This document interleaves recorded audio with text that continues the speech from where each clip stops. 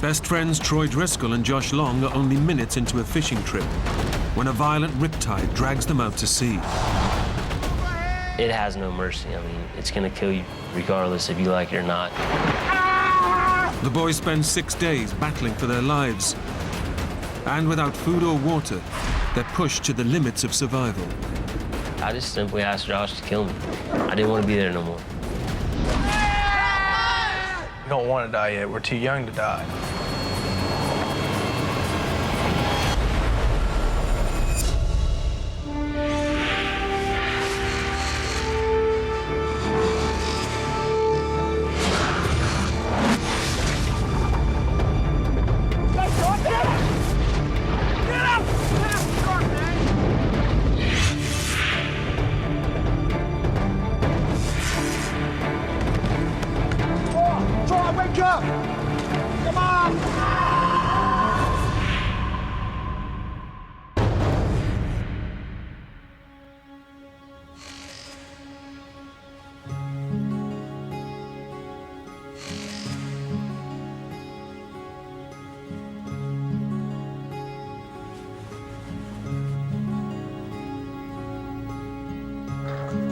When we woke up, we were bored, you know, didn't have nothing to do. It was actually my idea to take the boat in the ocean.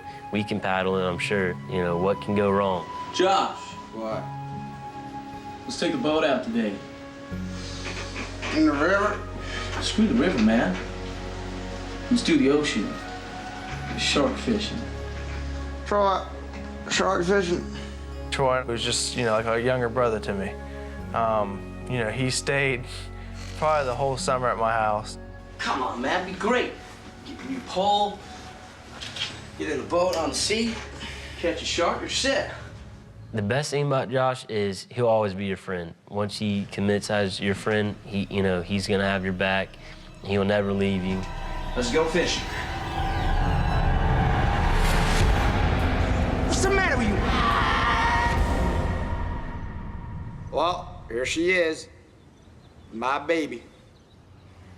First time I saw the boat, I laughed because I was expecting, you know, something a lot nicer. It's a project, you know, it floats. She's looking good. Troy, do you want to go fishing or what? Yes, I do.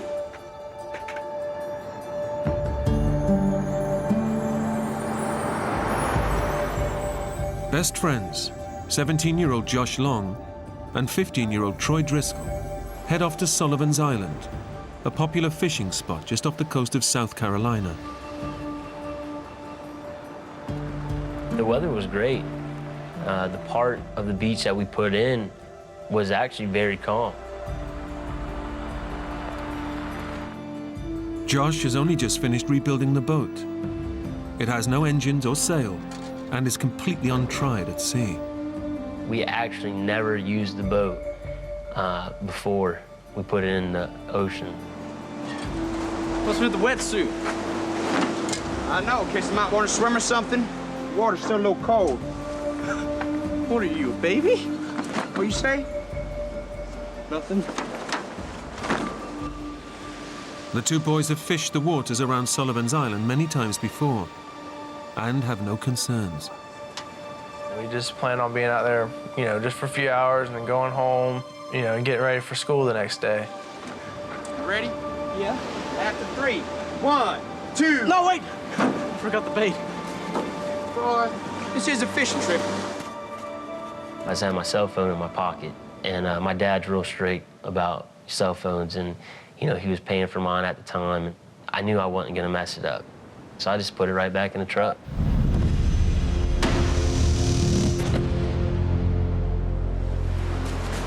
You ready? Yeah. 1, 2, 3, pull!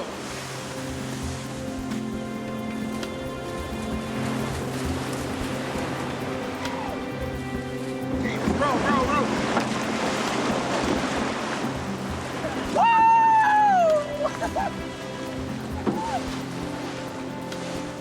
We kind of got an idea of, hey, let's go paddle between those sandbars over there. You know, sharks and fish probably get in the gullies because it's 2 sandbars. and everything seemed good. We were making good leeway. He was paddling on the front, and I was paddling on the back. I was having fun. I was bouncing up and down. Wow, man! Whitewater style. But in their excitement to go fishing, the boys don't check the Coast Guard warnings. There's a powerful riptide forecast for that morning, right in the waters where they're paddling. And we were almost to the sandbar when we just got hit by the current. Hey, we're drifting. I figured it was a joke, So I was enjoying the moment. I was, hey, this is fun, we don't have no control. Hey, this is great. Wow, man! But, Josh then grew real serious real quick. No! What's the matter? Kurt, we need to get out of here. Go, man, go. I knew we were in a current, and then I realized that, we were actually going backwards. So, I tried paddling harder. And the harder we paddle and the more energy we burn, it seemed like we weren't getting nowhere. The boys are fully caught in the riptide, and it's dragging them away from shore and out to the open ocean. When I realized how far we went in such short a time, I was like, this thing is really powerful. No, keep going! Still going out! All right, stop. Drop here. Yeah. Well, we threw the anchor out, trying to get it to hook on to something, It wasn't doing its job. It wasn't anchoring us or holding us in one position. Sure enough, we just kept drifting further out. It was no match for the current. Paddle, Troy, on! Oh, Josh, man, my arms. Come on, Troy! I don't think it's working. Keep going! There's a bunch of people out there running and, jogging and walking. Hey! Hey! Over here! Hey! And we were hoping that one of them would have seen us. We tried to get their attention, but nobody, heard us. We were already that far out. It's taken just minutes for the boys and their tiny boat to be dragged hundreds of yards out to sea and into serious trouble.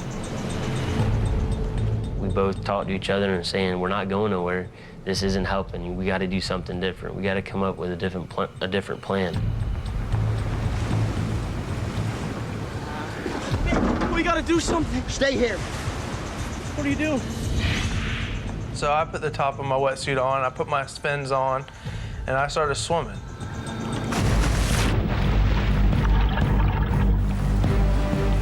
Josh's plan is to swim to the sandbar with the anchor rope and then pull the boat to safety. In a panic, Troy also tries to swim for the sandbar,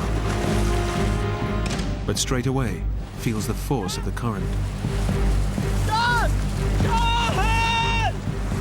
I was almost there, and then I look back and see Troy struggling. Feels like something's trying to just pull me under. I just feel all my energy being sucked out of my body. And once you run out of energy and you can't swim against it, it has no mercy. It's gonna kill you regardless if you like it or not.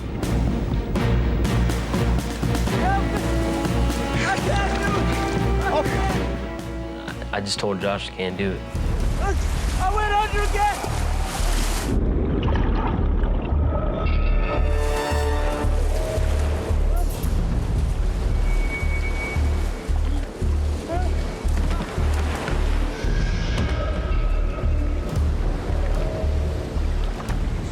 We were being pulled out to sea at a very fast pace, and couldn't do anything about it.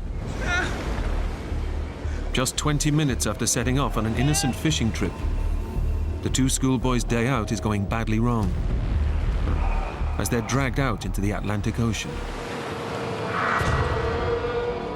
Alone in a tiny boat, they have no water, food, or mobile phones. And their ordeal has only just begun. John, get him!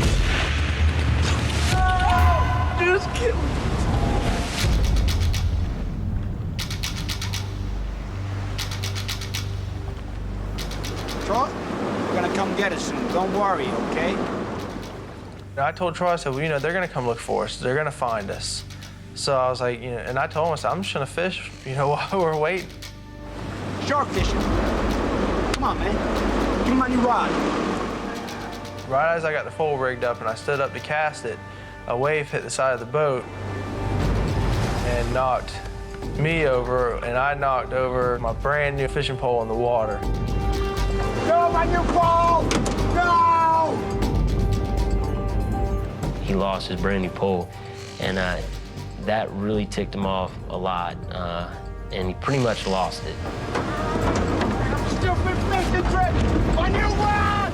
Everything I did was getting, you know, screwed somehow that day. It was definitely one of my temper tantrums. Dad! Whoa! Cool it, man. Yeah, this isn't gonna help, is it? Shut up, man. I knew he lost the fishing pole, but that was the least of my worries. You know, I was like, hey, man, listen, this isn't what we need to do right now. You don't need to be cussing. You don't need to be throwing stuff. You know, we need to be here as a team. You know, we came in it together, and we were gonna go out together. Crazy, man. You're losing your mind on me. Sorry, man. Crazy.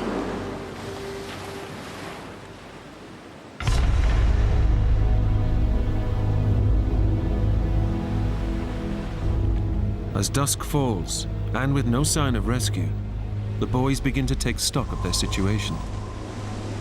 Josh? What? When are they gonna come? I don't know, Troy. How will they find us? I don't know. But they don't know where we are. What's gonna happen then? Are we just gonna drift around in the ocean at night? Yeah? Shut the hell up. You know, I was telling him, I was like, Troy, we've only been out here for, you know, one day. I said, they're gonna realize tonight that we didn't come home, and they'll be out here the next morning. Okay. I knew it wasn't good, you know. We don't see land, we don't have a cell phone, we don't have food or water, but it's the first, you know, couple hours into the trip, so somebody's gonna realize, okay, the boys are not home, something's not right, and we need to go look for them. They're coming. I know they're coming.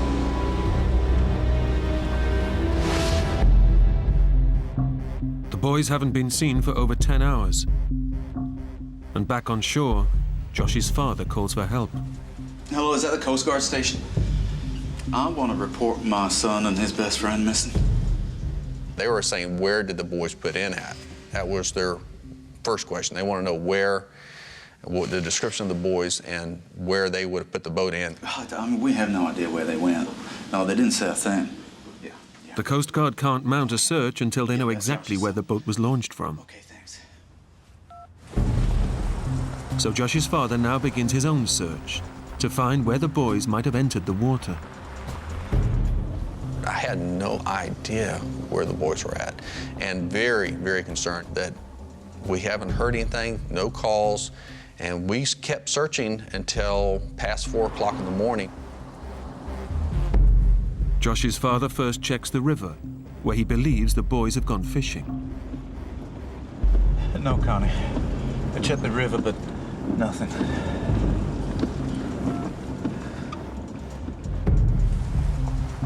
Finding nothing there, he also checks the ocean shore, close to Sullivan's Island.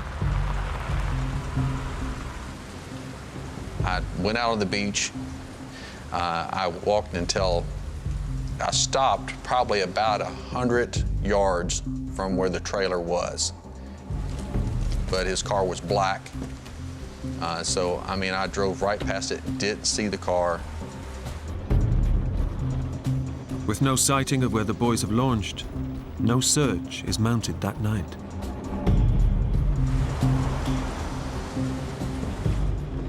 Hi, Debbie. What? What, they're not going to launch anything tonight? Or anything at all? Really? All right.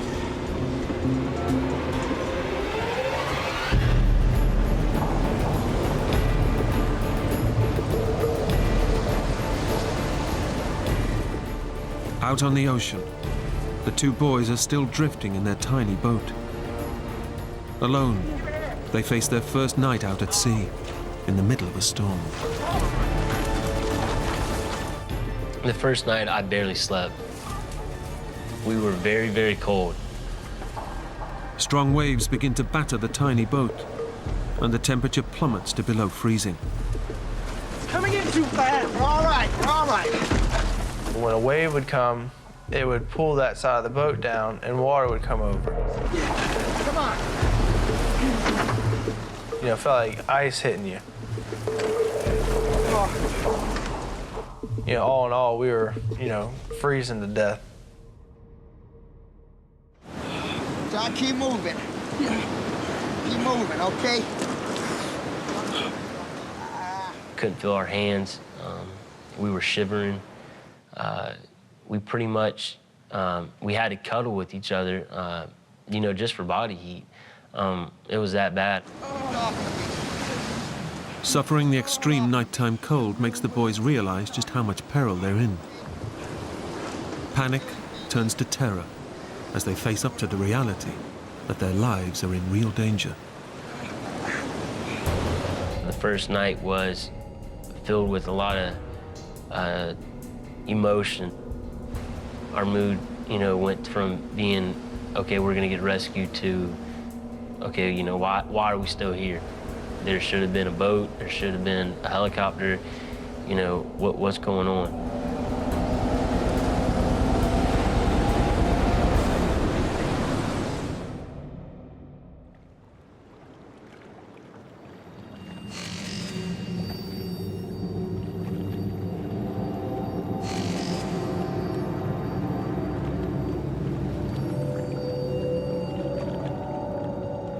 You know, when we looked out that morning, there was nothing.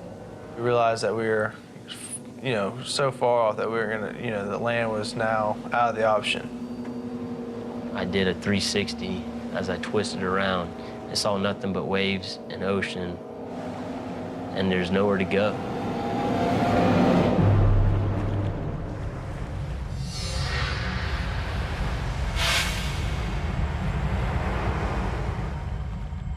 After a night shivering in freezing temperatures, Josh and Troy now endure over 23 degrees of relentless heat.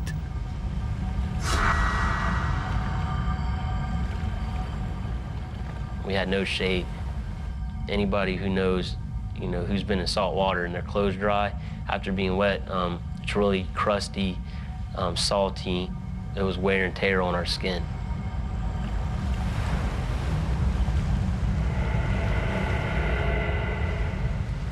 Every so often, I would get in the water.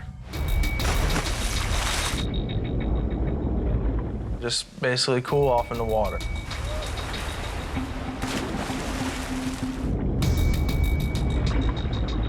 You know, we swim around. It got our mind off of the situation. So cool! Oh, yeah. But the boys are swimming in waters notorious for sharks.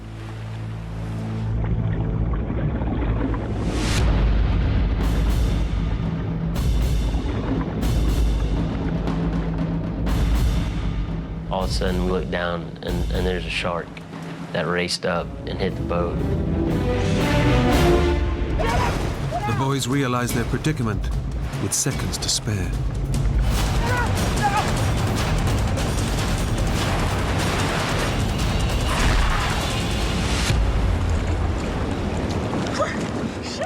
And we looked down, and the water was so clear, there was a shark. It was a good size. It was about 7-8 feet. There's a few of them just circling under our boat. So we were like, you know, that's it. We're not jumping in no more.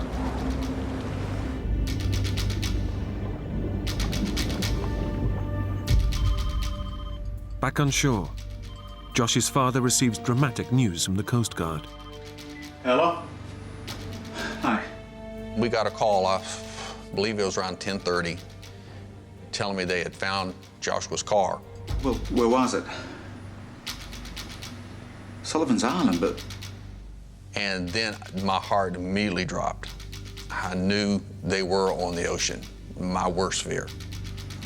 Right, yeah, I'll meet you there. Okay. The Coast Guard has been searching for the boys' truck and has found it right on the ocean's edge. Drove right past them. We need the key, sir. Sure, sir. They opened up the glove box. They found both their cell phones and their wallets. Knowing where the boys entered the water, the Coast Guard is now able to mount a full-scale search. A church down the street had opened their doors, and they allowed us to come into their recreation center, and we pretty much started to congregate there. The press started to show up. All of their friends started to show up. People from around the community. I mean, it was literally hundreds of people started to show up at this church. Now, we have people on land. We have boats in the water. How do you know they're actually in this area? Sir, let me show you. Okay, what we've done is we've taken our computer models and we calculate that the boat could not have gone any further than here. I was concerned, but I was very confident that that day we would find them. That, you know, with all this effort, with all these planes, with all the helos out there, that we were going to find these boys that day. I just almost had no doubt that they were going to be found that day. But the boys have already drifted 90 miles further north, beyond the Coast Guard's search area. Out at sea, Josh and Troy are battling the elements. They've drunk no water for over 24 hours. So thirsty. And are experiencing severe dehydration. Their bodies have lost over 3 pints of fluid, causing muscle cramps, headaches, and extreme disorientation. They're desperate for something to drink. Very hot. I mean, there's pretty much no clouds in the sky. As the day progressed on and it got hotter, the water was very clear. Our mouths became drier and we were just thirsty. So it was almost tempting to drink.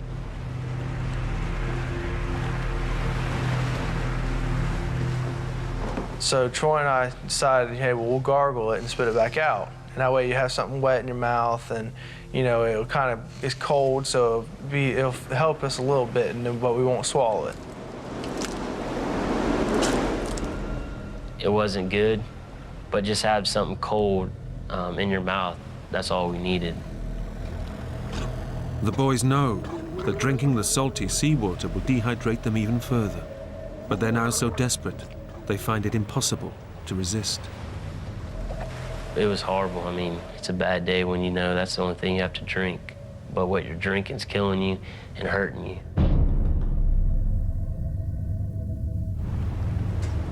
Weakened by dehydration, the boys are also suffering extremes of weather.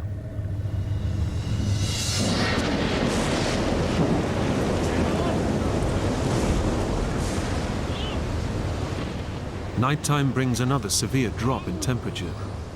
And with no protection against the biting cold, the boys have only each other's body heat to keep themselves warm. We got to stay up. We got to keep ourselves dry. Let's cuddle. Let's talk to each other. Let's communicate. Let's make sure we're okay. Stay with me.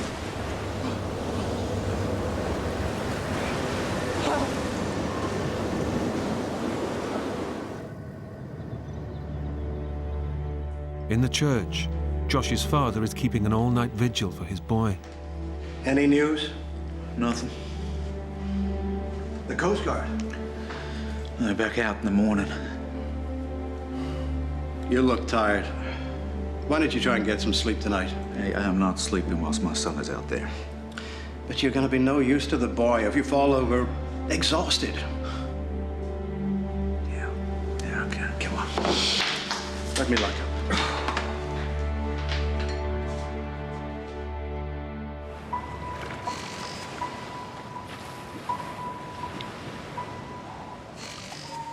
The boys wake on their third morning with a sense of despair. Then, on the horizon, a ray of hope finally appears. Hey! Hey! Help! Help us! Please!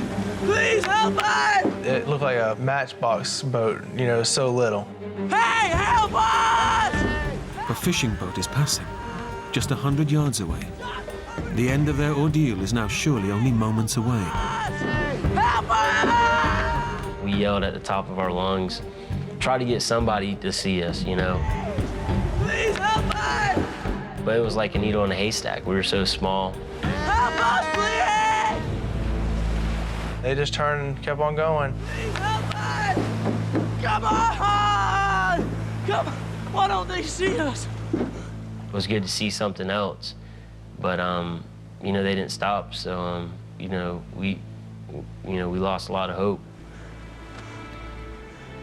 The boys begin to realize how unlikely it is that they will be spotted in the vast ocean. We knew that there was no way they're going to find us because the ocean's so big. And if they hadn't found us yet, they weren't going to find us. And how helpless their situation now is. You're in the hands of the ocean, and you can't do anything about it. It's either you're gonna suck it up, and you're gonna try to survive and hang in there, or you're gonna give up and you're gonna die. Morning. Josh's father, Eddie, begins yet another day's search for the boys, determined to remain optimistic. Okay, people, now, I know that we're all tired, but this is the day. We are gonna find them today. We're not gonna give up, because they are out there.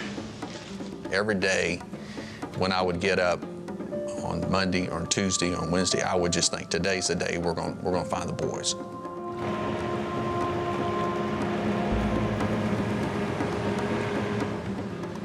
As well as the Coast Guard search, Eddie also keeps up his own lookout on the ocean. Well, the search got bigger every day. I mean, because we knew we had more distance we had to cover. The boat could have traveled more distance every day. Despite a massive Coast Guard and community search, there's still no sign of the two boys.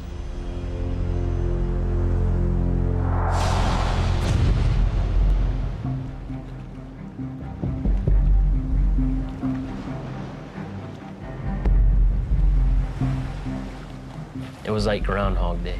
Every day was the same day. You know, you wake up, there's water. There's nothing else but water. They're suffering from extreme dehydration. Only their youth and good health are keeping them alive. Well, when you have nothing to eat or drink, you know, for days, you know, it starts to really hurt, like wear on your body. I really didn't understand the meaning of starving or parched or, you know, dehydrated until then. The dehydration is now life-threatening. The chemical balance of their bodies is undergoing serious change, and they require urgent medical attention. But despite the desperate need for water, all Troy can think about is food and how hungry he is. I noticed my hands were peeling pretty bad because it was so hot. I was so dried out. So, you know, I decided to take a little piece of my skin off my hand, and I balled up and put it on a hook we had left over in the boat.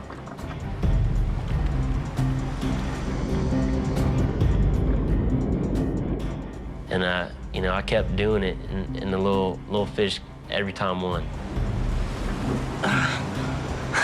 It's not working. The boys failed to catch any fish. But Troy is now so desperate, he's prepared to eat almost anything. You know, I had to have something in my mouth, something that had texture, some type of meat. Troy, what are you doing? Nothing. Why you got the knife? I'm gonna do it, Josh. I just need something to eat. What? Don't be sick. Well, I seen him over on the side of the boat with a knife in his hand, and he was kind of just touching it to his skin, but he wasn't like cutting it. He was just touching it to see how sharp, I guess, it was. What the hell are you doing? What's the matter with you? Will you do it? What? Do it, Shut please. up, man. So I asked Josh, you know, can you please cut my finger off, you know? With me looking away, just go down on it as hard as you can. Please, shut up. Please do. You ask me that again, and I will knock you out. Do you understand? You crazy? Cut your own finger off? What's the matter with you, Troy?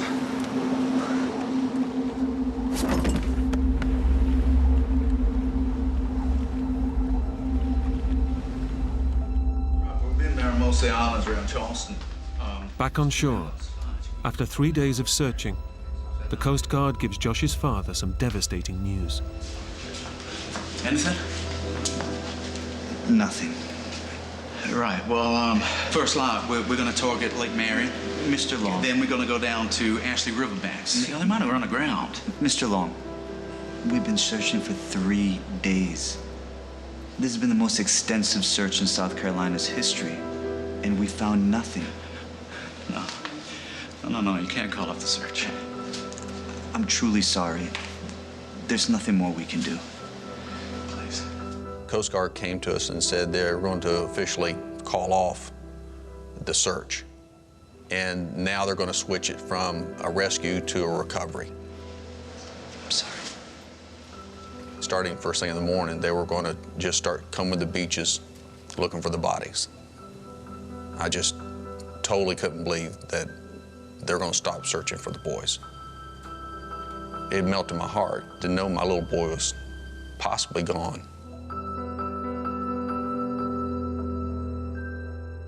Knowing the Coast Guard has now called off the search, Eddie is left with little more than his faith.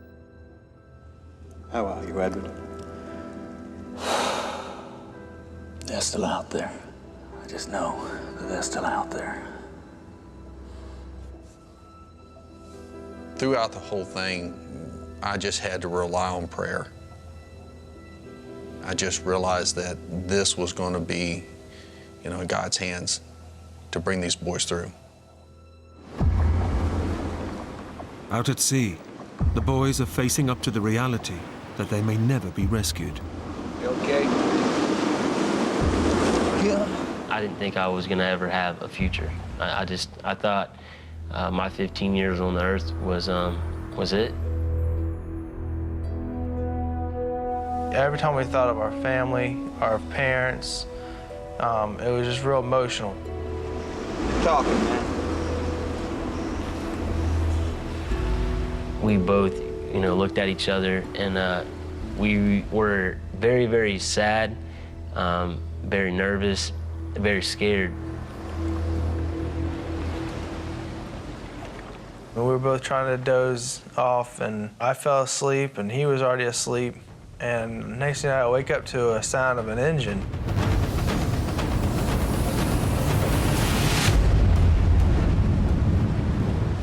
The boys have been woken by a huge cargo ship heading directly towards them. Troy, wake up! I've never been close to something that big. It was stories upon stories high. At the same time, it was so close, it seemed like I could touch it. Hey!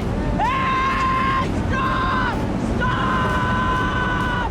Stop! Just as the boys had given up all hope of being rescued, it seems help has finally arrived. Stop! But the enormous ship doesn't stop and is now about to run over them. Come on! Hold on!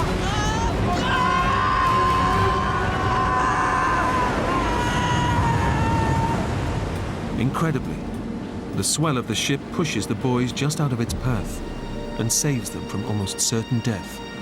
Come back! Come back!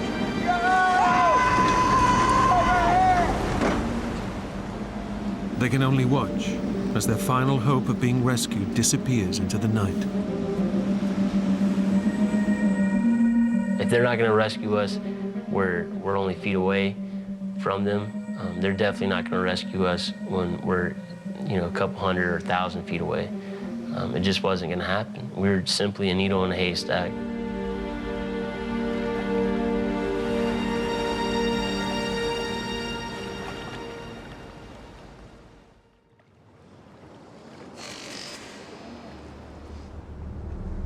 The boys have now been out at sea for over 5 days, and with no food or water, are in the most extreme stage of dehydration.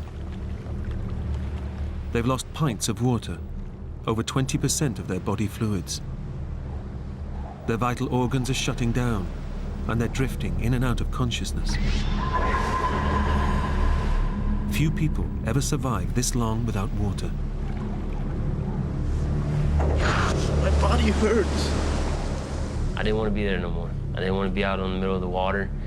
I was suffering, and it was a slow death. I was ready to go home to God. Stop! Stop it! I can't take this anymore. Come on. It's not right.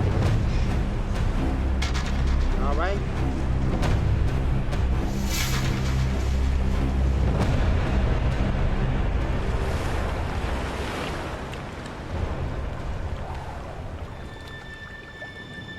Even though Josh tries to stay strong for his younger friend, he's also battling his own demons.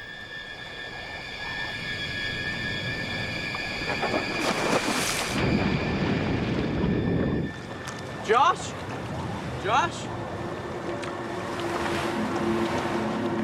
Josh? We didn't believe in suicide, but I was just swimming in the water. I just was like, if I went down as deep as I can go, you know, I swam down probably about 35, 40 feet. Josh? Josh! Josh! If a shark grabs me, don't try to save me. I was like, just let him eat me. I'm not gonna put up a fight. And then I thought, you know, what I might lose, you know, what I'm missing out as far as growing up and how my family's gonna move on without me. All those emotions run through your head. Josh! Josh! Josh! What are you doing? I came back to the surface and I was just like, you know what? I'm just gonna let God go when he wants to because I can't do it.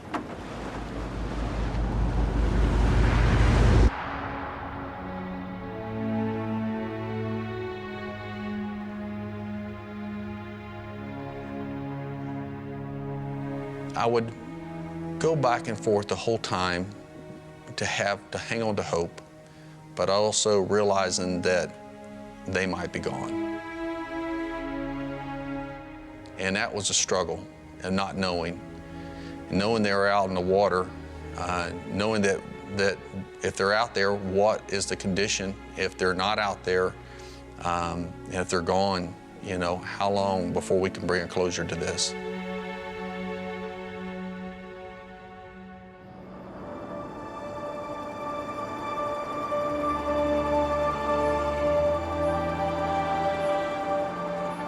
Every night when I would come home and drive down the street, someone in my neighborhood lined the entire street with bags with candles in them.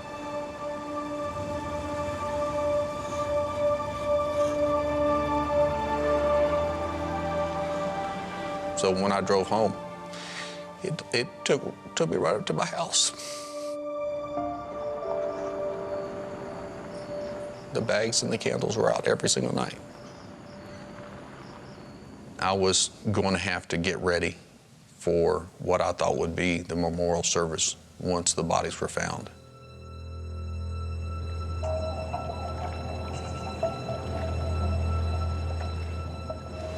When you get back, I get to work in my truck. So when you're 16, I teach you to drive. Towards the end of the week, you could tell he was starting to get real weak. He really had nothing left in him. He didn't want to hardly move. Basically, I keep trying to wake him up because I thought, you know, I really didn't want him to die. Trot. Trot. I didn't want to be in the boat no more. I want to be dead. I just simply asked Josh to kill me. You kill me, will you? Stab me, put an end to You're this, talking please. crazy talk. I'm done. I can't. Sure. I can't do it, man, never. Troy asked me if I would stab him. And I just told him that there's no way I could do that. Because if Troy had died, I wouldn't be able to come home, even if they did find us. Because I couldn't go home and tell his parents that I let their baby boy die. Come on. Troy has now completely lost the will to live. His best friend won't kill him, so he tries one last desperate attempt to put an end to the ordeal.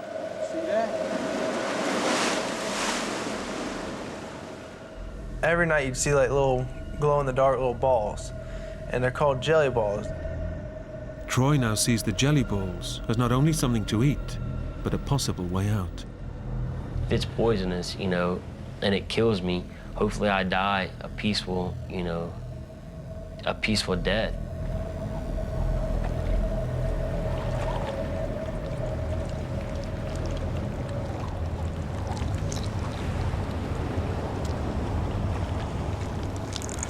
I wasn't just gonna eat a little bit and get real sick and suffer even more. I was gonna eat a lot, and if they were poisonous, you know, I was gonna go out on the first hit.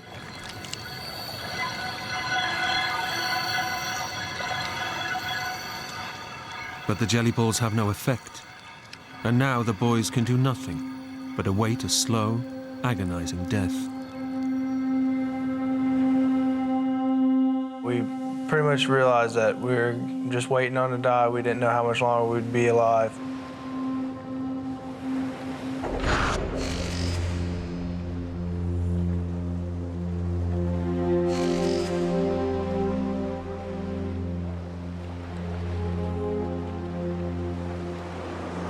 Be over soon. Of course, we both cried, saying, we don't want to die yet. We're too young to die. You know you're dying, but you're dying slowly, and it's painful, and it's long, and every second that you're alive, you're dying at the same time. I knew I didn't have much longer.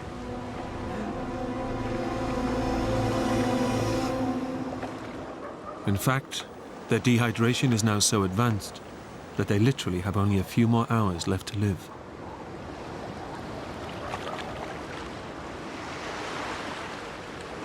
We should write something down.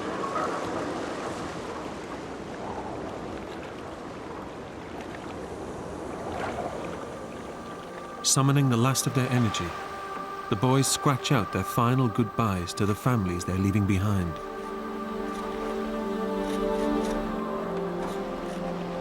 We loved them and we're sorry, and I thanked everybody for their support. And basically just said that I'm sorry for what happened.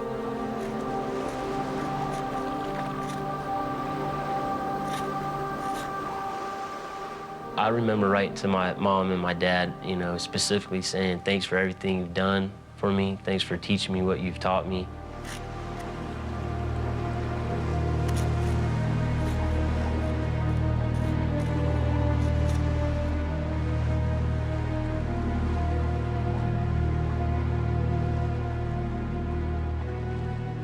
The two schoolboys are staring into the abyss.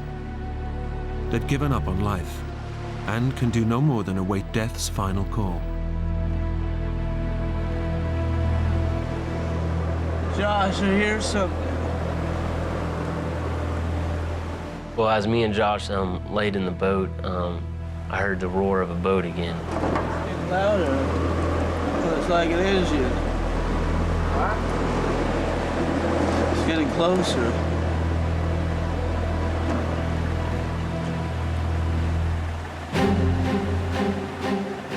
I see this huge fishing boat coming straight at us. So at that time, I jerked Josh. I was like, you gotta get up. Josh, help us! Hey, over here! Help us! Please, help us! I was crying, but at the same time, it was like I wasn't crying because I had nothing to cry. I was just screaming, hey, please help us. Please, we need help. Over here! Help! Come on! Over here, please! The two boys are just a speck in the ocean. But unlike the boats on previous days, this time they've been spotted.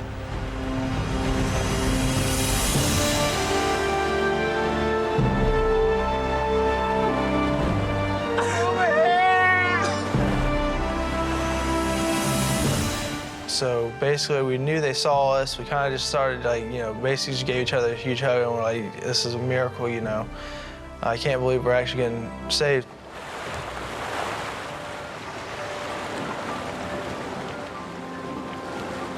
Come on, guys.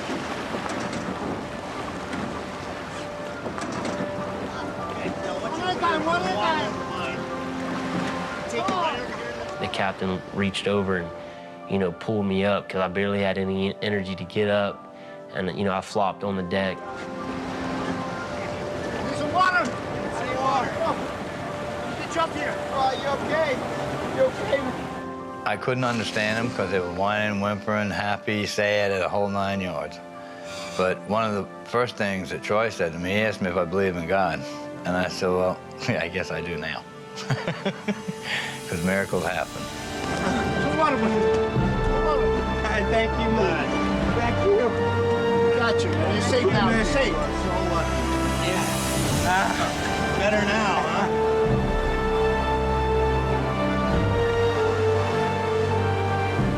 Catch me through the Coast Guard.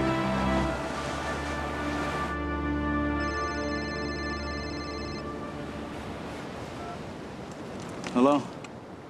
It was the Coast Guard. And he said, we have your son. Would you like to speak with him? And I said, put him on.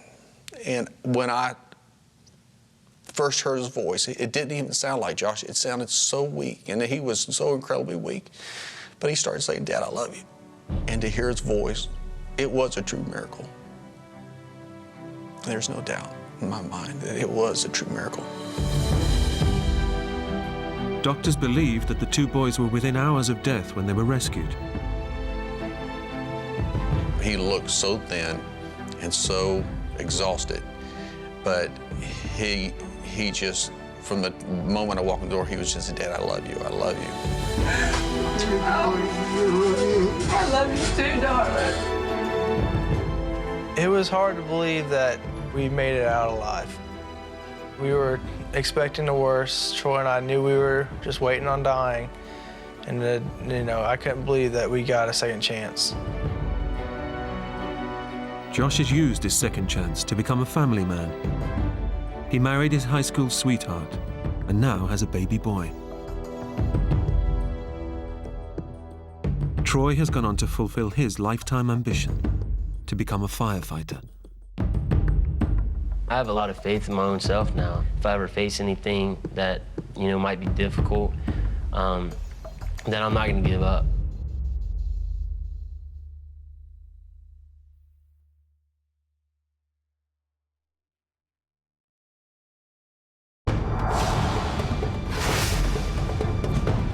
One sudden slip along a desolate canyon trail puts world champion adventure athlete Dell at the mercy of the Utah wilderness. I was in the middle of nowhere, and nobody knew where I was. Her legs useless, she's forced to crawl for every inch to try and escape the unforgiving desert. I thought I was gonna die. But she'll also need the help of her best friend. Go! If she's to win this ultimate survival test. The battle for her own life.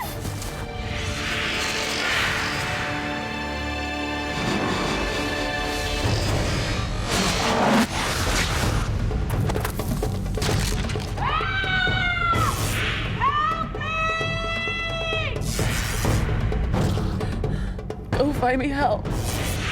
My last chance.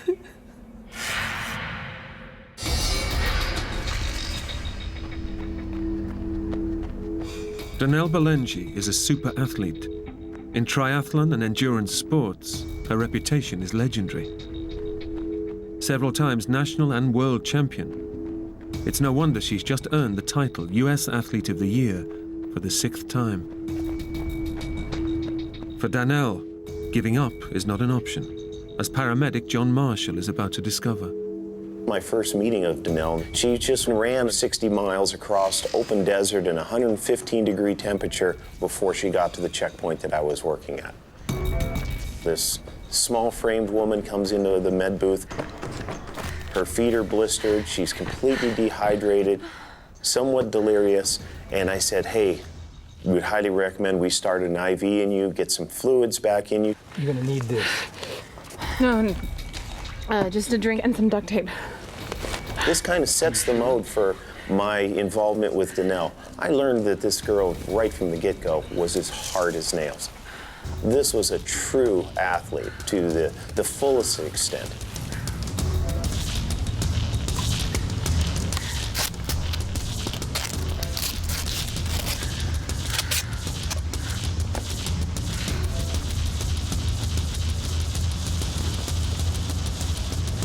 They say to be a great adventure athlete, first and foremost, you have to be hard to kill.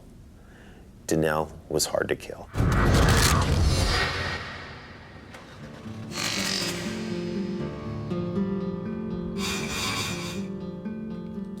It was December 13th, 2006, and I was at my house in Moab.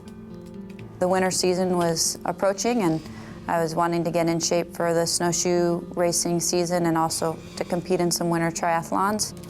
Oh, hey, Tess. Give me a minute, okay? Just give me a minute. So I was to head out on about a 2 or 2.5 hour run, and I kind of had one of my favorite loops in mind. I hadn't done this loop in a while. Okay, all right. Okay. I get the message. All right, let's go.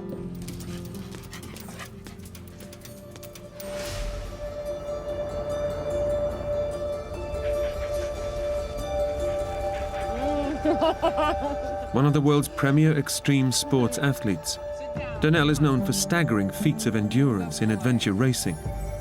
Single and living alone, her constant companion is her dog, Taz. I got Taz from a puppy rescue. I remember going to the shelter and there were several puppies there. This one puppy sort of stood out. Hi. Because he was energetic and he liked to run around and he was hyper and he had this real playful attitude about him that I liked. I sort of connected with that. Look at this one. Oh, you're cute. Oh. And I remember some other lady went up to Taz and was holding him. And I looked at this lady and that's my dog. He wasn't my dog just yet, you know, but I just knew that he was the one. And then I kind of kept an eye on this lady while she was playing with Taz. And as soon as she set him down, I snatched him up and said, I want this one. There's something that drew me to Taz, that I knew that he was the one for me. I need you to help me.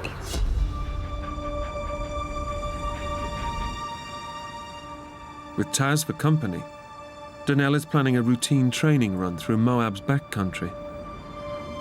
It's a beautiful but rugged wilderness where few people ever go.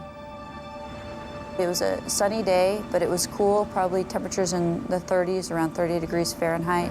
I had my kayak on top of my truck, hopefully planning on going kayaking later that afternoon. I didn't see any bikers or hikers out, just myself and Taz. Come on, Taz. I brought my water bottle. At the last minute, I thought, well, I'll grab this little waist pack so I don't have to carry the water bottle in my hand. That way I could just put the water bottle in the waist pack. And it was a small waist pack with 2 zipper pockets. I didn't know what was in those pockets. I just grabbed it, and whatever was in there from my previous run was in my waist pack. And I headed out on the run. Let's go. I had absolutely no idea that my life was going to completely change that day. Come on, boy.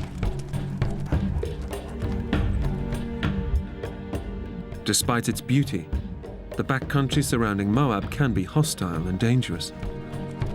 Just in the last month, 2 men have fallen victim to the deadly terrain, found frozen to death in the bitter desert night. Search and rescue teams are called out regularly to save hikers in distress. But Donnell is fearless. 6 times the winner of US Athlete of the Year, she thrives on pushing herself to the limit in the most extreme environments.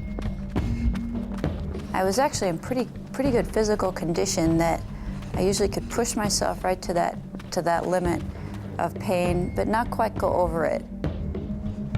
It actually almost feels good, like you get into the rhythm, get into the flow.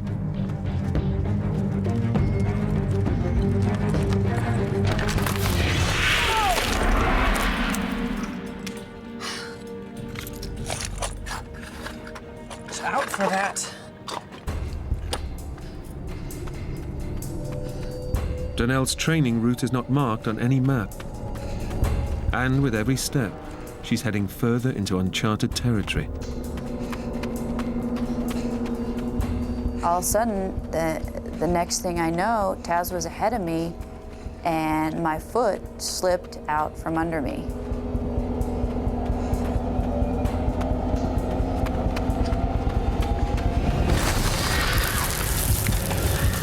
I almost immediately knew that I was in trouble because I couldn't stop.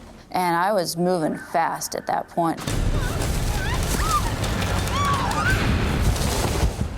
And then the last 20 feet were an overhang. Free fall. I definitely had time to see my life kind of spin through my head and think about maybe I wasn't going to see another day. And then boom.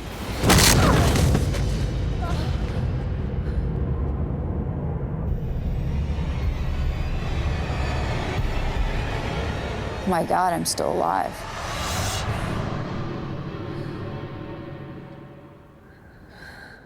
I didn't know what I had done to myself, but I knew I had hurt myself pretty bad. It's a horrendous fall. The impact has shattered Donnell's pelvis into pieces, leaving her skeleton severed in two. There's nothing but soft tissue connecting her legs to the rest of her body. Super athlete Donnell goes into survival mode. Somehow my brain didn't allow itself to think too deeply about what had happened.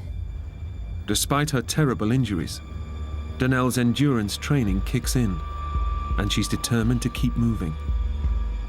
So what I did was I took my right hand and put it on my right leg, and my left hand and put it on my left leg, and I could feel my legs. And so I knew that I wasn't paralyzed. And my next reaction was, I gotta get out of this canyon. I gotta get back to my truck, and I gotta get home, or I gotta get to the hospital. Incredibly, despite her shattered pelvis, the endurance athlete tries to stand up and run out of the canyon.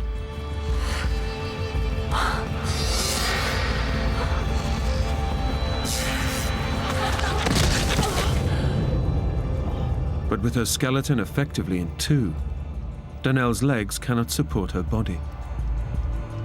Unable to walk or run, she's facing her worst nightmare.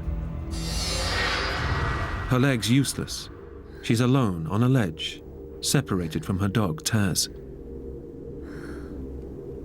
Donnell is stranded in 1,000 square miles of barren, uninhabited wilderness.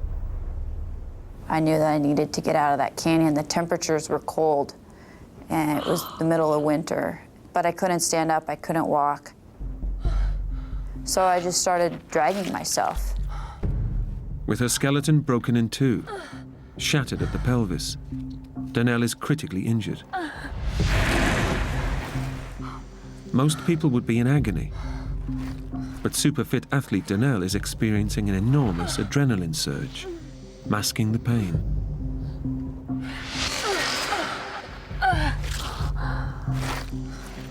But the problem for Donnell now is which direction to go. She's no idea if there's a safe way down from the ledge.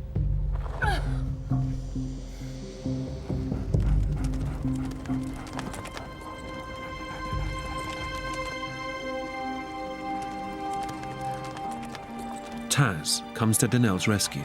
Taz, there you are. Taz has found her way back through the canyon to reach her. She is no longer alone, but Taz's appearance brings more than comfort. Since he had gotten to where I landed, I knew that there was a route out. So I used him as my guide and kind of dragged myself where he went, along the shelf and then back down to the bottom of the canyon.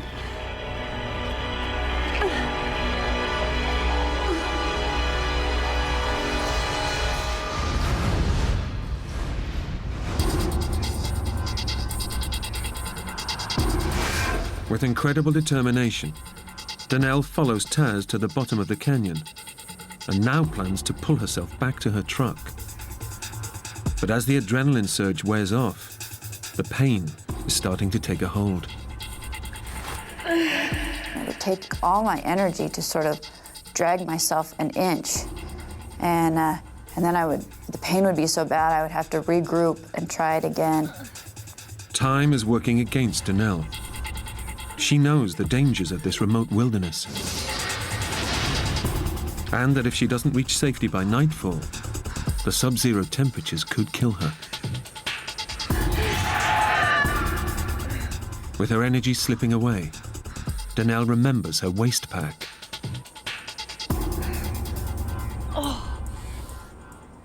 I didn't know what was in that waist pack because I didn't check before I left. And in one of them was a little gel pack, sugar pack, that endurance athletes often bring with them to help provide energy for running. Eating the gel provides Donnell with a much-needed boost, as well as a moment to reflect on the colossal task she's taking on. But her progress is excruciatingly slow. At one point, I looked back at my tracks and I could just see where I dragged myself through this canyon. It took me probably 2.5 hours just to get to the bottom, dragging myself inch by inch. The canyon that took me maybe 2 or 3 minutes to walk up. The only comfort Donnell has is her dog's constant companionship. Taz was with me this whole time. I think he probably realized that I was injured.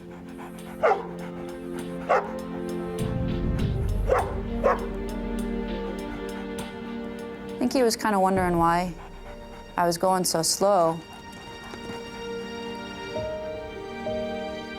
As the winter sun sets, the temperature is dropping below freezing. Daylight is fading fast, and with it, any chances of getting out of the canyon before nightfall.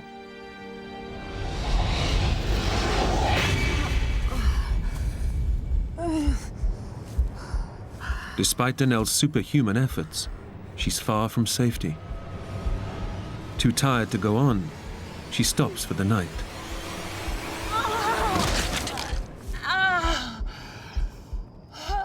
But she knows that this desert has a habit of claiming victims in the hours of darkness.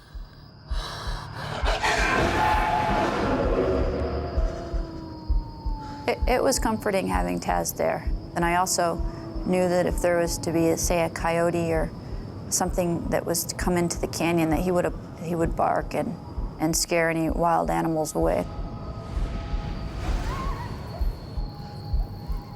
But Taz's presence won't save her from the bitter cold of the savage desert night. With the injuries to my midsection, it was a little bit uncomfortable if he got too close to me, because it would kind of move my bones around. I was really hopeful that I was going to make it out of there, or that somebody was going to get me. I should have realized right then that I was about to die and that I was in the middle of nowhere and nobody knew where I was.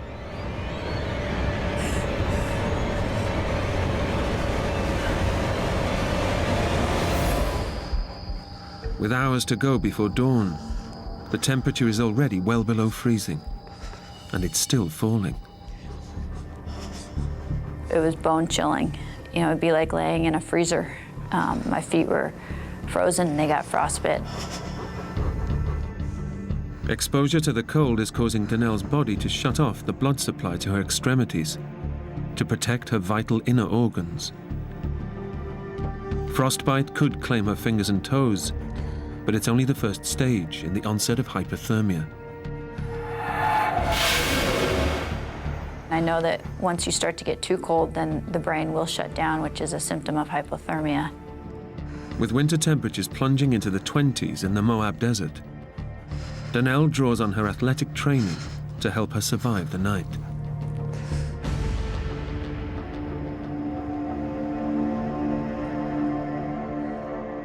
Despite a fractured pelvis, Donnell starts to do crunches to keep herself warm.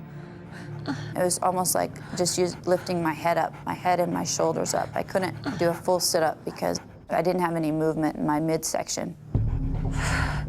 It takes a superhuman effort that's almost too much for her.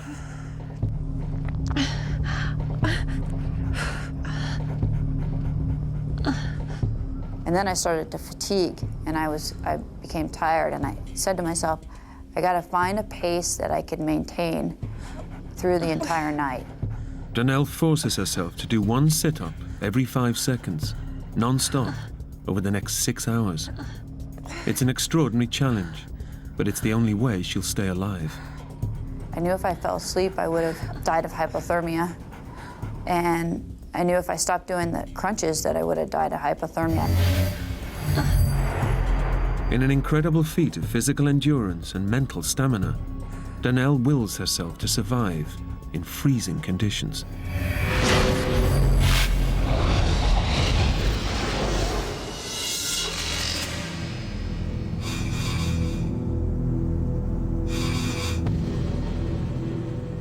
When most people would probably have given up, Donnell has made it through the night by doing sit-ups. In the morning, she has no time to rest.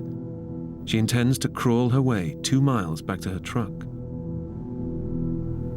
My plan was to take that gel to give me some energy and then to continue to crawl out.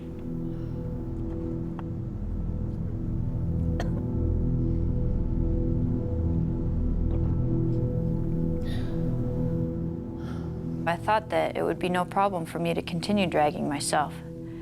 And what I didn't know is that the adrenaline had gotten me through those first 5 hours right after the accident.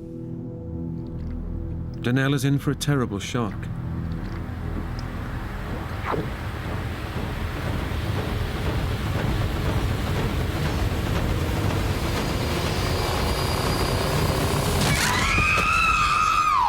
The adrenaline that protected her has completely worn off.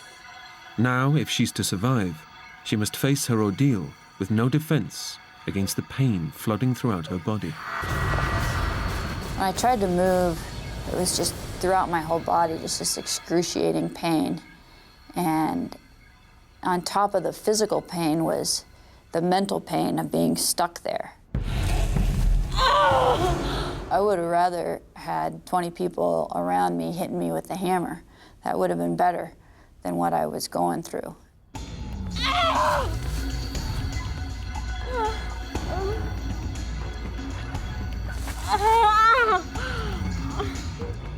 And that's when I started to think, somebody's got to notice that I'm missing. I thought maybe somebody will notice my truck is still parked there.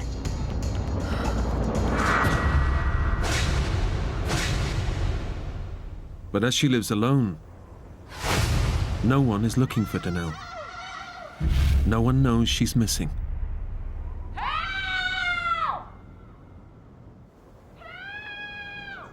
She is completely alone.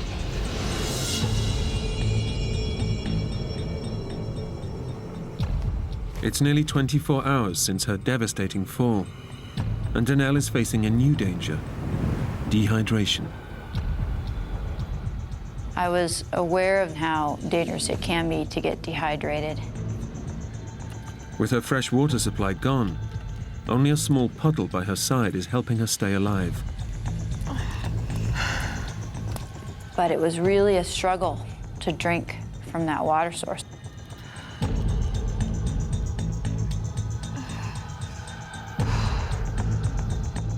It was hard to get the water into my water bottle and into me. There was a lot of silt in it.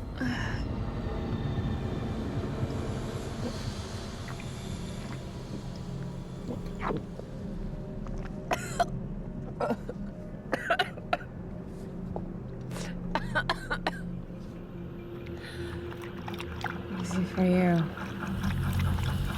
But while water can help keep her alive, it also carries a risk. I didn't want to drink too much because if I peed on myself, then the risk of hypothermia would have been worse because it was so cold out there. Urinating would wet her clothing. In the bitter cold, it would freeze, speeding up the onset of hypothermia. Only Donnell's willpower has prevented it from already happening.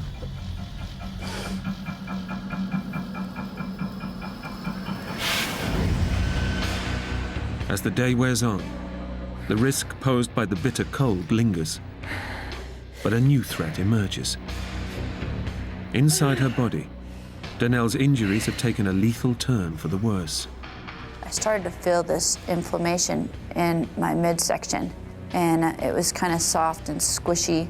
And I remember if I tried to move, this whole jelly roll would sort of move, almost like a water balloon or something. I remember thinking at the time, oh, it's inflammation. It's not inflammation. It's far worse. Donnell's shattered pelvis has severed blood vessels in her pelvic cavity. She's been bleeding internally for a day and a half, starving her brain and other major organs of the vital oxygen they need for her to survive. Donnell is bleeding to death.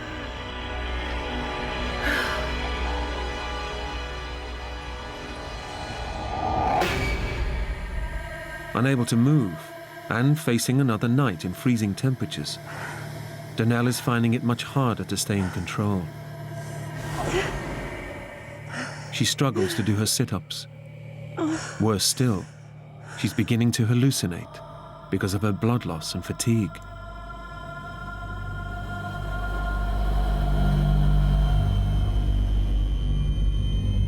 I remember looking up to the stars, and instead of them being these vivid stars where I could see the Milky Way, all I could see was these stripes in the sky.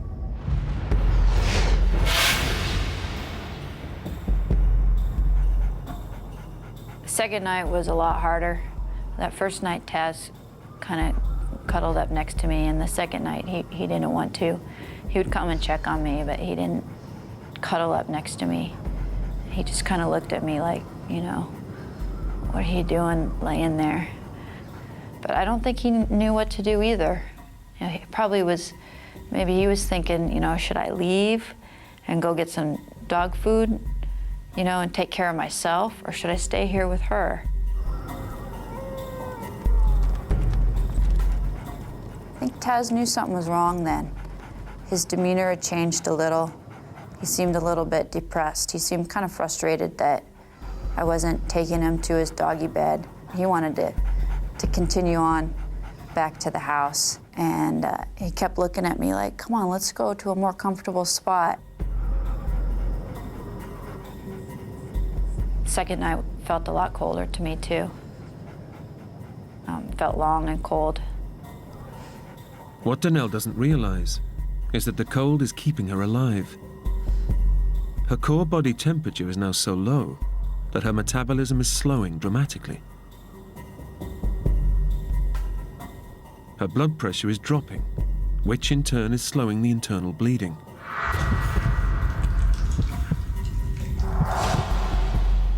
The cold is delaying the worst, but Donnell is already living on borrowed time.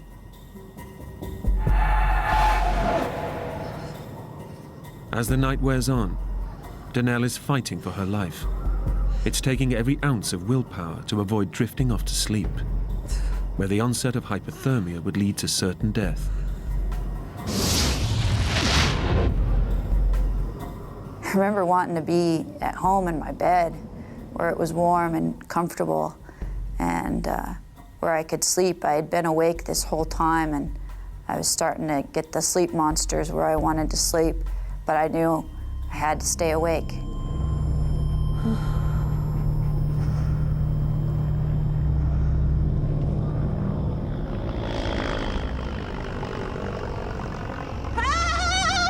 And I still kept hoping somebody would notice that I was missing. The reality of the situation was that I was in the middle of nowhere, and nobody knew where I was.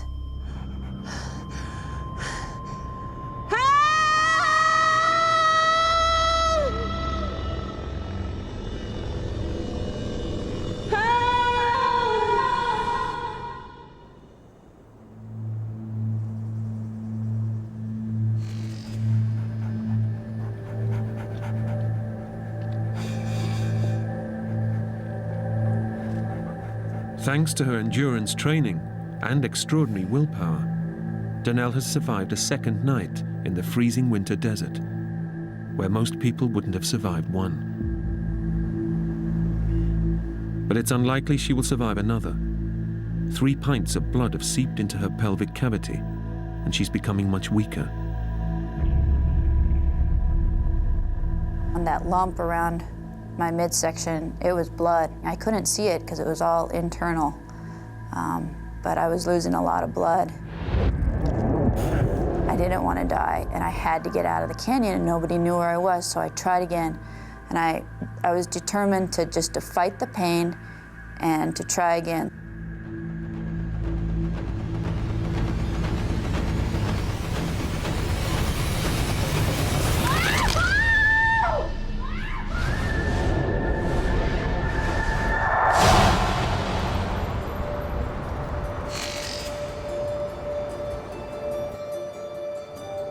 Two days after she set out on her run, several phone calls from Donnell's family and friends have finally alerted the police to her disappearance. Morning, Frank. What do you got there? I got a possible missing persons call yesterday. I went out to the house this morning to check it out. Lights are on, laptops on, truck's gone. No signs of activity for a couple days at least. I know her. Donnell Ballingy, the marathon runner. She trains up around Amasa. As a matter of fact, I'm heading up that way right now. I'll take a look around. Let me know if you find anything. I will.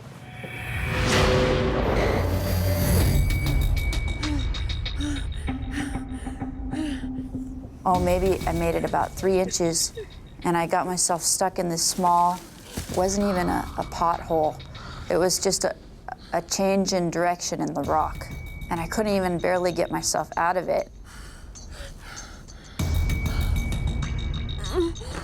With little blood-borne oxygen reaching her vital organs, Donnell's body is close to shutting down. It's only her extraordinary physical conditioning that's keeping her alive. But she won't live much longer without medical help. And she knows it. I was hyperventilating, I could barely breathe. And I also starting to lose my vision. I would turn my head to look, and it would just sort of be this blur across the sky. And then I would have to focus on something in order to sort of get my vision back. Barely able to see, Donnell can go no further. Defeated, she spends a painstaking 3 hours inching her way back to her only source of water. 50 hours after her dramatic fall, the adventure athlete's hopes of getting out of the canyon alive now seem futile.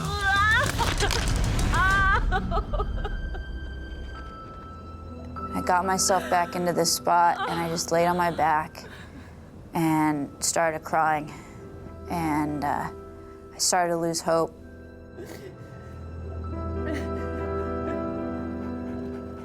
And Taz came over to me and was just licking my tears. And I was so sad that I wasn't gonna I didn't know what was gonna happen to Taz. There was not gonna be anybody to take care of him. I was gonna miss not being able to play with Taz, miss being able to run with him and do the things I love to do. And that's when, still can't talk about it.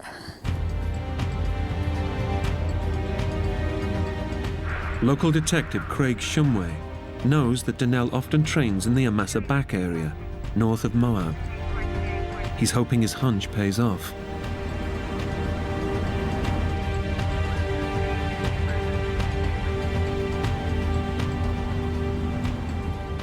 Bingo. Now a search and rescue operation can be launched, but it may already be too late for Donnell.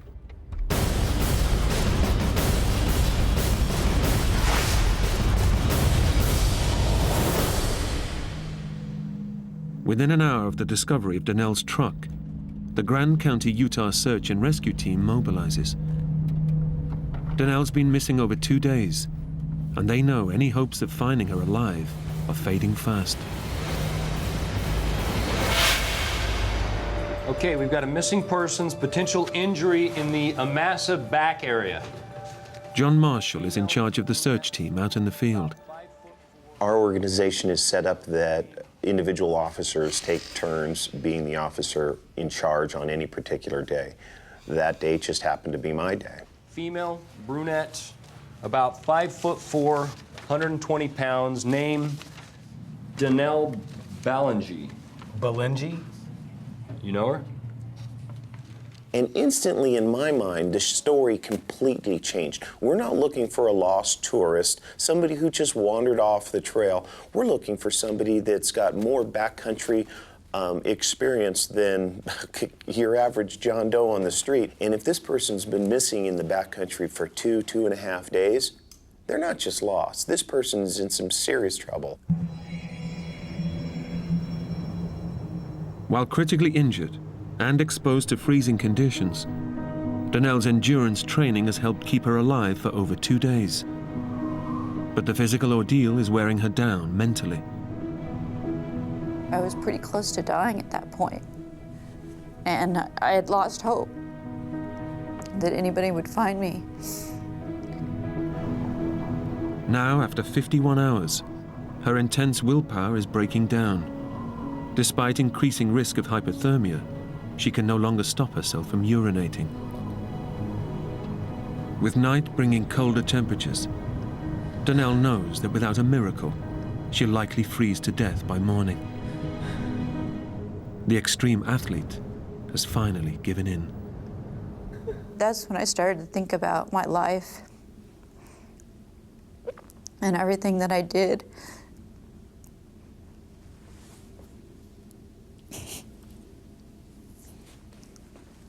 I started to think about my life and everything that I did and everything that I still wanted to do.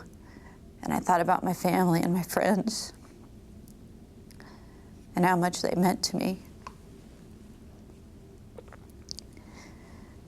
And I thought I was gonna die.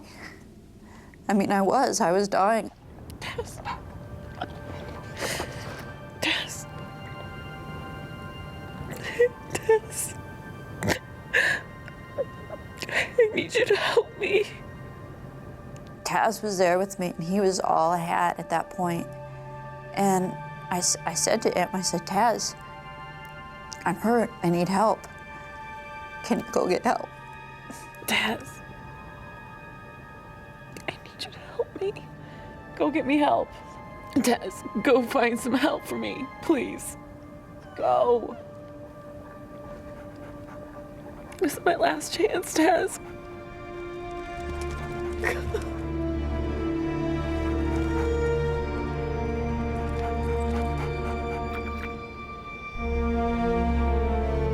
Go! And he turned around and he took off.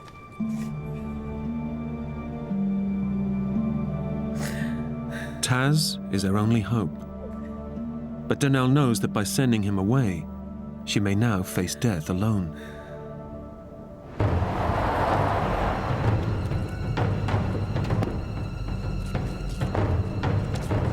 With little time to spare, Moab Rescue Operations Chief John Marshall arrives at the Amasa backcountry search area first.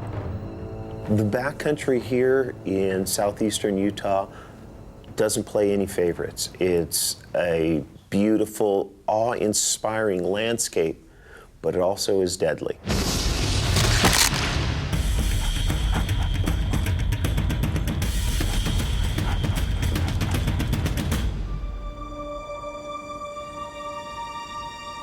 There's a dog down there.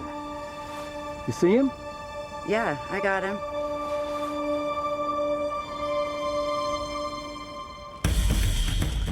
Taz has found his way out of the canyon and is heading towards the search party. But as he races towards them, John fears the worst. I know my dog will never leave my side as long as I have a pulse. So to see her dog down in the bottom of the canyon for the first time, my heart dropped.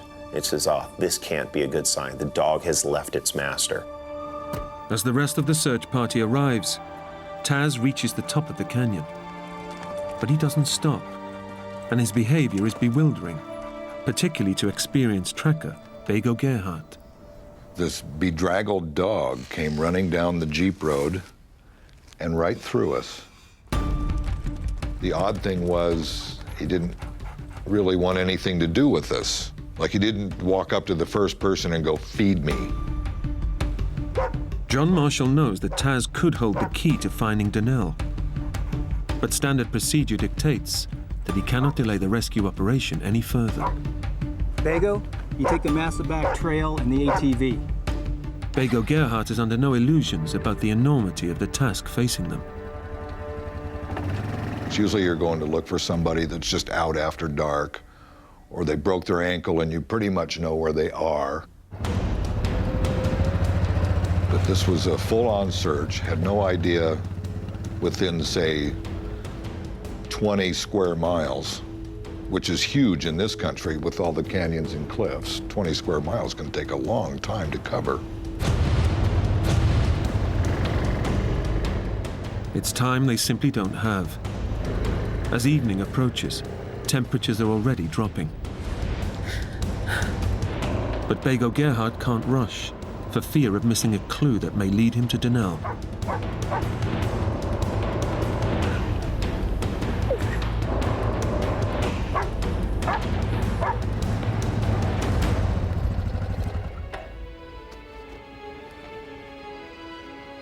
As we went up, every time there was a sandy place, I'd look in the sand for tracks.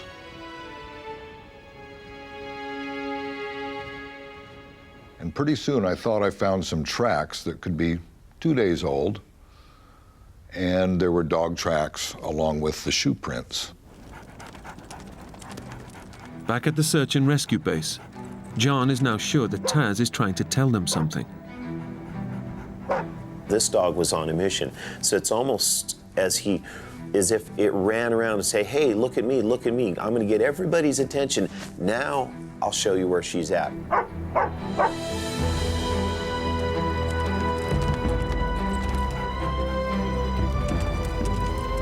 Where is he going? All of a sudden, down in the bottom of the canyon, the dog reappears and headed back up the Massaback Trail. So I get on the radio and I radio over to the vehicles heading up the trail.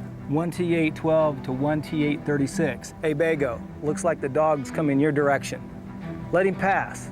Let's see where he's going. I'm looking over my shoulder, and sure enough, Taz appears and takes off up over the hill. I'm going, you know, I think I should follow Taz for about 5 minutes just to see. Okay, dog. Let's see what you know. Time is running out. As nightfall approaches, a new threat to the rescue operation has emerged. Heavy snowfall is forecast, which Donnell couldn't hope to survive. Following Taz may now be the last chance of finding Donnell alive.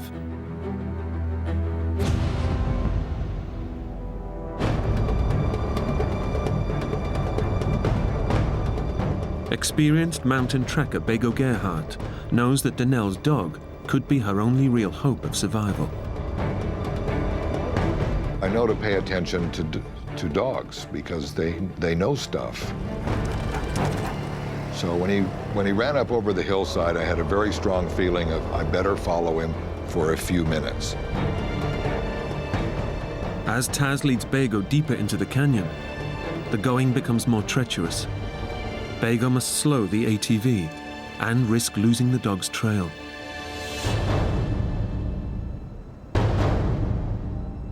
Donnell has no way of knowing that Taz has found help. She is resigned to dying out in the open. But when he returns, Donnell senses a change in his behavior. Next thing you know, Taz came up and he came right by me and he went straight to the puddle and he started drinking from my puddle. I remember thinking, that's my lifeline, that's the only water I got. Can't you find a different puddle, Taz? But I couldn't, I couldn't say that to him, and I just pet him a few times and let him drink from the puddle. And his demeanor had changed a little bit. He had seemed to get a little bit of energy back. And then he licked my face again, and he was kind of wagging his tail a little bit, and it was sad for me to see this happy little dog that I was never gonna be with. At the same time, I heard this other sound. Help!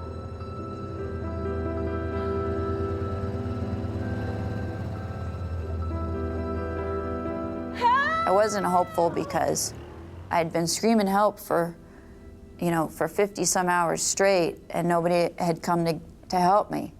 Help! And just about the time I thought I was going to run out of road, I heard this blood-curdling scream. Help! I'll never forget it. And had to be Dell.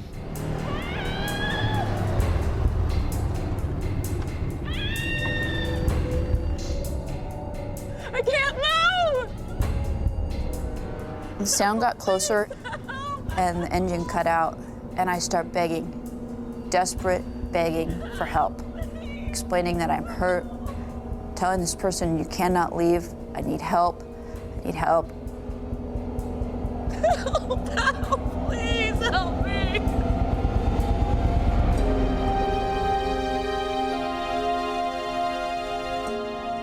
It was the best moment of my life, because I knew right then that I was going to get a second chance.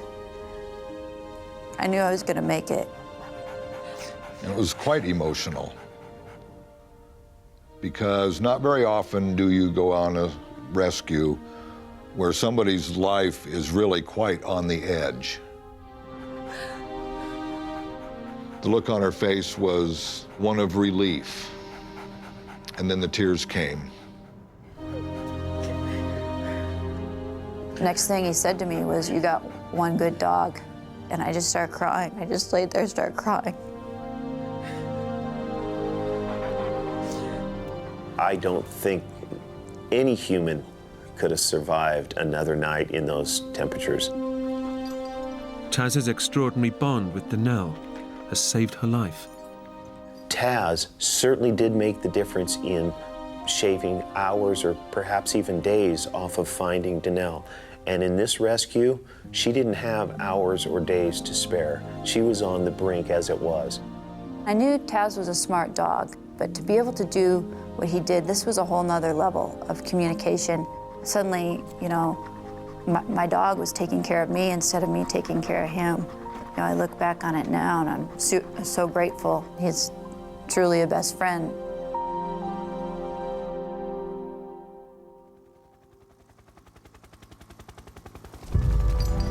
Dell is airlifted to hospital and undergoes emergency surgery to repair the severed vessels that have pumped 3 pints of blood into her pelvic cavity. Then there's a 6-hour operation to pin her shattered pelvis back together. It's touch and go whether she'll pull through. When we get the reports back to her medical condition, and all the doctors were saying, she really shouldn't be alive with the massive amounts of blood loss that she had, the hypothermia, the frostbite, everything combined. She should have been dead days ago. But here it is 2.5 days later, and she's smiling. But there's another shock waiting for Dell when she gets to see her feet for the first time in 3 days. Laying there in the hospital bed, and they had taken my shoes off, and I finally got a glimpse of my feet, and they were black from frostbite. Every single one of my toes and then part of my foot was black. With frostbite, you just have to give it time, and eventually over the next 24 hours, slowly but surely, the color started to come back in my toes, my feet, and so I knew I was gonna be able to, my feet were gonna be okay. The prognosis for Dell's fractured pelvis was not so reassuring. The doctor said that the injuries in my pelvis were pretty extensive, so I didn't know if I was going to be wheelchair bound the rest of my life or if I was going to be able to walk again. Her life has been saved, but her body may be shattered beyond repair. Doctors fear she may never walk again. Against all the odds, the extraordinary determination that kept her alive in the canyon has now put her back on her feet again. After 6 hours in surgery and months of rehab, Dell is up and running. I'm still able to do what I love to do. It's taken several months of recovery and rehab, but I'm back out running again, running the trails. Taz and I go out almost every day. And Taz has a new playmate. My son he's really a gift, and every moment with him I appreciate. And I think I appreciate him even more knowing that, you know, he may have never been if it wasn't for Taz and all the people that, you know, were there to help me survive that experience.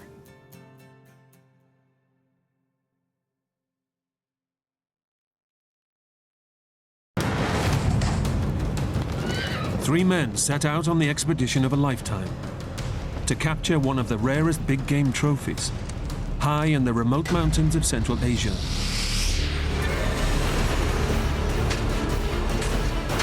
But instead of returning home in triumph, a raging blizzard traps them at 10,000 feet. That was one of the worst feelings I've ever had in my life. And just when they think their nightmare is over, their rescue helicopter goes out of control and crashes into the mountains. Stranded, they face frostbite, starvation, and death in the icy wilderness. If I don't walk out of here, these 100 people are going to be gone. You don't live through these kind of things.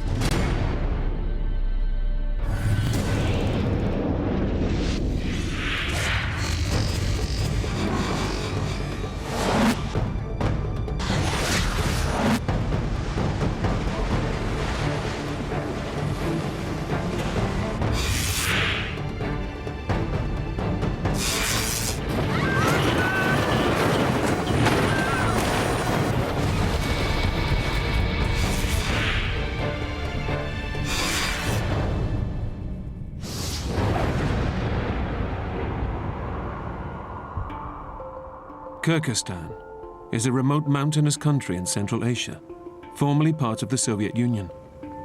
It's here that three hunters have come on a trip of a lifetime in search of the rare Marco Polo sheep.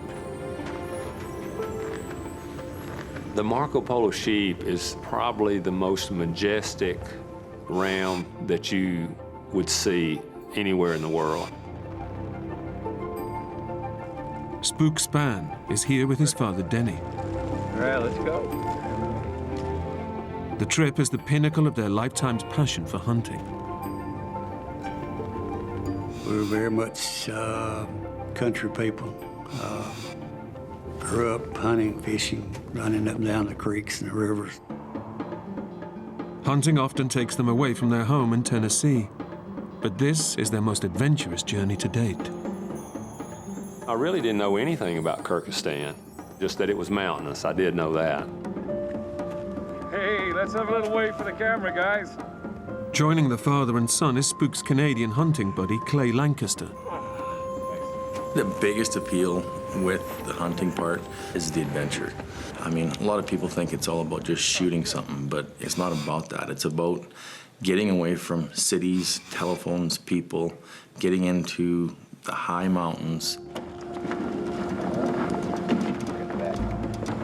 The three friends arrive in Kyrgyzstan and set off in minivans for their remote base camp.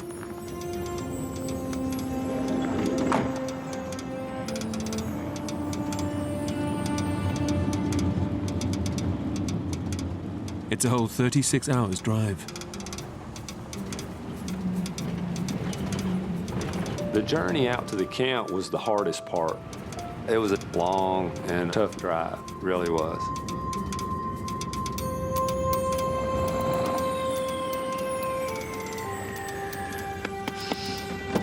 Come on, Clay, rise and shine.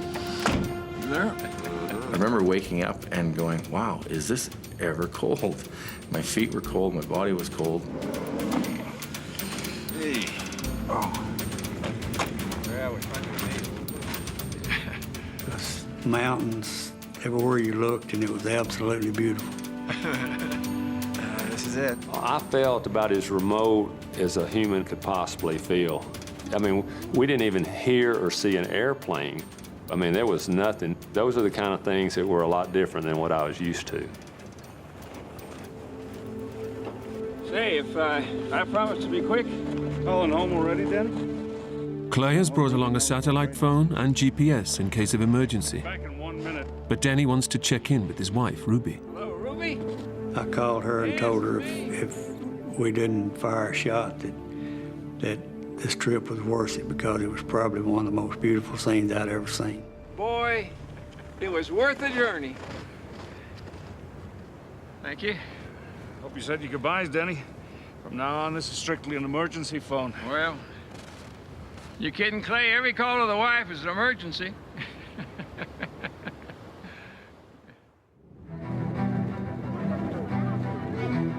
The hunters are on a tailor-made VIP tour, arranged in America. Based in a remote camp, 8 hours from the nearest town, they set off each day on horseback, accompanied by a team of local guides.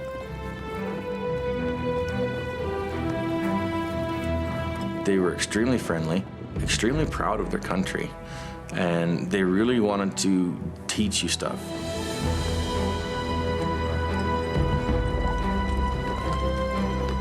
They spent 2 whole weeks crossing miles and miles of frozen mountains in search of their prize. They are a real challenge to hunt because there's times when you're in, snow waist deep. Just days before their trip is over, the hunters get a sight of what they came for. Seeing that ram, I felt like I was dreaming. I didn't even feel like it was real. It was something that I dreamed about for years and years.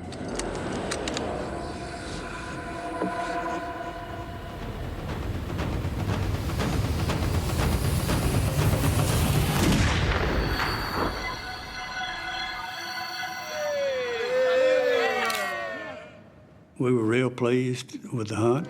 We'd taken 2 real pretty Marco Polo sheep. So that night we had a special dinner to celebrate. It's the final night of the hunt, and the locals are determined to send the guys off with a bang. I don't drink, so I was having a hard time. I told them no, no, no, no, no. Well, they just wouldn't accept no for an answer. So when they counted to 3 and they all threw it back, I just took the glass and threw it by the side of my ear and poured it out behind me and slammed it back down and shook my head just like it about killed me,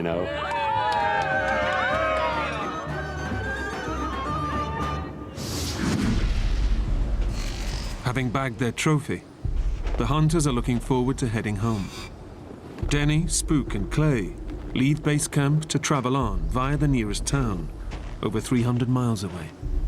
But as they set off on the 8-hour journey, the weather begins to close in. It had snowed a bunch. The road that we came in on, you couldn't actually even see it anymore because the wind got blown. It filled the road right in. I walked out away from the van, and I remember making a mark in the snow.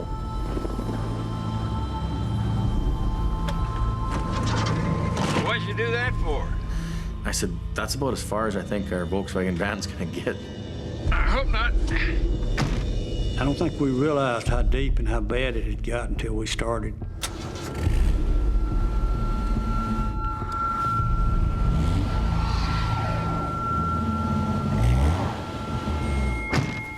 Jeez, even I was being optimistic.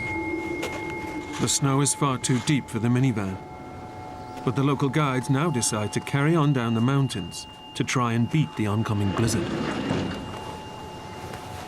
And that's when they said, oh, you have to get in this other truck. And I remember thinking, surprise, surprise.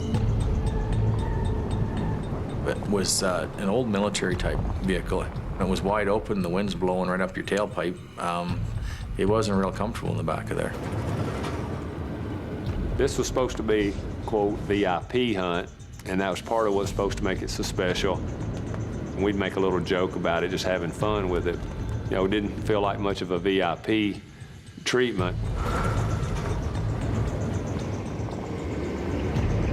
The truck heads off from base camp, but almost immediately, the snow from the blizzard begins to engulf their aging vehicle. But we didn't go a mile till we got stuck really bad. We had to get out and shovel the whole thing out, and we kept shoveling and getting the truck out.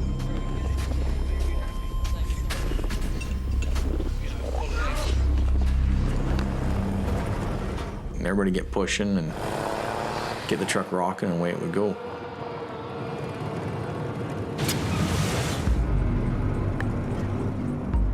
I've been driving a truck since I was, just a kid, and I guess I made the comment that I thought I could drive the truck through the snow.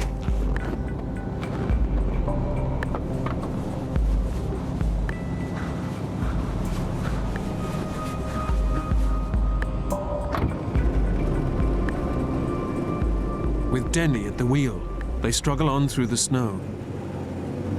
And he did an awesome job. We actually made it further while he was driving than we did with anybody else. But after a few hours, Denny tires and has to give up. After he started back, he never let me drive anymore. And as the day goes on, they keep hitting snowdrifts. We reached a point where we couldn't really tell where the road was at. Every time we come to some of the hills, we'd get stuck 3 or 4 times on the hills. And eventually have to shovel the whole hill off, and then he could get a run, get to the top, and we'd go a little further. It just snowed and snowed and snowed and snowed, and it got deeper. By late afternoon, the hunters have come too far to turn back.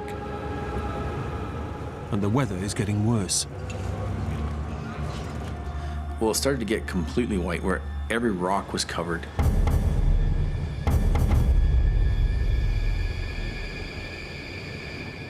I mean, it was just solid white. The snow was snowing, and nothing looked familiar.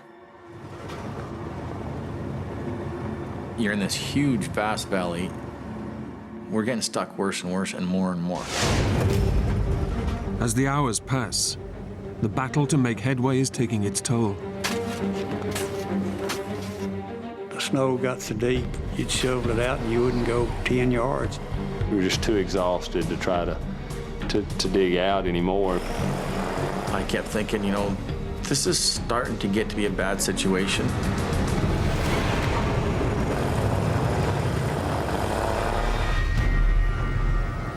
When you start getting your progress down from, 200-300 yards at a time to 2-3 yards at a time, or 2-3 feet at a time, that's when you start to realize this is done. We're stuck. And where we're at right now is where we're going to stay. The hunters are stranded in an icy wilderness, 10,000 feet above sea level in a raging snowstorm. Night is fast approaching, and the temperatures begin to plummet to minus 40 degrees. How am I going to get out of here?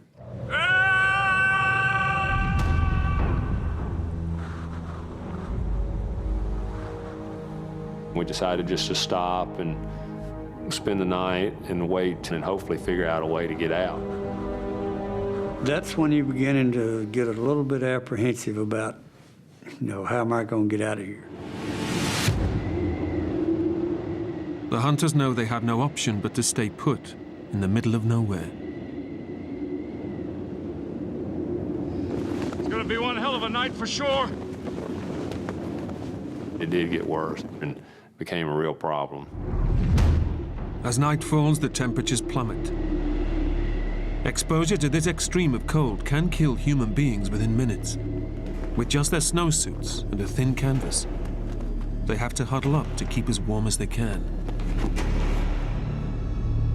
I mean, it got down to, somewhere around 30 to 40 below zero that night. The back of the truck was very crowded and it was very cold. It wasn't a fun, comfortable night by no means. I was apprehensive, scared about the cold, being out of food. It was hard. Maybe some sleeping bags down there. Dad is very, compassionate, always thinking of other people. Somebody else. And he was worried about were they going to be warm enough. We gave them whatever they needed, socks, boots, jackets, whatever we had that we didn't have on our body ourselves, we let them use. It's okay. As night wears on, the locals sense just how dangerous the situation is. they're getting a little worried. They live there all the time. They realize that people don't go out of their way to come save them, and there's no such thing as a search and rescue or anything like that. Their behavior went from kind of being a jovial, you know, fun, laughing, joking, to now it was just a blank stare, desolate, concern, worry, disbelief.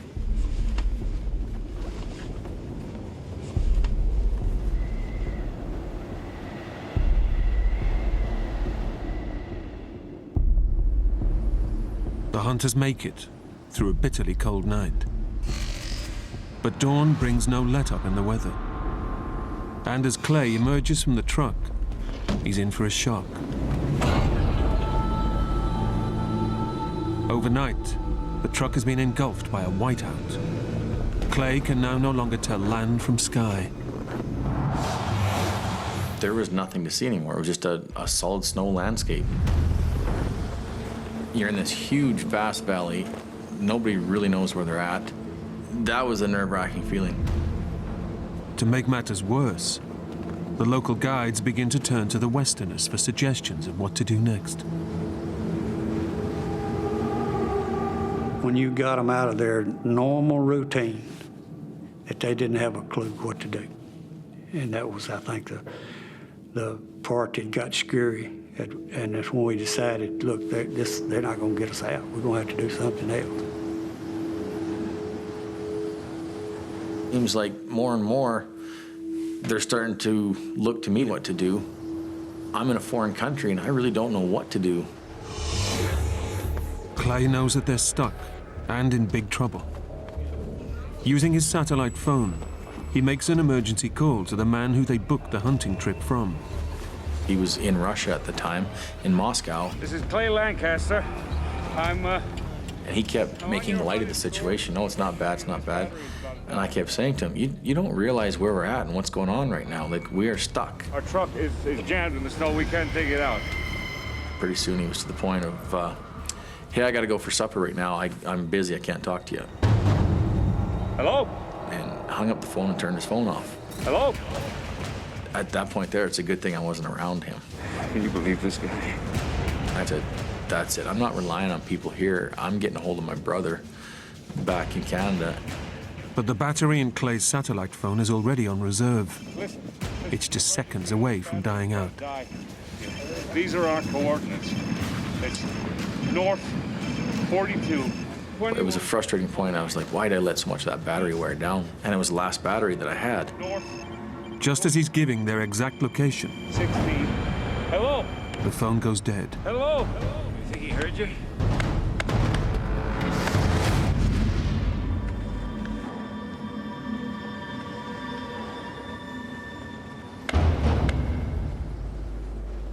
With no phone, the hunters are now completely isolated. All they can do is hunker down and try to keep warm. Oh, thanks a lot. We kind of got into survival mode, I guess. Just thinking about Ruby. Human instincts for survival do kick in when you get into a situation that you have to do something to survive. The hunters and guides finish their last scraps of food. With nothing left to eat, they'll weaken and succumb to the cold more quickly. It's now been 24 hours since they left base camp, and they begin to doubt that they'll ever be rescued.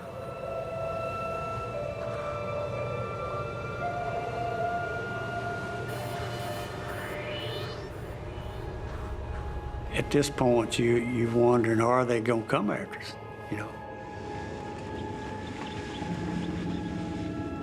You okay, Danny? Just thinking about Ruby. She's expecting you back tomorrow.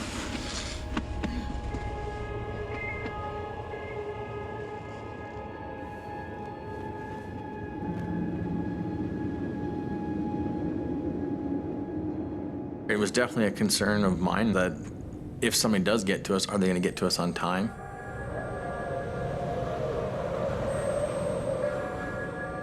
You're thinking about your kids, thinking about your family, your wife.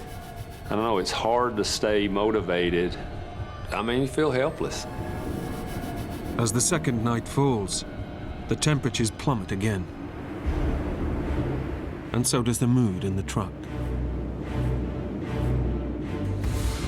Having to be out there another night when it's 30 or 40 below and realizing that nobody's going to be there, it's just, I don't know, it's an undescribable feeling. But despite everything, Clay is determined not to give up. I kind of set my mind that this is not where I'm gonna die at. I'm not ready for that right now. He wants to walk away from the truck towards their base camp, where he can recharge his phone and call for help. I talked to them guys and said, if nobody comes the following day, then I'm gonna try and walk out of here. One way or the other, I'm not gonna stay here and just wait. But leaving the vehicle breaks a golden rule of survival. You can't help but be just a little bit afraid of how hard that might be. What all the consequences might be if you started the wrong direction. There was basically no way to know exactly which way to go. The attitude from everybody else was like, we'll never make it. We need to stay with the vehicle. It's our best chance. The longer you stay with that vehicle, that's probably what your best odds are. It's an agonizing dilemma. Clay may never make it alive to the base camp, but staying put and doing nothing may also threaten the lives of the whole hunting party.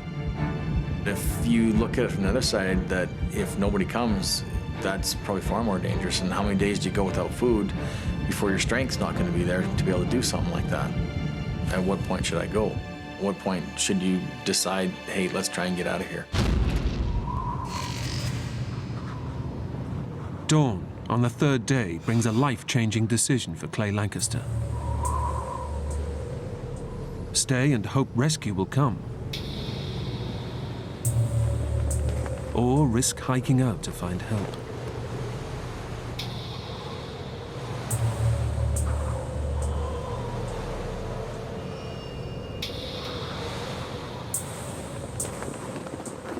I thought to myself, okay, I'll give it to the end of today, and if nothing's happened by the end of today, then I'm walking.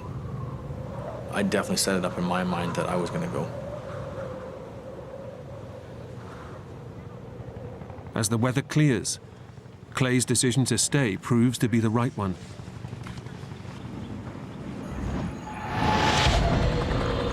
Listen. Now it's like, there they are. It's a helicopter, I know it is.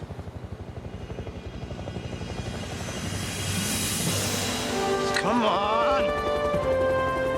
You know, it was a great feeling to see that helicopter come in.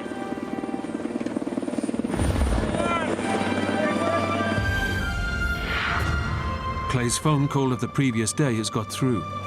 These are our coordinates.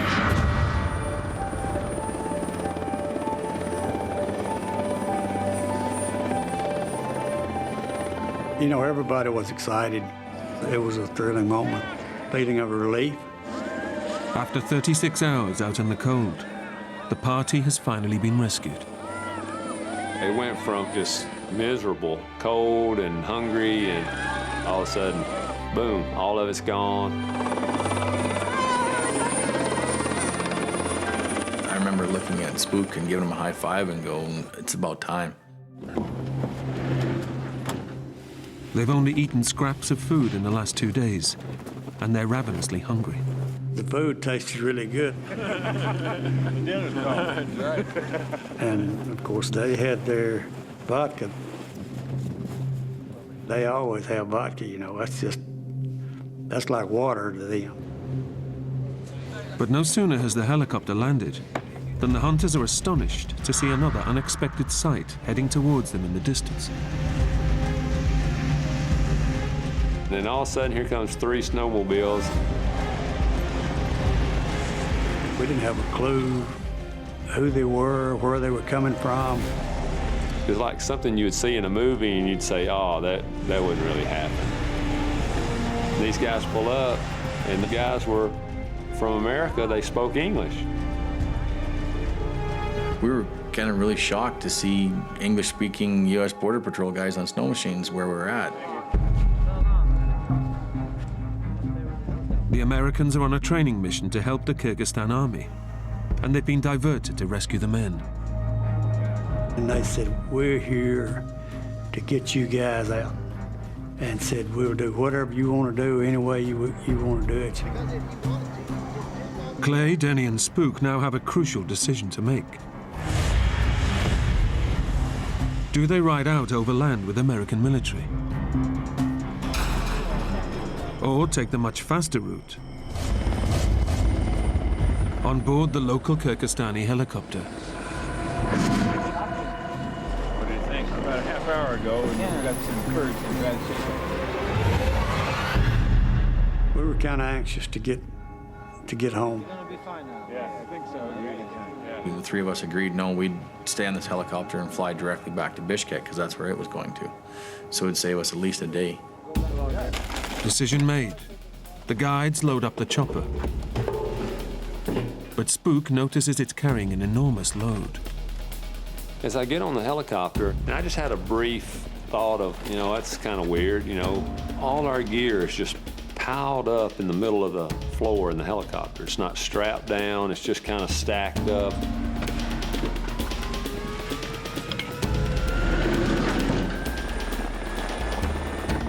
As it struggles to take off, he begins to doubt they've made the right decision.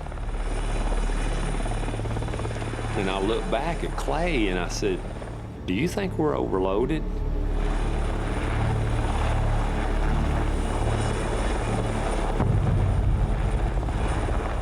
But I mean, the crew seemed to be okay with it, so we just kind of let it roll off our shoulders and went with it.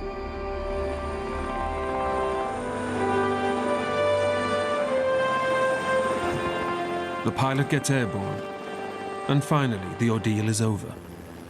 The three friends are on their way home. I thought, great, we're finally going home. Finally, we're heading out of here.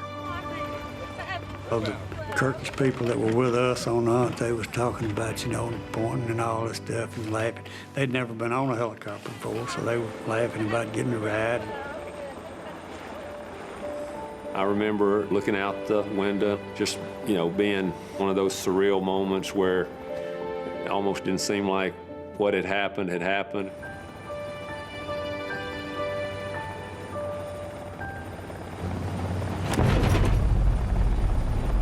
But as the helicopter makes its way over the mountains, it becomes clear something is wrong.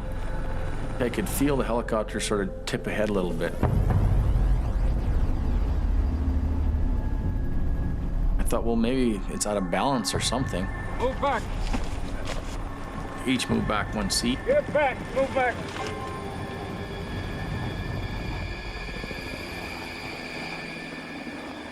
I remember looking back out of the window and still seemed like we were high up.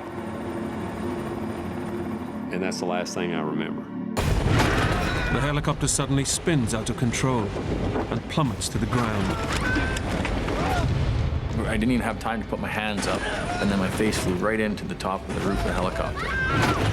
It's just a horrifying moment. The fuel tank was on top of me.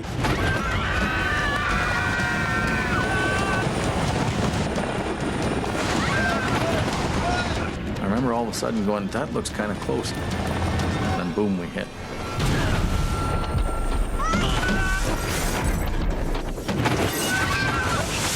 We went sideways and we flipped 8-9 times.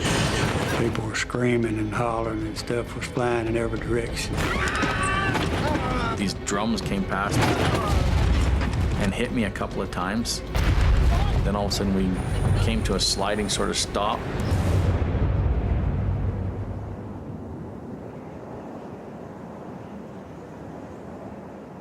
First thing I thought of was, you don't live through these kind of things. The helicopter is ripped open on impact. In the front, Clay is injured, his left eye badly bloodied. The first thing he hears are Denny's cries. Denny started hollering from the back. Where is he? Can you see him?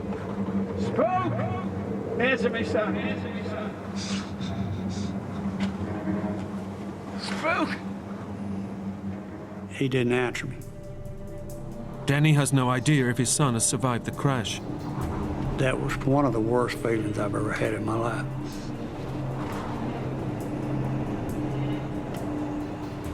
And I don't know whether it was 1 minute or 5 minutes or whatever it was. It seemed like an eternity. As I turned to my right, I seen Spook laying down beside me.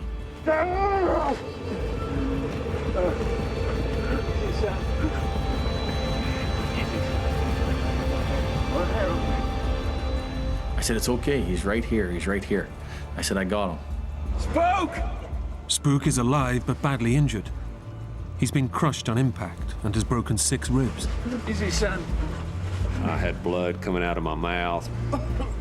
I could actually feel 1 or 2 of my ribs moving when I would breathe. Felt like knives sticking in me. I've never been in that much pain in that many different places. Danny and Clay pull him out of the wreckage. It was like something that would happen to you in a dream. And all of a sudden, you just go deaf. It just goes quiet.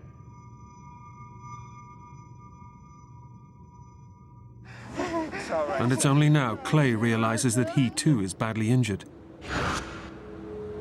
And I realized at that point there that I couldn't see anything out of my one eye. That eye. It was bloody and looked like his eyeball was just torn out almost. You know, I thought it was gone. And I looked at Denny and I said, how bad is it? It's bad. Clay has lost the sight in one eye. But despite his injury, he and Denny head back into the wreckage to help the others still trapped inside. There was some people's faces were just torn. It was really, really bad. People were hurt bad. One of the ladies was under the helicopter, and her husband was trying to pull her out. And there was no doubt in my mind that that lady was dead.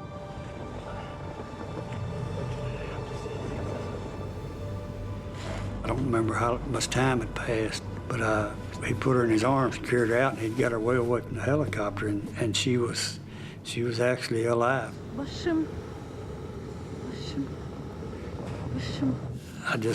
I couldn't believe it. Amidst the carnage, Clay makes a shocking discovery. So I started trying to count, and then I looked at one of the guides, and I had asked where this young fellow was that had been looking after the horses, and nobody could see him anywhere. Just feet from the wreckage, half buried in the snow, is the body of the young guide.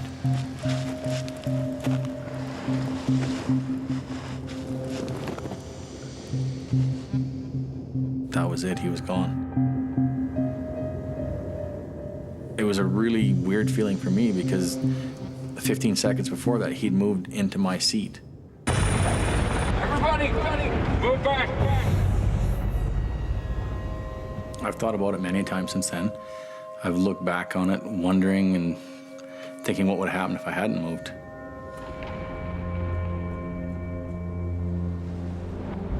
The guide and the pilot have been killed in the crash. But the survivors are now in an even more desperate situation than before the rescue.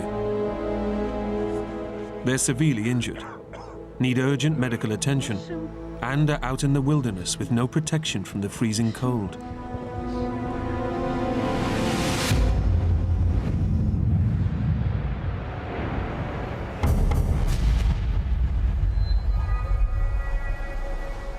One of the ladies that was one of the cooks had really bad internal injuries, plus a broken pelvic bone.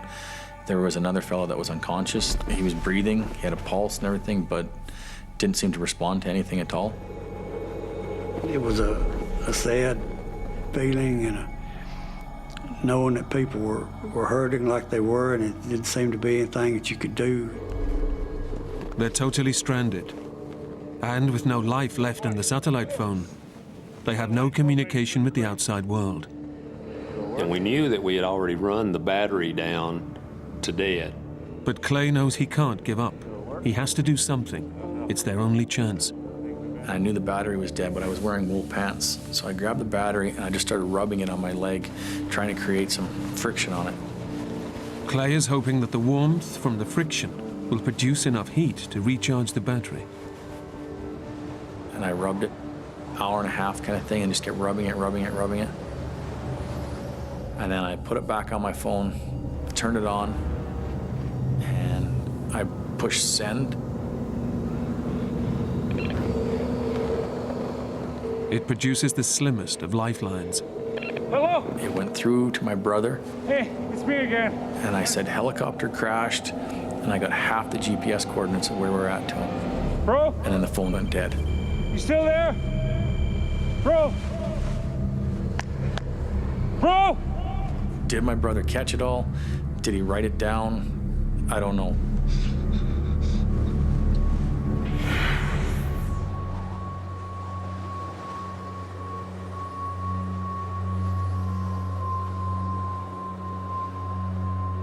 With no idea if the coordinates got through, they now face their third night out in the wilderness. And Clay realizes Denny is in extreme pain. You okay, Danny? My pain seemed to get worse as the nights went on. Okay. I had him lift up his shirt and could see a lot of bruising. It's my ribs. The adrenaline has been masking the pain until now. And I could tell his ribs were broken. And I was worried that, something was gonna happen to him, whether it was puncturing a lung or maybe he'd already done something. Maybe he had some bleeding inside too. I say you've broken a couple of ribs there, Danny. Yeah, well, maybe, but you don't look too good yourself. The temperature plummets, and exposed on the mountainside, they have no protection against the minus 40-degree cold. Several of the other people had gone and built a fire. And there wasn't really that much stuff to burn other than just stuff that was on the helicopter, The local guides turn to alcohol to keep warm and blot out their fear. They opened up a bottle of vodka, drank the entire thing, grabbed another one, chugged about half that.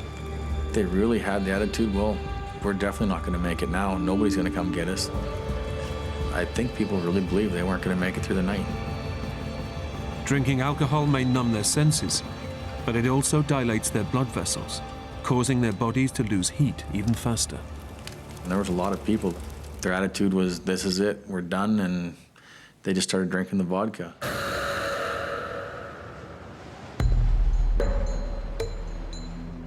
As night wears on, the fire begins to burn out.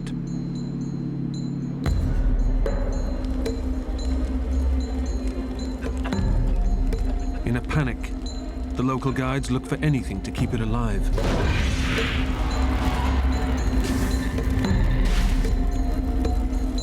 I see people start burning their clothes, throwing jackets in there and shoes and stuff. It was like crazy. They just couldn't cope with it. They didn't try to preserve anything for any later moments. I thought this is going to get really bad in a quick hurry. Clay decides he must act, or risk everyone dying on the mountainside. I'm not really good at sitting there and not doing anything.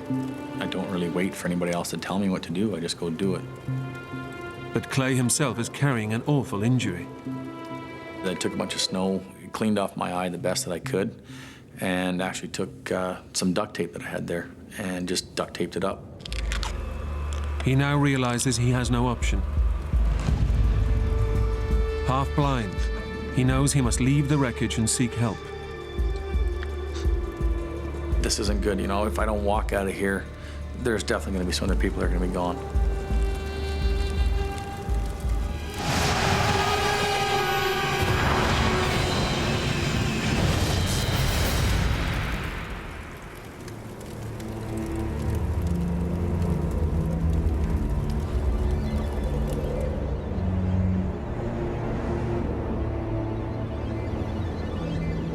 You sit and wait when it could be 2 or 3 days before somebody comes along.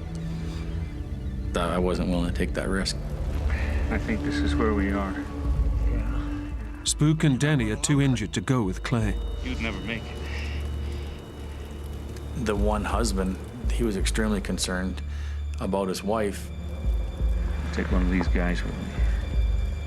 There's a real strong bond that as soon as I got to camp, I could see between the two of them. So I thought at that point, you know, if we wait 2 or 3 days here, she's definitely not going to be here. And that's when I said to him, I go, tomorrow morning, you and I are going to have to walk out of here. And he really didn't want to lose her. He broke down pretty hard. So that's when we made up our mind the next morning that we were taking off.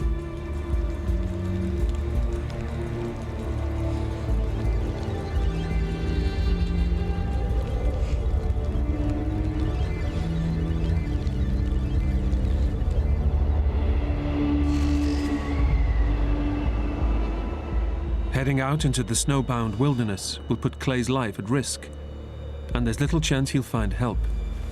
But staying put could mean everyone perishing in the cold. There was a bunch of people saying, you know, don't go, don't go, don't go. I wasn't really into discussing it with anybody anymore. I went through the options in my mind, and I thought, if I don't go, then there really is going to be quite a few more people that are not going to make it. Clay makes up his mind to head out in search of rescue.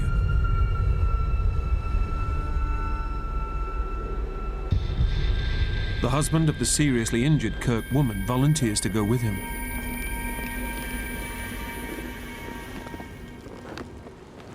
He took my gun, some shells, and, you know, they struck out.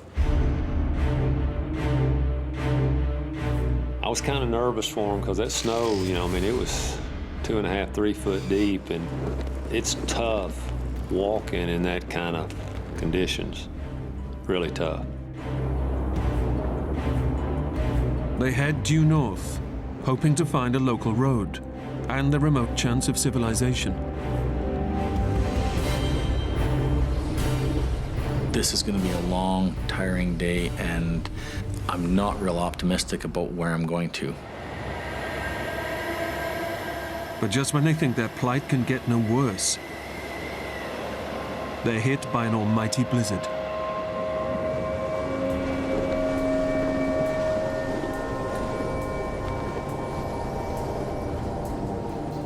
It started snowing again like crazy. It was a complete whiteout blizzard.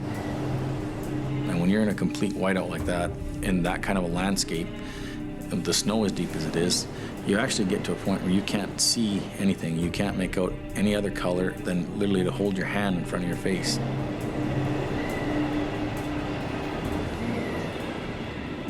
I would walk, then I would stop and I'd reach in my pocket. I would take the compass out, and I would find I was going in a completely opposite direction than I thought. I thought I was walking in a perfectly straight line. With only one eye, the blizzard causes Clay debilitating snow blindness. You know, there's a lot of strain on my eye, and just not having any depth perception where you can't see rocks or trees or grass or anything. Everything you look at is white. You don't know if you're going uphill, if you're going downhill. You just step, step, step, step. I concentrated on my family and thinking about them, and just kept walking.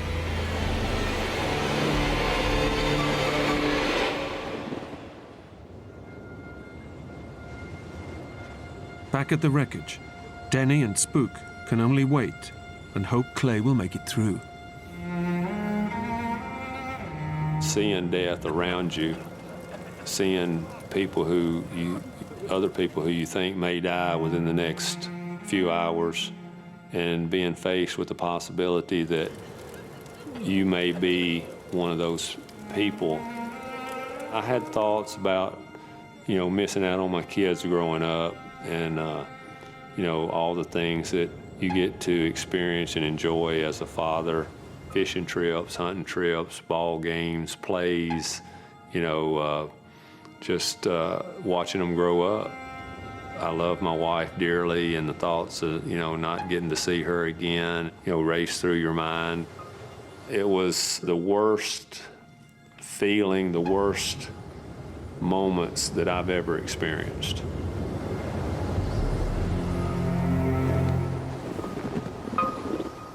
Clay and the guide have been battling through the snow for 10 hours. My legs didn't have the energy. Every time I'd step, I was like, take a deep breath, and it's just like picking up a chunk of lead.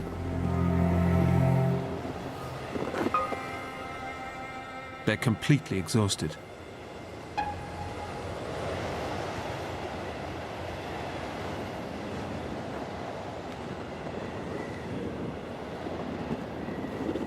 It was getting closer to dark, and I hit the top of the hill. Then, out of nowhere, he sees the sign of life he's been hoping for. I looked in front of me, and I could see a military outpost, and I could hear snow machines. It's a chance of rescue. But the riders of the snowmobiles can't see Clay and the guide. He has to find a way to get their attention.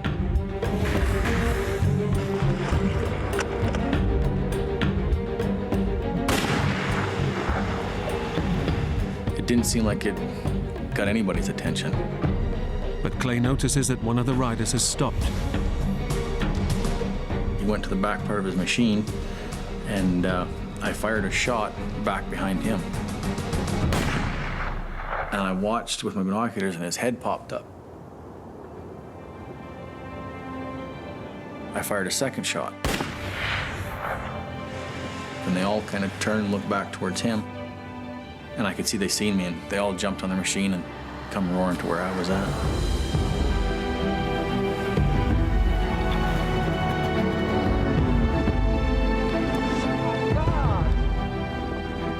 Incredibly, the snowmobiles are the same ones from the US military that Clay, Denny, and Spook turned down a lift with just 36 hours earlier. Seeing English-speaking guys on snow machines at that point, I was pretty happy to see them.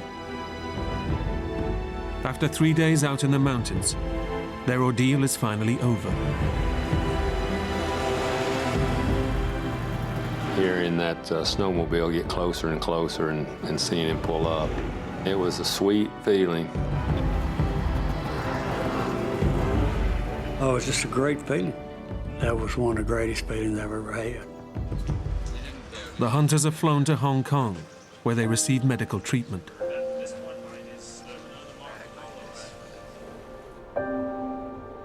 Clay's eye is treated, and his sight is saved.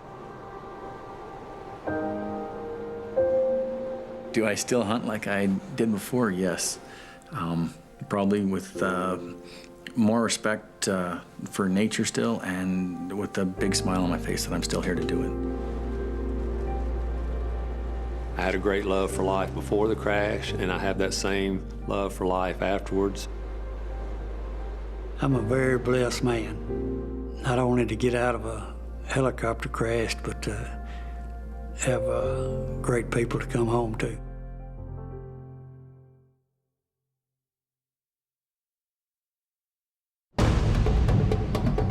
When hunter Bram Schaefer is attacked by a grizzly bear,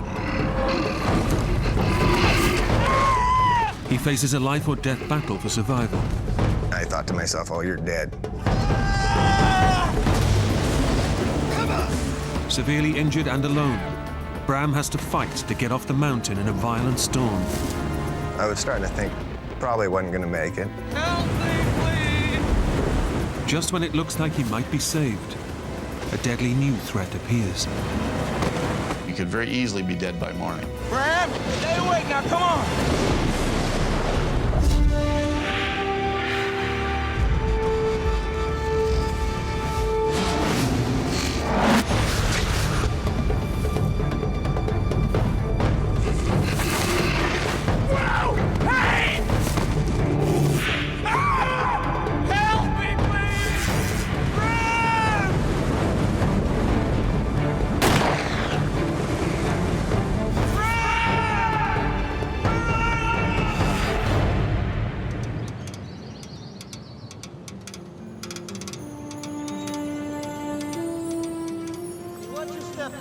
I'm watching my step. You watch your step. I'm doing fine, don't worry.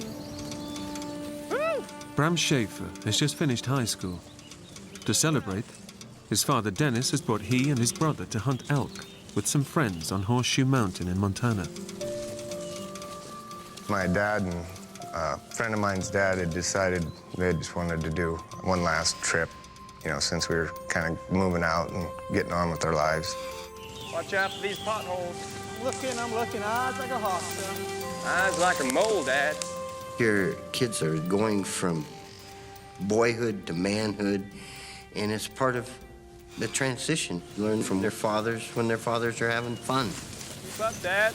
Keeping up, son, don't you worry. But after a week of hunting, they still haven't shot anything. Sure your rifle's shooting straight? Yep. You ain't bagged one yet. Well, just a matter of time, son.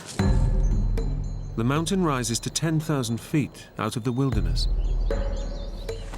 There's no roads. It's just trails, and it's just pretty wild. September is hunting season for people and for bears. We've seen lots of bears. It becomes a feeding ground for them once this rifle season starts. The bears are more dangerous towards fall because they're getting ready for hibernation, so they're scavenging for whatever they can find to fatten up for winter.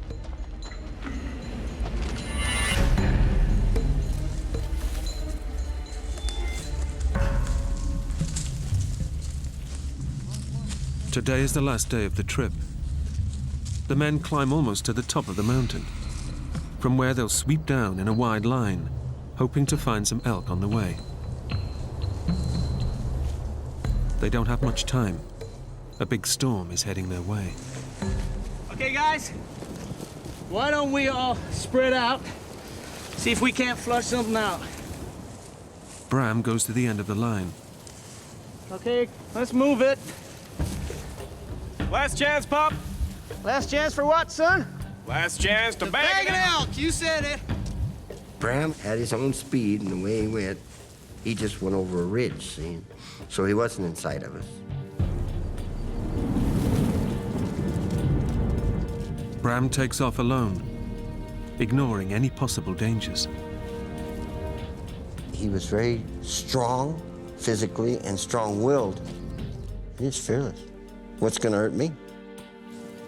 Bram's orange vest might stop other hunters from shooting at him, but it also makes him more visible to predators. But Bram's a high school football star, bold and brash. I was a pretty cocky kid. I didn't worry too much about anything. You know, I was 18, bulletproof.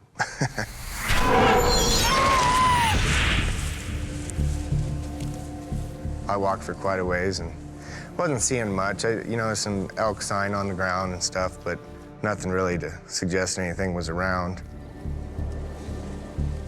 We were kind of supposed to stay within earshot of each other, but they were up on the top of the mountain and I was off kind of coming around the side, a little lower.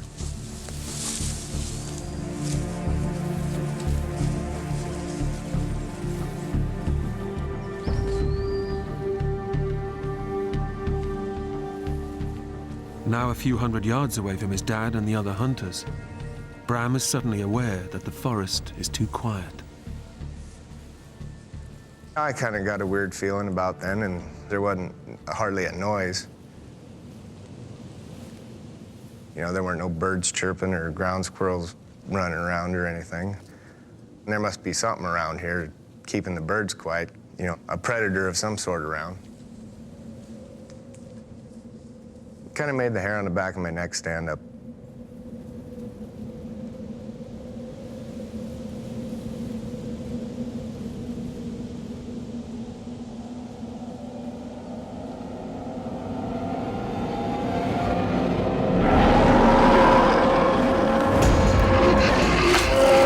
I hollered. She didn't slow down. My next thought was get the hell out of the way.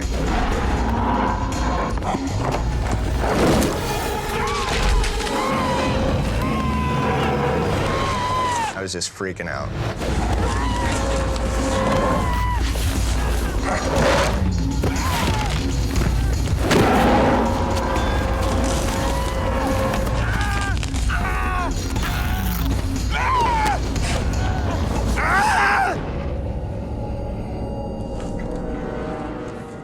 Next thing I know, she's sitting there with her head in my lap, just huffing at me. I was very terrified. I thought to myself, you need to either eat me or get off of me. My temper was starting to get the better of me. So I reached up and punched her in the nose. I come back with my other hand, and she bit through my thumb. And I got to looking around, trying to find my gun. She was sitting on it with her hind legs. Just picked me up and shook me like a puppy with a sock.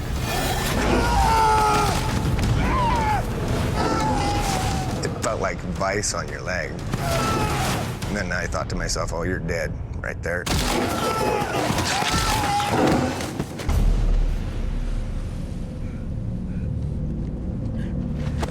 When she got done shaking my leg, she just kind of dropped me. I think she was just gonna see if she'd done enough damage that she could just leave me there. As long as Bram keeps still, the bear thinks he's no longer a threat. The moment he moves, the bear attacks again.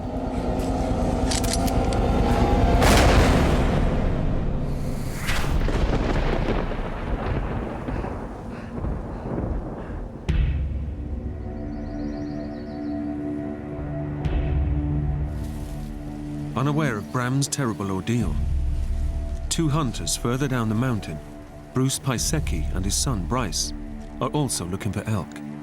So far, without any luck. Come on, son.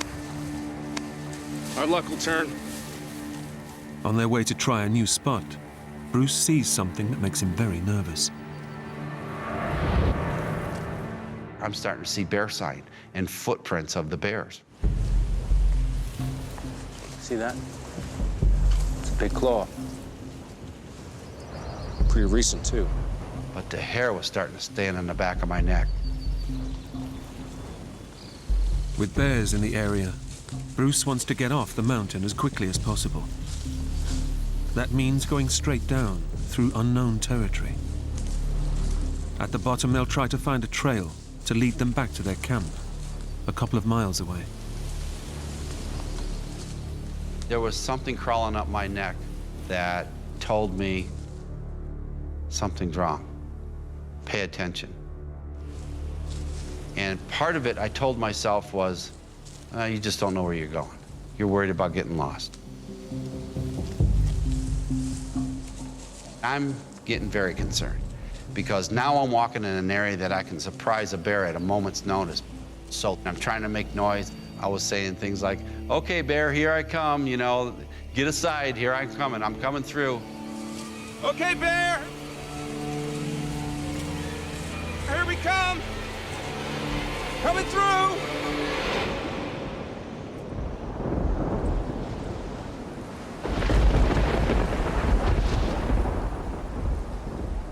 Bram has done the nearly impossible. He's killed a grizzly with a single shot.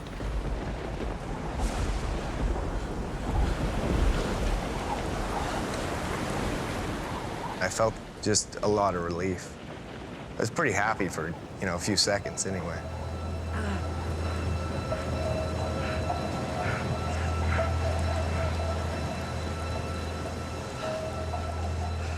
Didn't really know what all the wounds I had. I was just kind of trying to figure out, what damage was being done and what I needed to do to get out of it.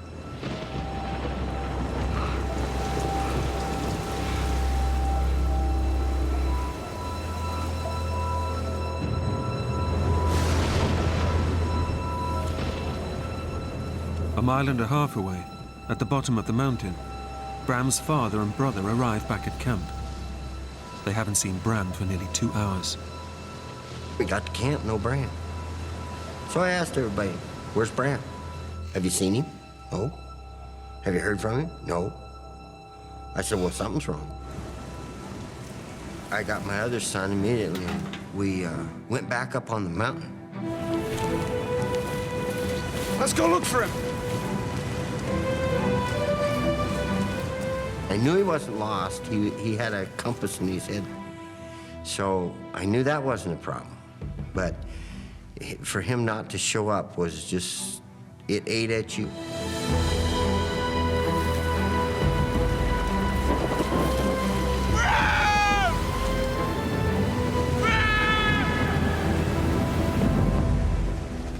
Back up the mountain, Bram is taking stock of his wounds.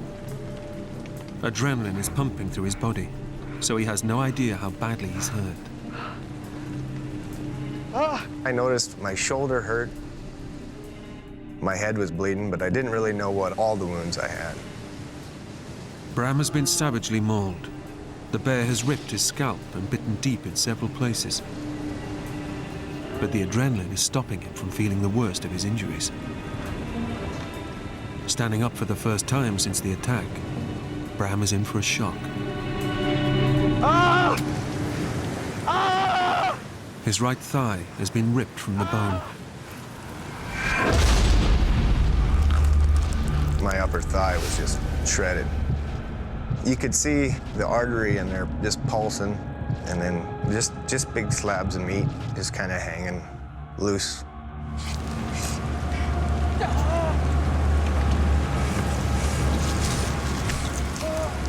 I pulled the meat back up and kind of laid it back in the hole.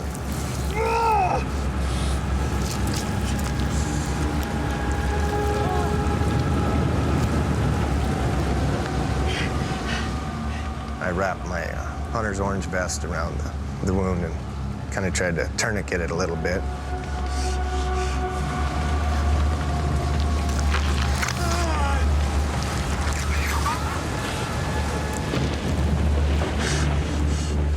It hurt pretty bad when I pulled it down tight.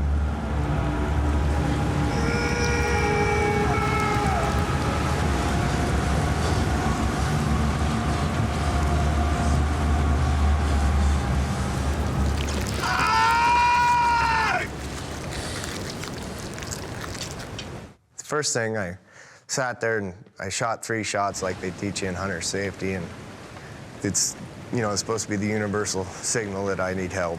Somebody's supposed to come find you.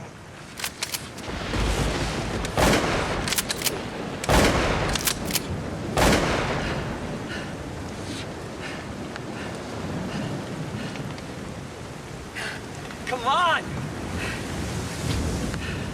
Damn! Help!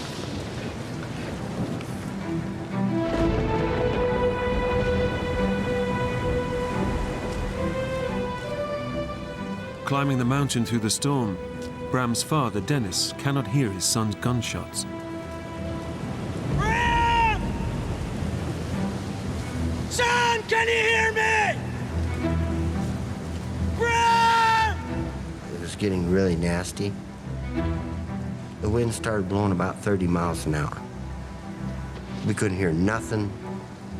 If he fell down, broke a leg, whatever, with the thunder and lightning, this was starting to become a life-threatening situation.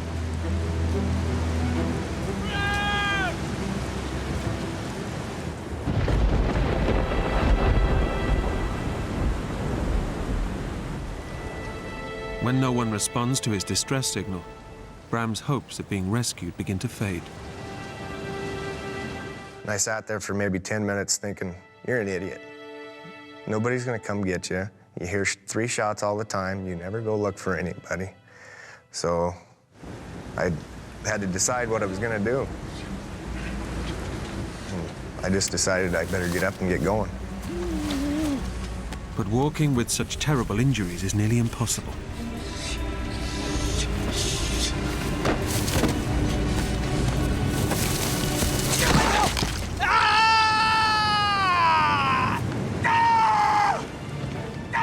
Bram must get off the mountain quickly. If he doesn't get help soon, his injuries will kill him.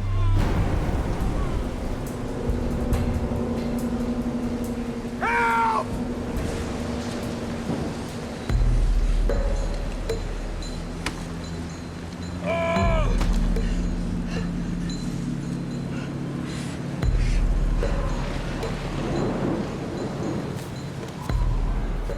I was going to try to head towards camp, but in order to get there, I would have had to go uphill. And I didn't have the strength in my leg to go uphill. I could just kind of peg leg along, and if I kept my knee straight, I could use it. So I just picked out a point out there where I knew I would come across a trail and started heading for that.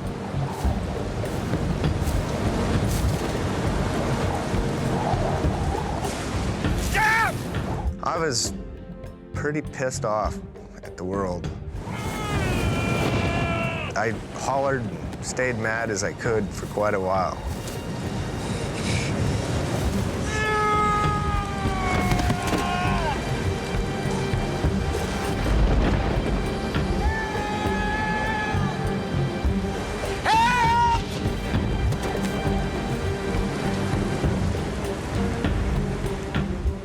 Bram's anger is fueling the adrenaline that's pumping through his system. It's the only thing fighting the pain and keeping him alive.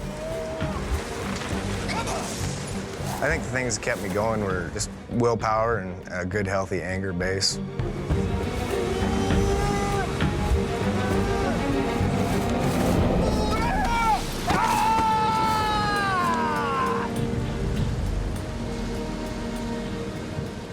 It was hard. There was a couple of times I thought about, maybe just sitting down and quitting, but I'm about as stubborn as they get. I knew if I didn't keep going, I probably wouldn't make it anywhere. Nobody would find me. Oh, damn!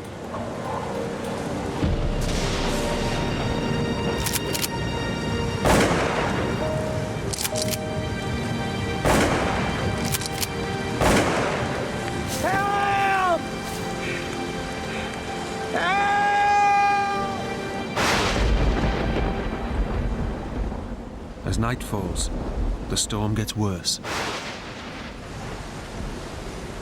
Further down the mountain, Bruce and Bryce Pisecki are still searching for the trail that will lead them back to camp. In the darkness, Bruce is now very nervous about getting lost in bear country. The uneasiness that I had, part of it was not finding the trail, because I didn't want to be lost. And the other part was worrying about the bear sign that I'd seen. It was just made. I know they're there somewhere. Dad, can't see. Let's use the flashlight. No! No! We get lost. We need them batteries full. All right? Okay, so stick close. So we can see each other.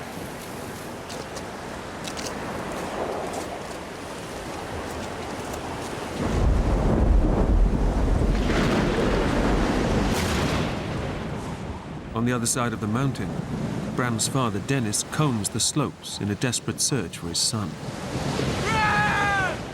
And the weather finally went down to about 10 degrees. And he's out there. So I'm looking and we're shooting and hollering.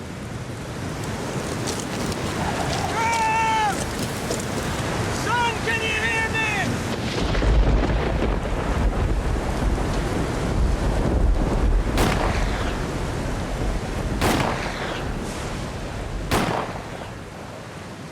Dennis knows Bram might not hear the shots through the storm, but he also knows he's taught him vital skills to survive. He knew how to get under shelter without having fire. He also knew that if you are caught in cold weather, you walk. No matter if you walk a 100-foot circle, you walk until daylight. But Bram's leg is so badly mauled that walking down the steep mountain slope is impossible. With every fall, Bram risks tearing the exposed artery in his leg. If it bursts, he'll bleed to death in minutes. Alone and on the wrong side of the mountain, Bram begins to realize how slim his chances of survival are. I was starting to think probably wasn't going to make it.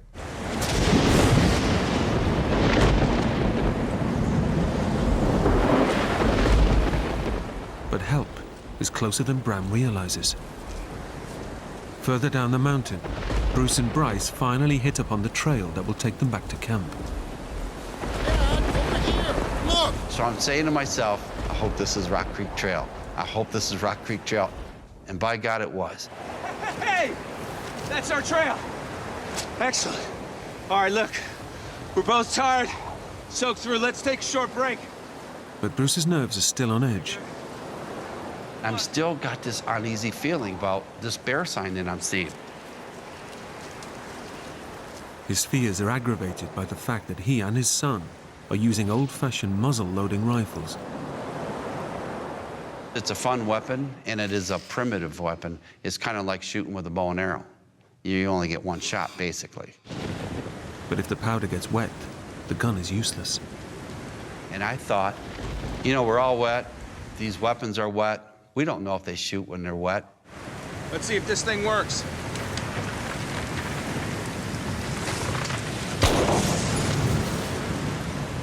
I heard a gunshot that was pretty close. I just about jumped through my skin, you know. I was pretty excited. I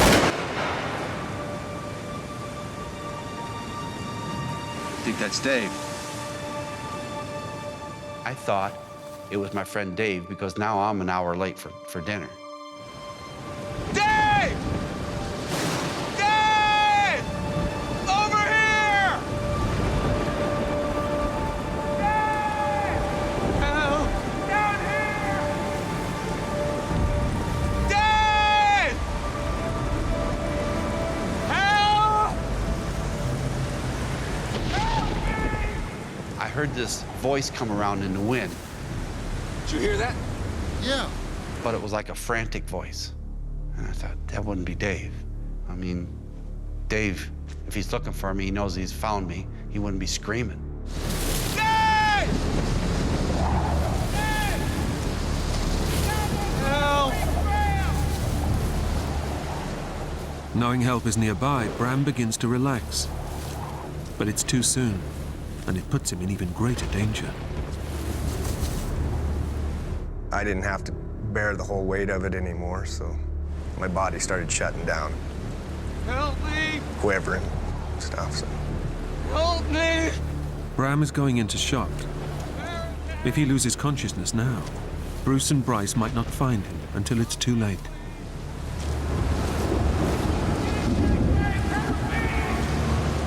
He was yelling back at me, but it was frantic.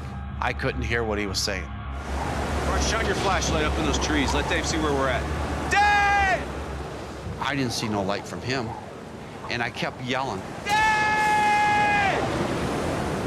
We're down here!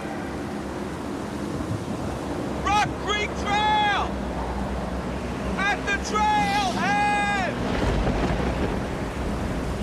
And this wind wouldn't let up. And then all of a sudden I heard, help me, help me.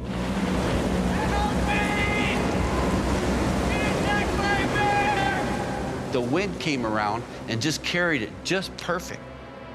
And all of my fears of bears just came alive. Oh my God, somebody's hurt there. We gotta help. You stay behind me.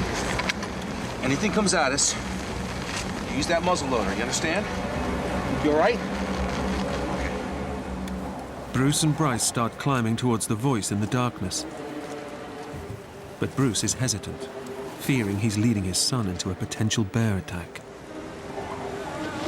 Where are you? Where are you at? As I'm getting closer, I'm yelling at the top of my voice because now I'm scared. And I'm going, where you at? Who are you? I was getting excited because I knew there was a bear in the area. And this guy said he was attacked.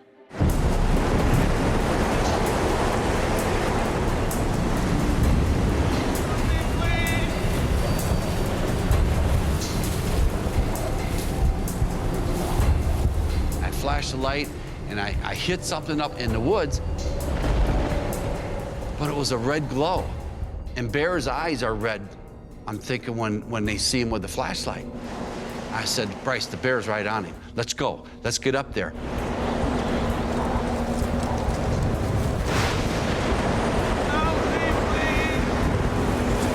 Oh, God. Help me, please! I'm at the height of my adrenaline. I have my pistol cocked, and I get down below where this guy is standing. He's just shaking like crazy, and steam is rolling off of him. Don't move! Stay where you are! I'm coming! Where's the bear? Bear's dead! My mind's really racing. I don't know what to do with hurt people. You can just kind of see the color leaving his face. But, you know, he never really acted panicky or anything around me. Even though he looked hideous to me, in my mind I'm thinking, reassure him that he's gonna be okay. What's your name, son? Bram. Okay, Bram. Now we're gonna get you off this mountain, okay? Get you back down to camp, all right? God, I kept saying, Bruce, don't freak out. You gotta help this guy. There's nobody else around. Nobody's gonna help him but you. All right, here. My concern was to get him to safety. Hold this too. Here. Okay, you ready? All right, here we go. Bryce was probably about 19 years old. Oh, have you got him, Dad? I was in pretty good shape. I was a painting guy. I was up and down ladders all the time, carrying stuff that requires a lot of strength. I said, I can do this. Come on, Bruce, you can do this.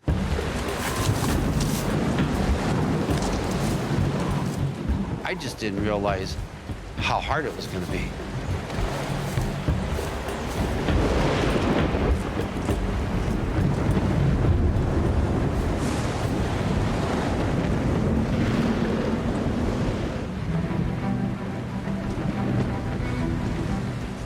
A mile away, on the other side of the mountain, Bram's father is still searching for his son. With each passing minute, his anxiety grows. My fears was he slipped, broke a leg, broke an arm, busted a shoulder. You know, anything could have happened. Your imagination runs pretty wild when you're afraid.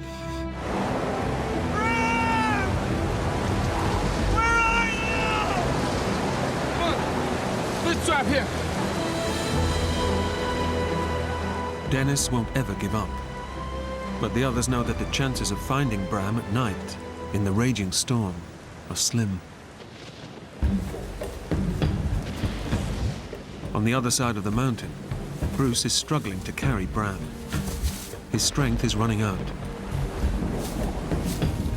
And I'm saying to myself, Jesus, this can't be this hard. And it was like the worst thing in my world. I thought, how am I gonna continue this? But I said to myself, whatever you do, Bruce, don't give up. You have to get this kid back to safety.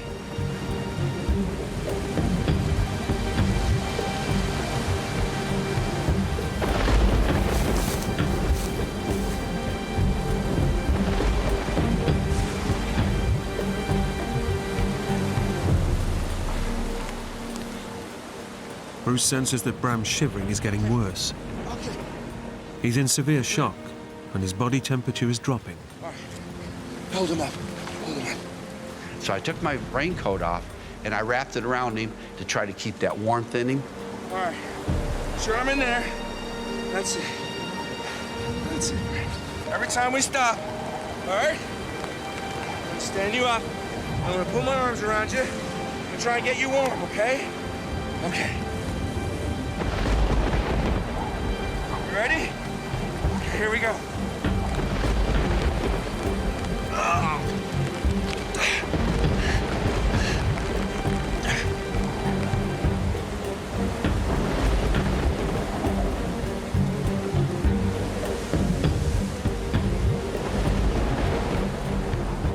But the relentless storm and the slippery ground are taking their toll on Bruce. Only a few minutes later, he has to put Bram down again. Now it's only been 50 yards, and I'm winded again. And I'm going to myself, you cannot give up, Bruce. You cannot give up.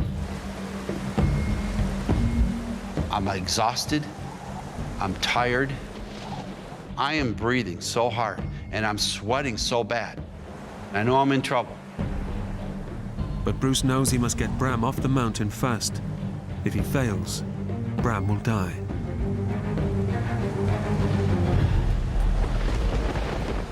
I said, God, I need some help.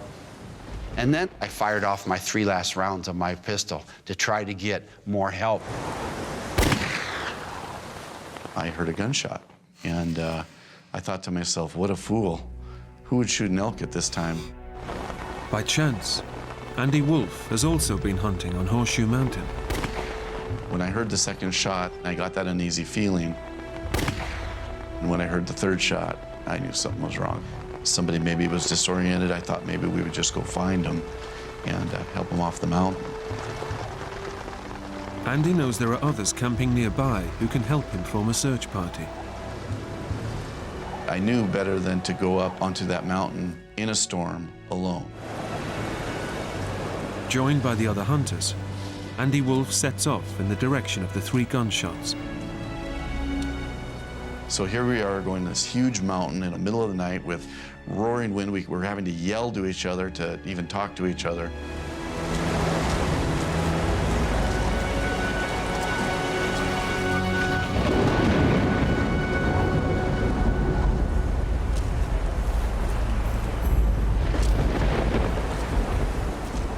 Unaware that anyone has heard his distress signal, Bruce struggles down the mountain. But the going is so tough, he can only manage a short distance before he has to put Bram down again.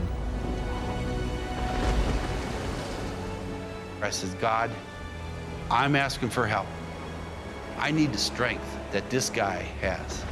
I need the strength that I had when I was his age. Give me that strength back just to get him to safety. He goes over my shoulder again, and I'll be damned, I started walking. And I didn't feel the pain anymore. And I felt stronger. And I walked, and I walked, and I said to myself, thank you, thank you, thank you.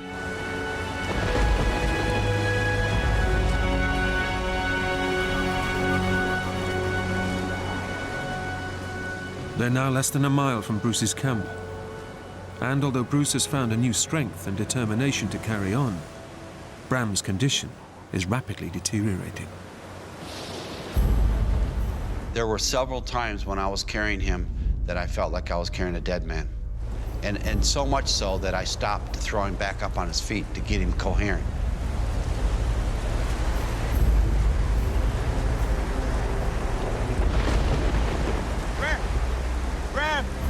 Bram, wake up, Bram.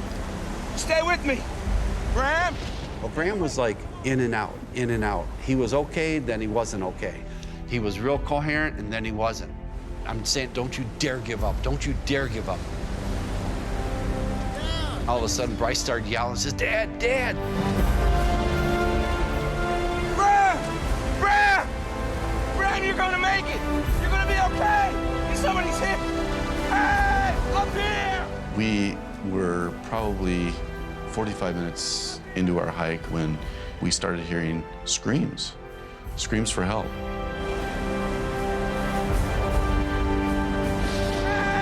Hey, up here! Up here, help us! What happened? I'll never forget the sight that I saw. It just was very surreal. Like, holy moly, you know, this is serious. It's chewed up really bad. I don't know if he's gonna make it. I need some help. It's okay, I'm a doctor. You're a doctor? By an extraordinary stroke of luck, Andy Wolf is a doctor with specialist training in shock trauma. What's your name? It doesn't take him long to see how serious Bram's condition is. He was going into shock. Shock kills people. Man, come on now, stay awake, son. The doctor's gonna look at your leg now. Just take a second, and we'll get you back home. Stay awake now. When I examined this thigh area, I reached my hand up in there, and my heart just dropped. I could feel his femoral artery just like a garden hose. And right then and there, I thought, this kid's can either lose his leg or his life. We're gonna be lucky if we save his life. You still with me? Talk to me, Bram. You're gonna be okay, son. You're gonna be okay. Andy was, checking my leg out. He looks up at me and says, "Oh, you'll be all right." I said, "Yeah, that's what they say in the movies, just before the guy tips over." Let's go. Bram, come on now. That's it. Almost home. If we don't lose this kid from loss of blood, we could lose him from shock. Come on, give me your hand. If that artery goes and I don't get it stopped, we're gonna lose him from that artery bursting. We needed to get him off that mountain to save his life.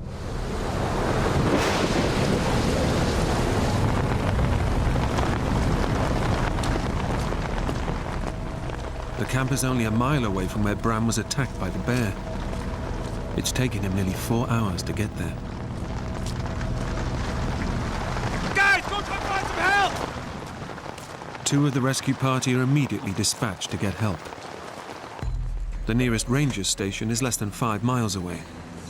But even if they make it there and call for air rescue, a helicopter would be grounded in this storm. Bram is a long way from safe. I felt so relieved that we got him in there, and it started getting emotional for me, because I knew we gotta really save his life. We gotta take care of him. Yeah, we're gonna need some water. I'd lost most of my adrenaline, so I was starting to feel more, and I was thinking about, you could possibly die. Bram was in a tremendous amount of pain. You could just see it in his face, but Bram's a cowboy, and he would not complain if both arms had been chewed off. I put a lot of antibiotics into him too, trying to stem the tide of infection. The doctor knows that even if Bram survives the night, his injuries are severe enough for gangrene to set in, which means he could lose his leg, or, if not treated quickly, his life. Do you have any dry clothes? Yeah.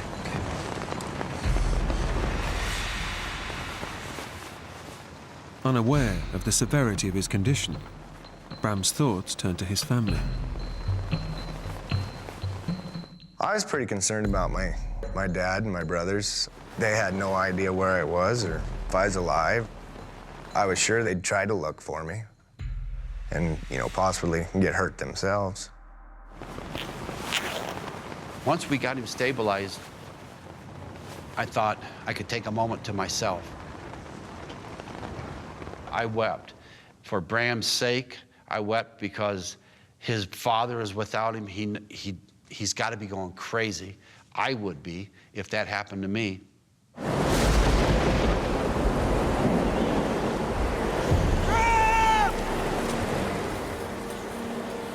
Up on the mountain, Dennis Schaefer is confronting his deepest fears. I got to thinking, man, I might not be bringing one home. And that feeling down in your guts, I'll tell you what, is an empty, empty feeling. Searching the dark, treacherous slopes in a raging storm is becoming too dangerous. Dennis's friends decide it's safer to wait until morning. Dennis, we can't go on. I don't care how bad it is. I am not going back. That is my son out there. Dennis, please. I'm sorry. I was determined to be out there looking for him, but the mountains are unforgiving if you're caught wrong. And they will kill you. So I got voted down, and we had to go back to camp.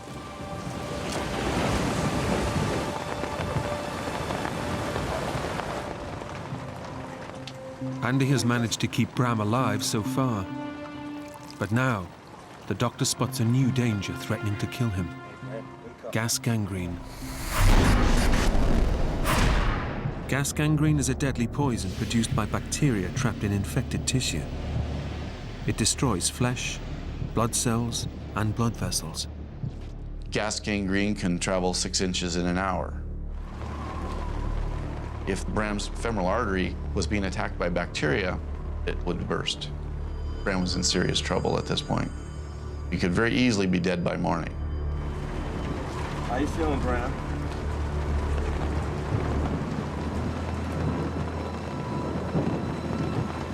I was laying there thinking that, I could lose my leg, and the thought of dying was still there, yeah. I mean, I knew I was in bad shape. Dr. Andy Wolfe has given Bram antibiotics and painkillers. But without more powerful medication, Bram could be dead within hours. The gas gangrene is spreading rapidly towards his femoral artery.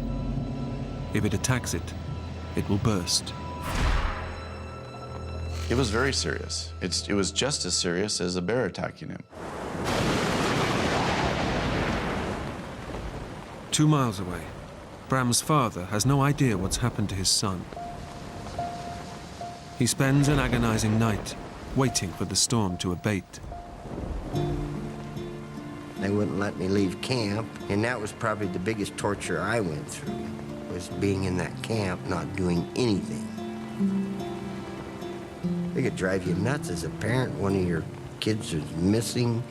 You know that the elements are horrid. It's unforgiving. I was awake all night, pacing, crying.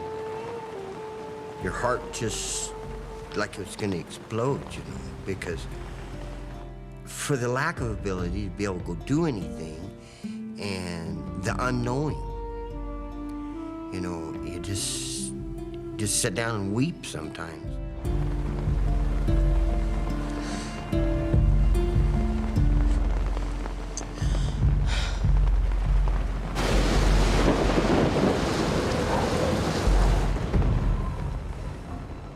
Andy and Bruce also spend a harrowing night, hoping Bram will survive until morning.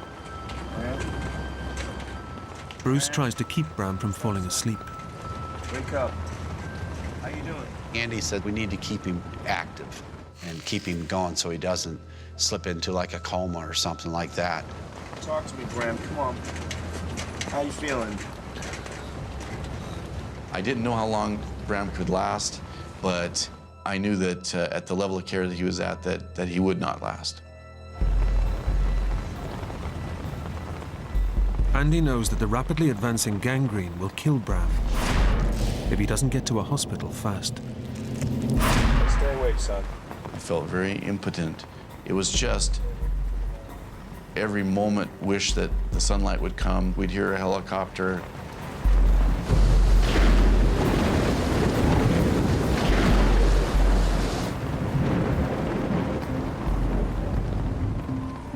We stayed up the whole night. We took turns looking at his wounds, changing his bandage, waiting for help to come. But help is a long way away, and time is running out for Bram. Bruce and Andy don't know how much longer he'll survive.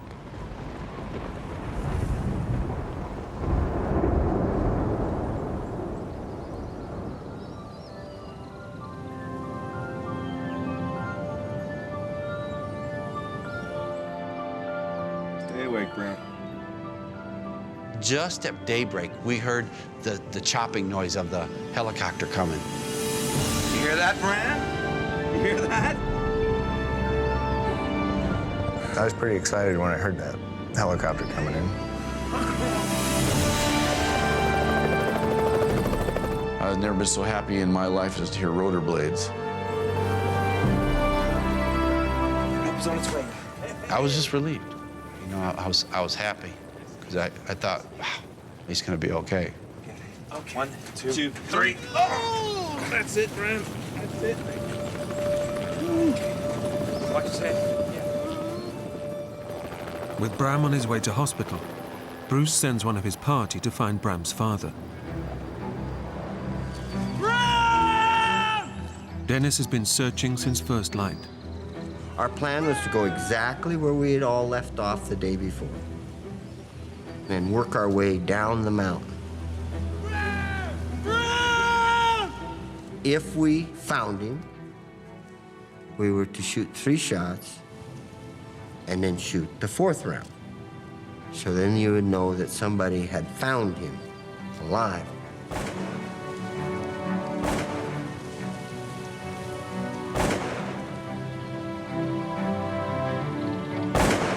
Jubilation. Tears run down my face, and we're literally running down the mountain. You're just so happy he was alive.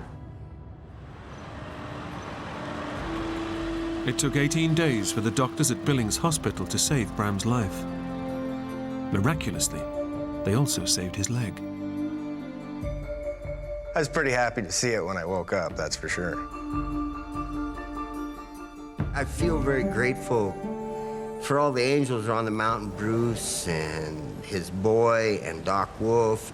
Those people really done us a great, great favor by taking care of our son. I'm not a hero, I just did what I had to do. I just know that I did the right thing. And to this day, I care about him a lot, more than he thinks I do.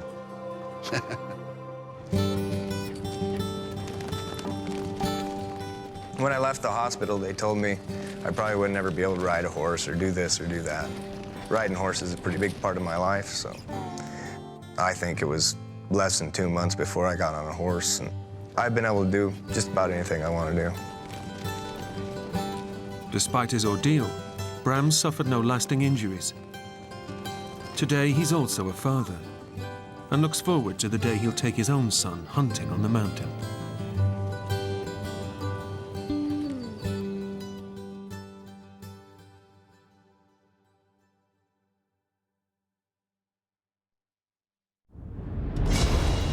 When a plane spirals out of control in a freak storm, three friends must jump to save their lives. Once that door was open, I just jumped. Without knowing the fate of his friends, Will Slattery faces a terrifying ordeal. He battles strong currents, the threat of deadly sharks, and of being driven to the edge of insanity. Death was imminent and very, very close.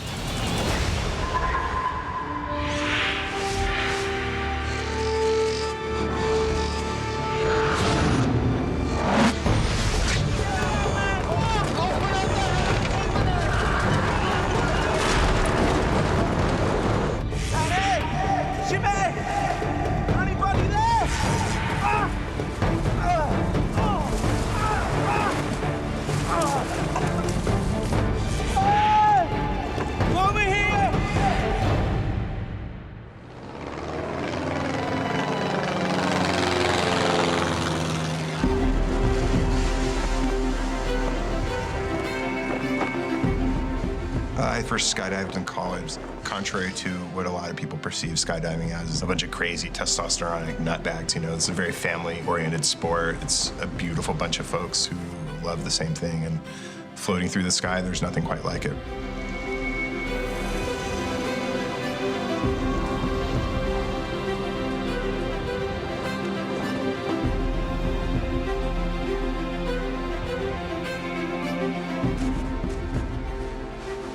Will Slattery and his two friends, Jimmy Simplicio and Manny Sanchez, are on a dream vacation, skydiving in Costa Rica. Costa Rica is a great place to jump. The sky down there was absolutely gorgeous. It was blue, clear, beautiful.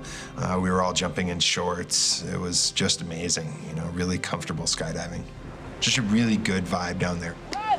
A perfect time away in this exotic tropical location.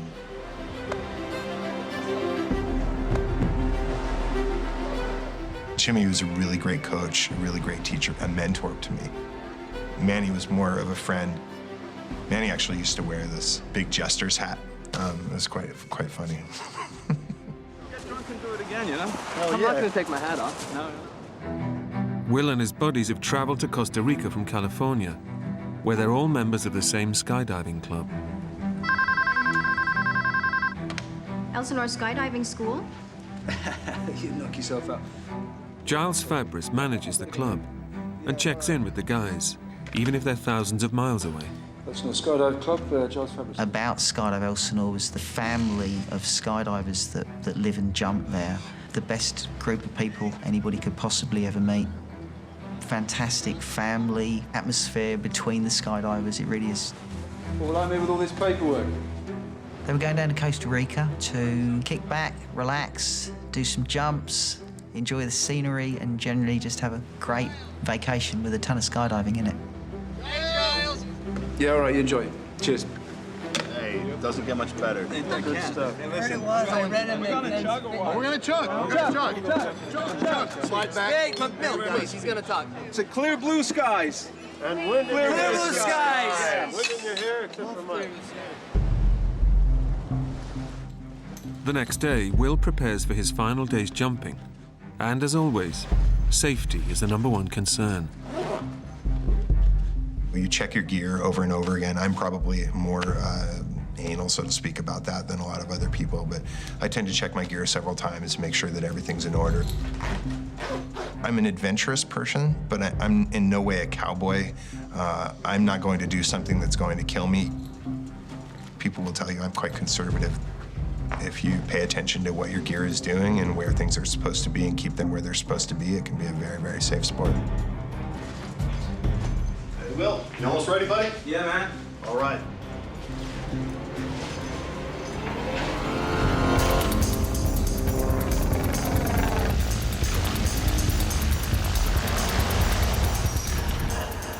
The guys have delayed the day's jump until the afternoon. There's been a storm in the morning, but by lunchtime, the skies have cleared. Cloud's gonna blow over. It was sunny, you know, some white clouds, but nothing stormy. Minus the intermittent clouds, things that day looked like they would be just the same as the day before. Hey, Bradley, what's up, buddy? So we all started getting our rigs together and getting our gear on to get ready to go skydiving. Yeah, good to go. Ready? Let's go, Jimmy, baby. The plane we flew down there was a Cessna 206. It was a small airplane, smaller than probably most cars. All right, my man. Planes for skydiving are generally, they'll take out the seats. So it's basically an open compartment in the back, and we'll sit back to leg, you know, so kind of sit in a row so that we're packed in there nice and tight, you know. Okay, blue skies, safe landing. Fire up, baby. Jump up, ready? Yeah.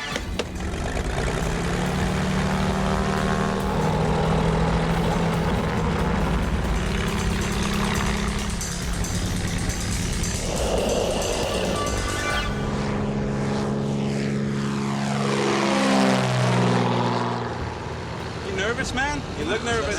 A little bit. The atmosphere on board is light-hearted. I was there. But as the plane climbs, the weather begins to close in. Within 5 to 10 minutes after we took off, we actually entered the clouds. And from that point on, for probably 20 minutes, we were in complete whiteout, meaning all around the airplane was white. We couldn't see the land, we couldn't see the ocean, we couldn't see anything. Pretty thick, huh? Freaky. A little bit unnerving, you know. Will and the guys hold tight, obeying the golden rule of skydiving. Skydivers aren't supposed to fall through clouds. It's just a matter of safety because people can get disoriented. Sorry, guys, I thought we might find a break.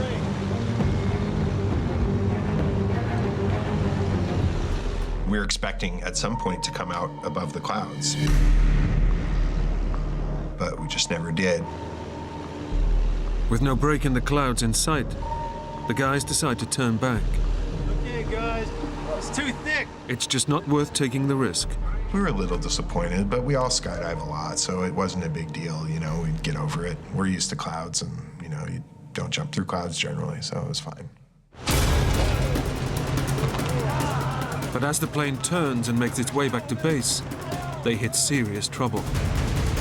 Within 20 seconds after we started going into minor turbulence, God, I hate this car. it just got worse and worse. Okay. Then the plane started going into massive turbulence. I was definitely not a happy camper, you know. I didn't want to be in a little tiny plane flying crazily all over the sky. No.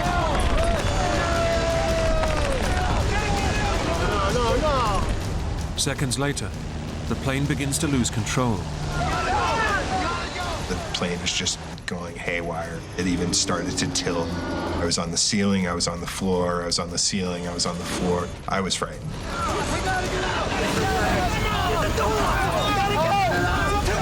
At that point, there wasn't much we could do except ride it out or jump out. Get the lag. With the plane now hurtling towards Earth, Open up the Will and his friends have no option but to take drastic emergency action. And at that point, we all started going for the door, trying to get it up. It was the only thing we could do. It took us 4 tries to get the door open because we were being thrown about the airplane so much. Come on! Despite not knowing how high they are, and if they have enough time to parachute properly, they dive into the void. Once that door was open, my butt was out of that airplane. I did not want to be there. I knew that. I trust my skydiving equipment. I trust my parachute, and I did not trust that airplane at that point. I just got out.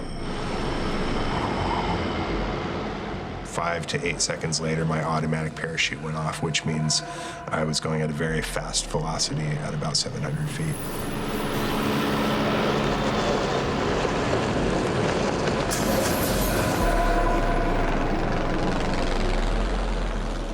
We were very low in very low cloud cover, and it was a shock to me. At that point, I looked around for my friends. I saw Jimmy under his canopy as well, going the other way quite a distance off, and Manny was under his canopy next to me, flying parallel to me. Will is desperate to know that his old friend, Manny, is okay.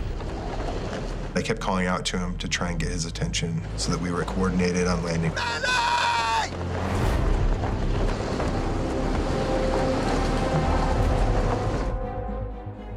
But he never answered. He was just kind of limp, you know. His head was hanging down, and my assumption at that point was that he got hit by the airplane coming out. It occurred to me that he might be dead. Just seconds after jumping, Will is now hurtling towards Earth at 40 miles an hour, with absolutely no idea where he might land.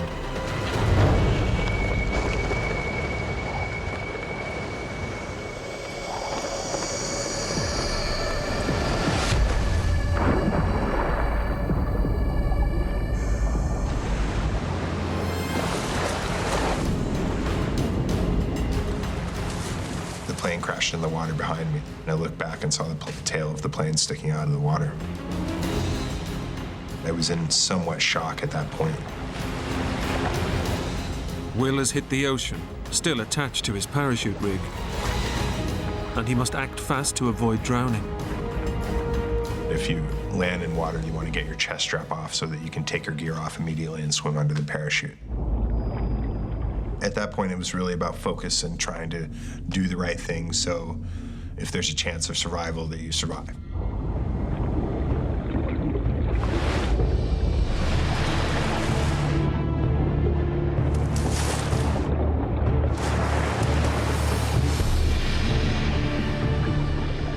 It took me 2 or 3 minutes, and that was a pretty scary feeling because you can actually get tangled up in the lines and drown. On surfacing, Will's first thoughts of his friends. They've also dived out of the plane. One of them, Manny, seemed in serious trouble. I removed my shirt and my shoes because I wanted to be able to freely swim over and find Manny.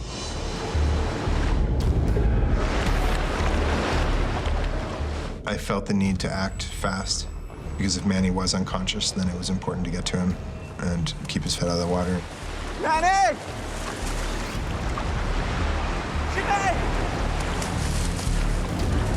Manny! He wasn't answering me. I didn't see his parachute. I didn't see anything. Manny! Is there anybody there? Don't worry. So I swam around toward where I thought he would have landed.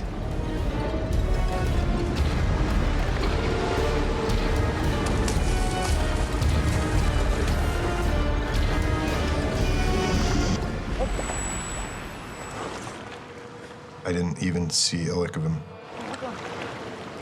With his friends gone, Will quickly has to face up to his complete isolation. Hello? I accepted the fact that I was alone in a pair of shorts in the middle of the ocean. There was nothing. The plane went under. I saw no parachutes, no Jimmy, no Manny, no nothing. except ocean. Stranded miles out in the Pacific Ocean, Will is overcome with a feeling of complete hopelessness. And he can see no way out. I couldn't see land. I saw no boats. I didn't think there was any way I was going to last overnight in the ocean. If I'm going to die, why couldn't I have just gone in with the plane instead of have to struggle out here until I drown? If there's a chance at life, I'll fight, you know? But if I'm going to die no matter what, why stretch it out, you know? Give me instant death.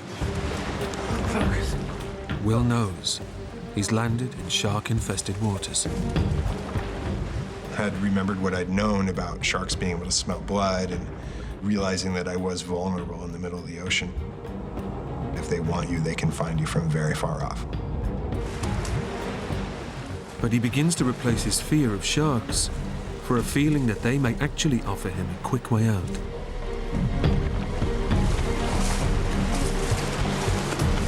You hungry? I didn't want it to be some long, drawn-out process. Like, who wants a long, drawn-out death? Come on! Which is why I decided that being eaten would be a much better option. Come on! You hungry? Ah!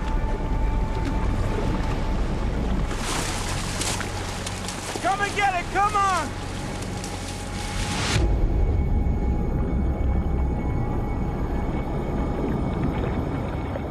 But the sharks don't come, and Will begins to take stock of his predicament.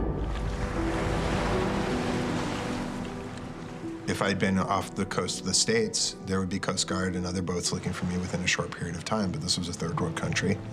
So I thought, you know, don't be a spoiled American and think there's going to be a boat coming to get you. You have to survive this or not. Just enjoy the view.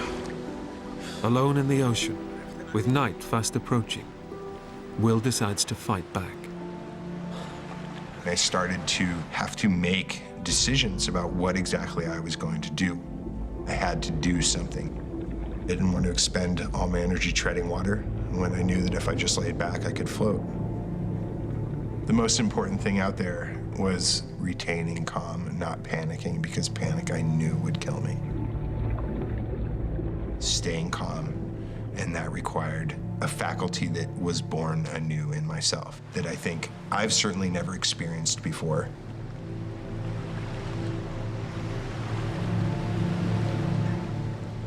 There's something very pure about the action of trying to live and saying, whatever happens, happens, but I'm going to do my best to try.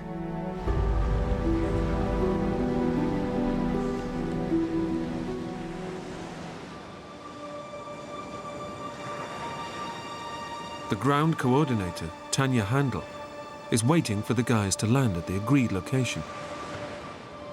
My stomach started to turn when I arrived and there was no skydivers on our drop zone.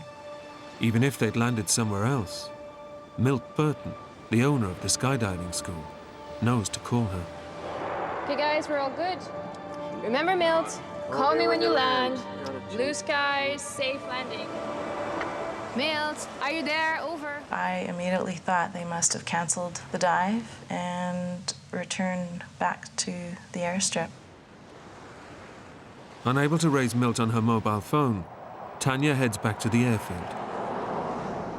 20 minutes later, there was nothing, no one to be seen at the airstrip.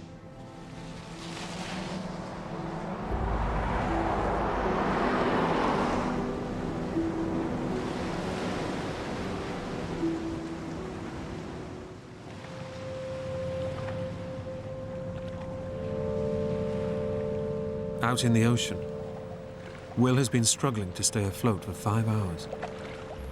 His muscles are drawing on emergency reserves of adrenaline. He's beginning to suffer acute exhaustion, and he's in complete darkness. I could scarcely see my hand in front of my face. It felt like I was in a dark, dark place, a dark world that was very isolating.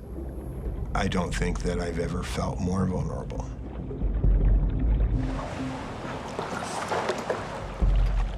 But as he drifts alone in the dark, Will suddenly gets his first ray of hope.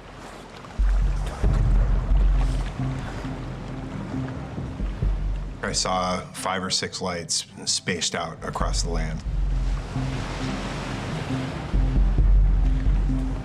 I had no idea how far they were. I knew they were lights and therefore human, and I was pretty convinced that was where the land was. It's the glimmer of hope he's been waiting for, and Will makes for the shore. I had to go slow, calm, collected, cool. I would do maybe 20 to 30 backstrokes and then stop. It was a great thing I knew where the land was.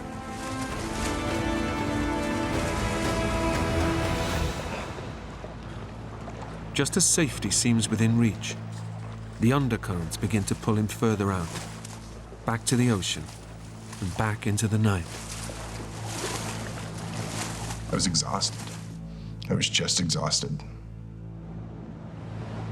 I saw no actual possibility of me getting out of the ocean alive.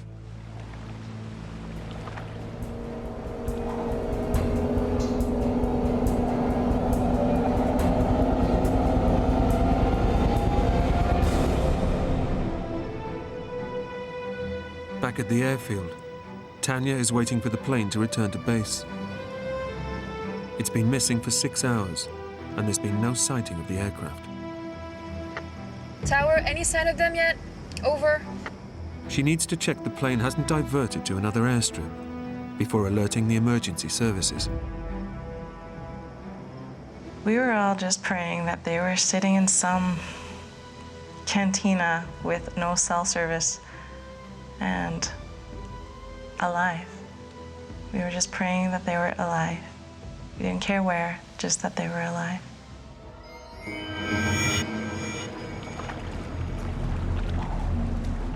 Alone in the ocean, his thoughts turn to the people he may never see again. I thought about family, about friends, people back home, about Jimmy and Manny, certainly. I wondered how they were. Had they survived the initial landing in the ocean, getting out of the airplane, would they be able to survive the night?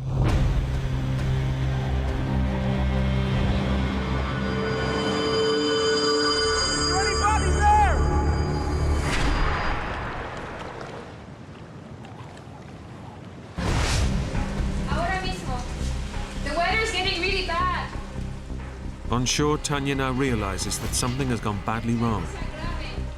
The skydiving plane has not returned and is missing. Sí, tenemos que buscarlos. No, listen. Escucha. The plane has not landed. She knows the plane must have crashed, but the Costa Rican emergency services can't launch a rescue during the night. Visibility is just too poor. No, not tomorrow. Now, we have to go now. Panic was going through my head. I mean, they haven't called me, they always call me. We didn't know where to even put our energy into looking. Where could they have gone? North, south, up the coast, down the coast, in the mountains, off the coast. We had no idea where to even start to look for them.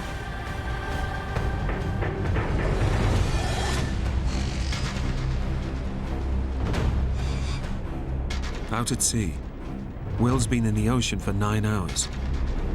The water temperature has dropped to 45 degrees. He's rapidly losing body heat and dehydrating even further from the effects of swallowing seawater. As soon as it got to be night, the swells were getting bigger, it was colder, and I was getting more water in my mouth, which I knew eventually over time could be responsible for taking my life. No search has been mounted, and he's fast running out of hope. I saw no boats. It was dark. I didn't think there was any way I was going to last overnight in the ocean. No boats, no planes. I'm dead, man.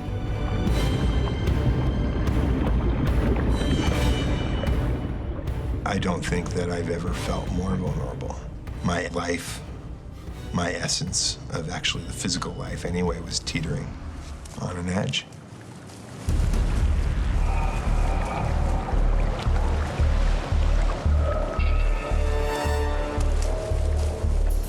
Just when it seems things can get no worse, Will comes under attack from beneath the water.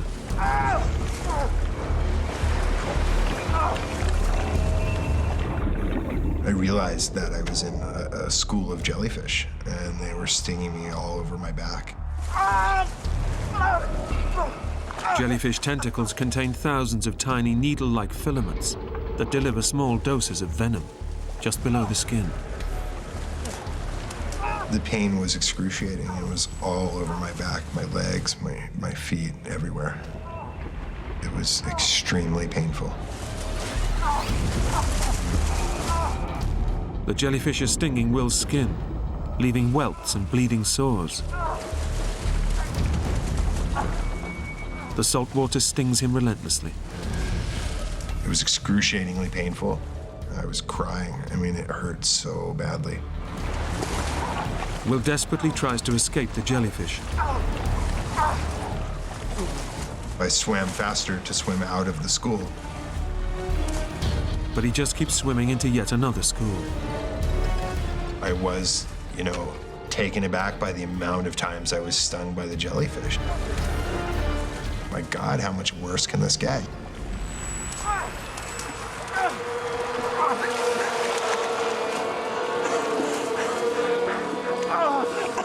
Come on. It was excruciating. The relentless stinging causes Will's mind to wander. What else is in the water, waiting to attack him? Sharks hunt at night, and do I splash around until a shark comes and eats me? It seemed a horror. It seemed...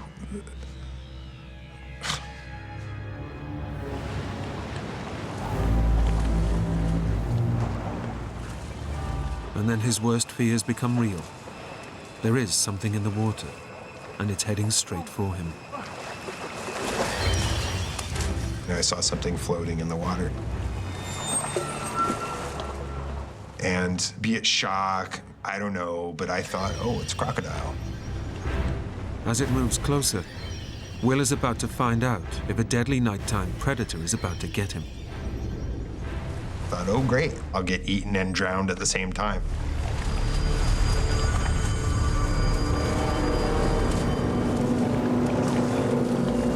I had no idea how far out saltwater crocodiles would swim, and this was too elongated to be a turtle.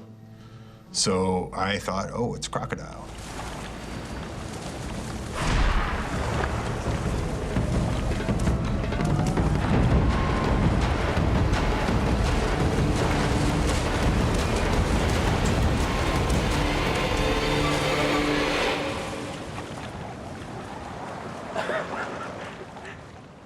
I laughed, because who would think a log, a tree, is in the middle of the ocean?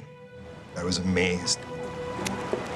After 10 hours in the water, the floating log is a lifeline for Will. His first lucky break since his ordeal began. I put my arms over it and I floated with it, and was much more thankful to have something to float on rather than just my belly. It gave me a lot of hope that I didn't have before, maybe some chance that this was going to end positively.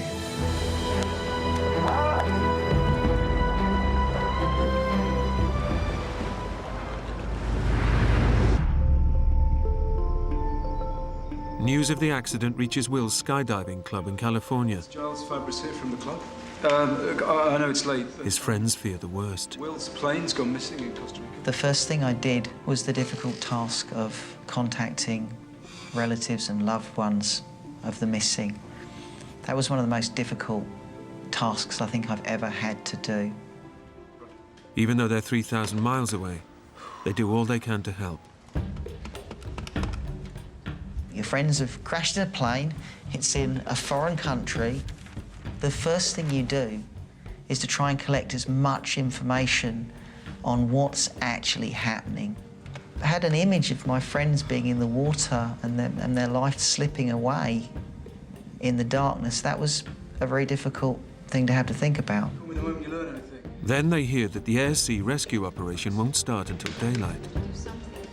I don't think anyone's organising a search of the coastline, so we're going to do it, okay?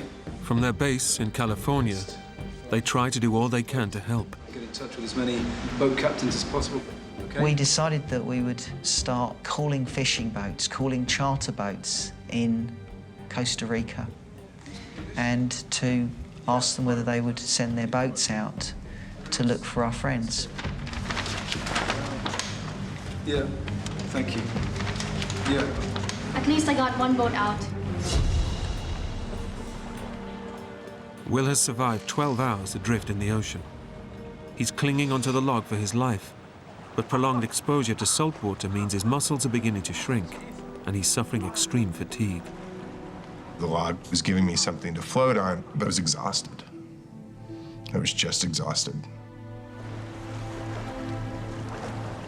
I was certain, because of the amount of water I'd ingested, the amount of pain I was in from the jellyfish, and the fact that it had gotten much colder, that I was going to die.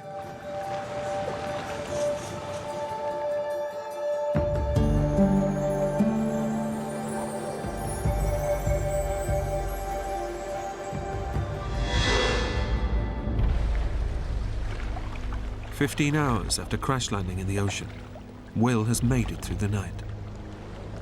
I did fall asleep on the log. I only know because I woke up on the log.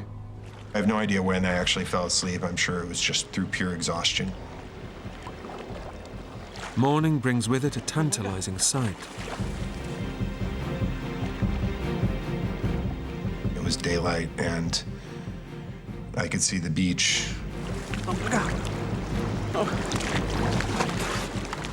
And it seemed like the swells were pushing me toward land almost, and I could maybe, halfway surf the log into the shore,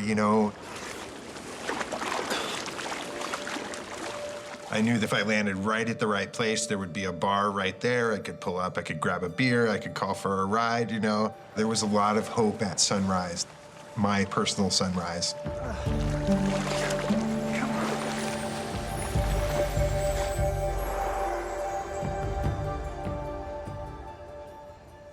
It was a long night. We were pulling data from the internet, we were calling the State Department, we were getting very varied sources back. Even when you have news reports that tell you that the chance of survival is very, very small, there's always a little bit of hope. Hello? And it's very important that that hope doesn't die. It's a frustrating feeling, knowing that people you love are in a situation and you're many miles away trying to do the best you can. Yeah, that's what we thought. It's raining. When your energy's focused on the well-being of your friends, the hours and the minutes tend to disappear. Time becomes kind of distorted. Everything takes on a rather unworldly feel about it. Becomes a very surreal nightmare.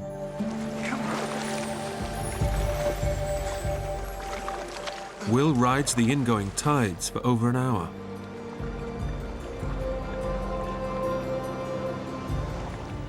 I wasn't making as much progress as I needed to.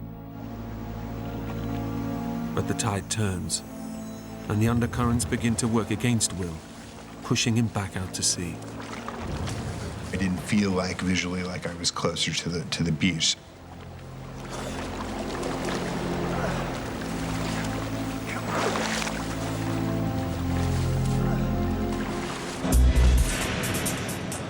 His only hope is the Costa Rican rescue operation, which is now underway.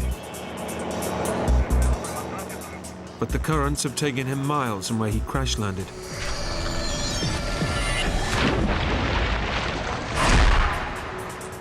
And the rescue teams are looking in the wrong place. Even if they knew where he was, it's like looking for a needle in a haystack. Throughout that day, boats and planes and helicopters would just pass, probably just doing their own thing and not looking for me. But it didn't make sense not to wave to it, so I waved a couple times, and then the log would roll over and I'd fall in the ocean. That was a scene repeated over and over throughout that day.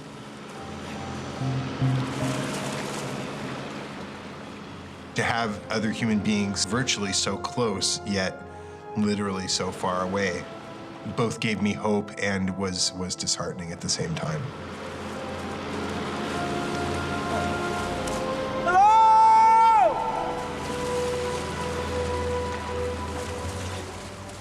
I realized how insignificantly, physically, visually small I was in the ocean and how virtually impossible it was going to be for any of them to see me. Hey! Oh, man!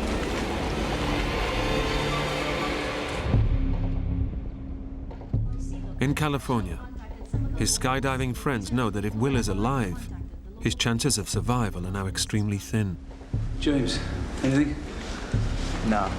Getting nothing online. Come on, someone's got to know something somewhere. Okay, we'll keep going. Even in Costa Rica, the ocean is cold. The ocean is pulling energy from anybody or anything that is floating in it. A few boats down that way. Let me see if I can find what I can online. Get you this one. As time goes on, the chances of somebody surviving dramatically decrease. It's a pretty big chunk of ocean, so our best chance is still the boats. Fingers crossed, yeah, let's keep hassling them.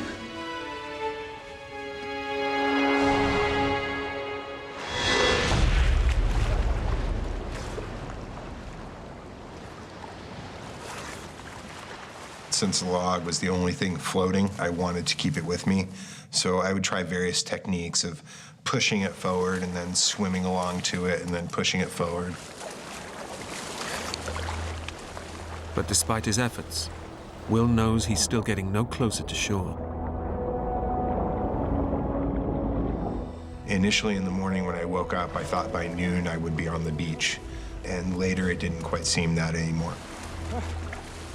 Clinging to the log for 13 hours, Will realizes his last remaining lifeline is fast becoming a burden.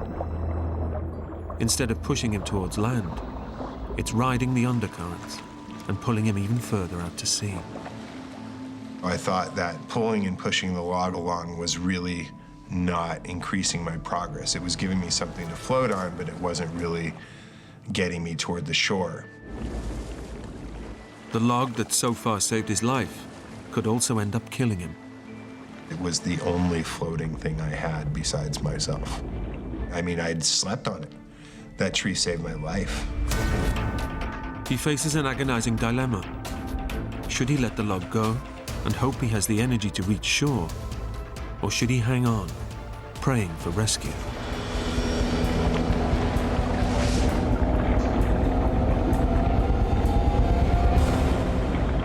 I ultimately decided that the tree was keeping me in the same place, that I wasn't making as much progress as I could were I just swimming with my body.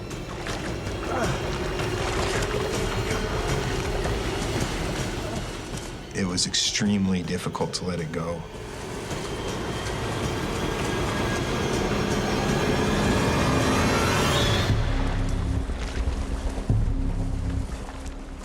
I swam maybe 20, 30 yards away, and then I said, forget this, and I swam back to the tree and was very glad to have it back. To let it go was tantamount to saying goodbye to the one floating thing I had besides myself. You know, it seems like it could be a very foolish thing to do, to let it go.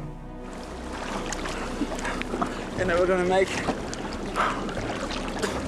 Let it go. Just gonna let it go. Come on. Will's hopes that the log will push him to shore are crushed.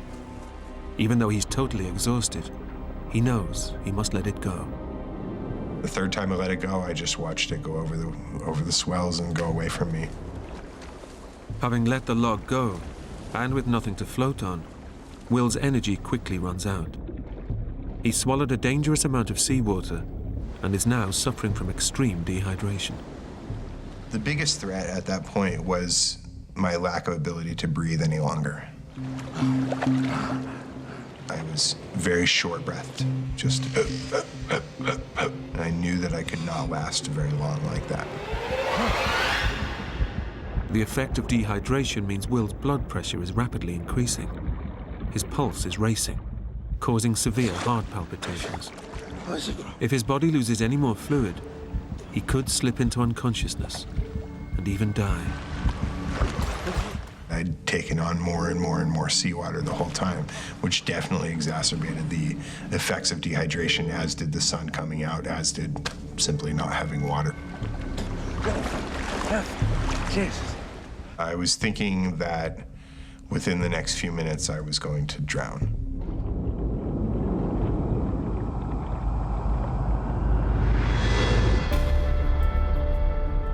"3,000 miles away, Will's friends are desperate to find him. I really wanted to know any piece of information that might give us an advantage in helping our friends.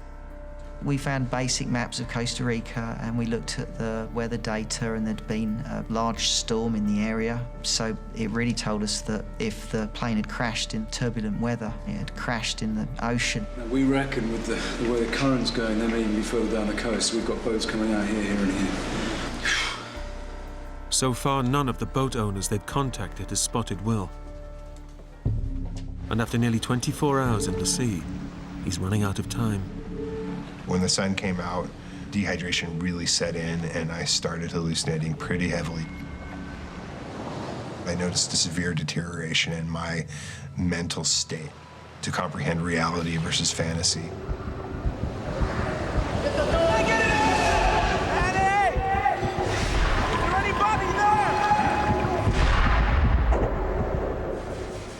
Will has swallowed so much seawater, his kidneys can't flush out the excess salt. His body is gradually shutting down, bringing on hallucinations. I would think I saw a shark fin over here, and I would look over there and, and think I saw something else over there, and I knew that there were turtles there that can just slice you open and eat you, So those things were seeping in. Will's ordeal has driven him to the edge of insanity, and his body is ready to give up the fight. I just felt at that point that I had very little physical and mental energy to keep my head above the water. I had been in excruciating pain from the jellyfish. The swells had picked up. There was more and more water getting inside me. And I just felt at that point like the end was imminent, like it would be a very few minutes off.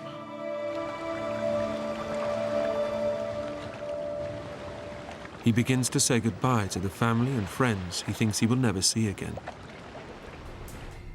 I felt alone from other humans. I felt that I'd left, the other humans, the other people in my life behind. That part of my existence was over, and that I was going to die, and that I hoped that I'd done well in life, that I'd shown compassion and kindness to people, and that they felt that love,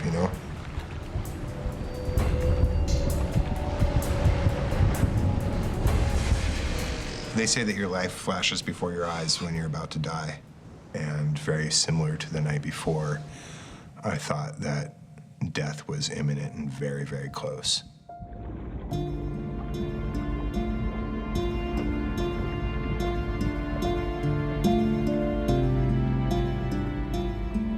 I felt that I'd left the other people in my life behind, that part of my existence was over, and that within a very few minutes I would be dead.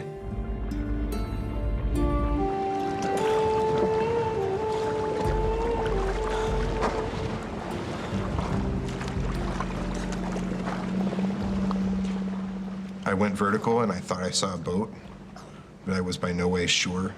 My mind was not together any longer. I was hallucinating heavily at that point. Either a boat was there or there wasn't. Focus well. Focus well. Focus. Breathe. Hello? I waved to them and yelled in Spanish as loud as I could. Hello? Hello? For them to have seen me was unlikely, so I laid back down in the water to await either drowning or rescue. Having used up his last scrap of energy to wave at the boat, Will collapses in the water and awaits his fate.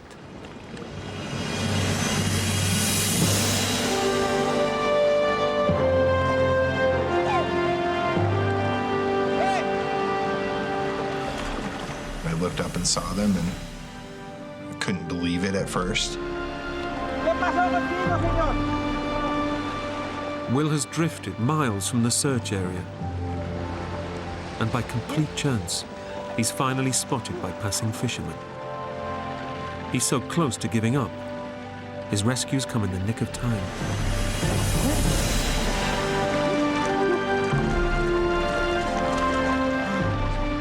They said, "Come on, get on the boat." And I said, "I can't." I had no strength, you know? And they all reached down, and it was just, I think, as much in shock as I was when the plane crashed.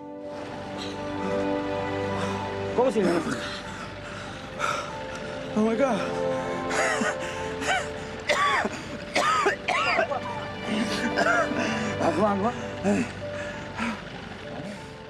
I just couldn't believe it, you know? It crashed in the middle of the ocean, and my fat, pasty butt made it through 24 hours in the ocean. When I found out Will was alive, that brought a lot of joy. Hey, guys. Guys, come here. It's him, look. It's Will. He made it. Wow, yeah. Yeah. Awesome. Come on. See? How did you do that? Oh, look. He didn't just survive the crash, he survived the crash and he survived the bloody ocean. I just literally said, "Oh my God, I'm invincible." And I collapsed onto the boat and held onto this guy's leg until we got to shore. Unfortunately, the search and rescue operation was looking in the wrong places.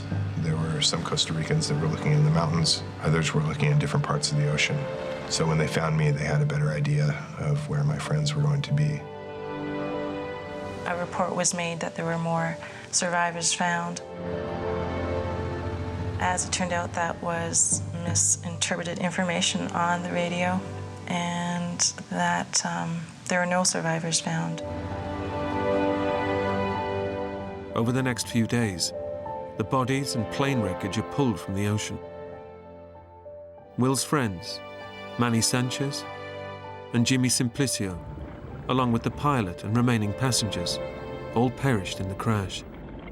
Will is confirmed as the only survivor. Manny was this amazing, almost cartoonish, almost childlike, beautiful human being. And Jimmy really is the same, an enigmatic, amazing character, you know? Kind of a hard ass, but a really beautiful soul at the same time. Did we do the right thing by jumping out?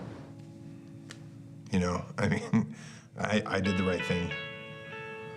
Manny and Jimmy did the same thing as I did. We all made the same decision, so I'm comfortable with the decision we made. After his 24-hour ordeal, Will spent 5 days recovering in hospital. He's still skydiving.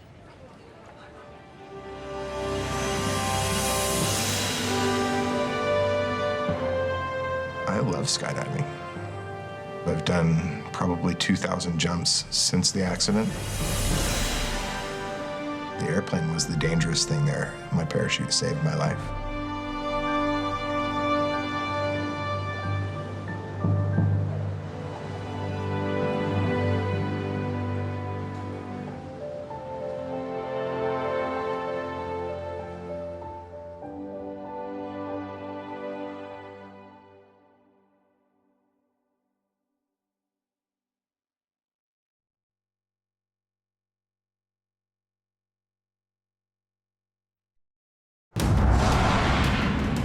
An amateur treasure hunter's first holiday after life-saving heart surgery becomes a living nightmare when he gets lost in the Australian wilderness.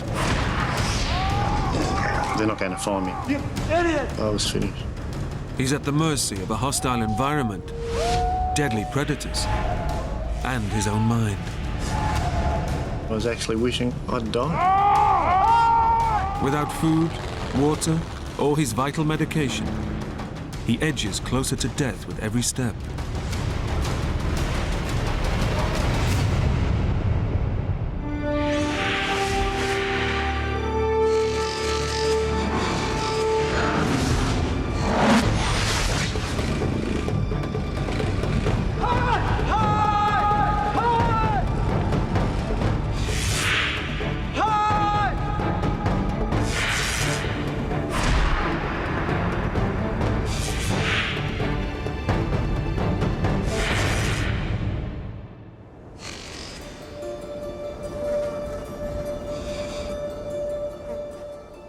Theo Rosmulder is on a long-awaited gold prospecting holiday in a remote part of Western Australia with his wife, Pauline. Hi, love. Can I get you anything? No, thanks, love. Feeling lucky? Yeah. Today might be the day. You had your pills? Yeah. Had him earlier. See you, love. The treasure-hunting trip is a reward for Theo, who's recovering from triple bypass heart surgery. To survive, he needs daily medication to regulate his heartbeat, and Pauline has come along to keep an eye on him.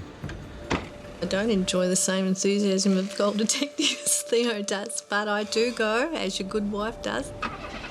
It was an eye-opener to me as to how remote and desolate Western Australian bush is. Once you'd lost sight of that caravan, you didn't go any further. You turned and came back because, I mean, you got turned around and I was lost. You know, it was very, very easy to get lost.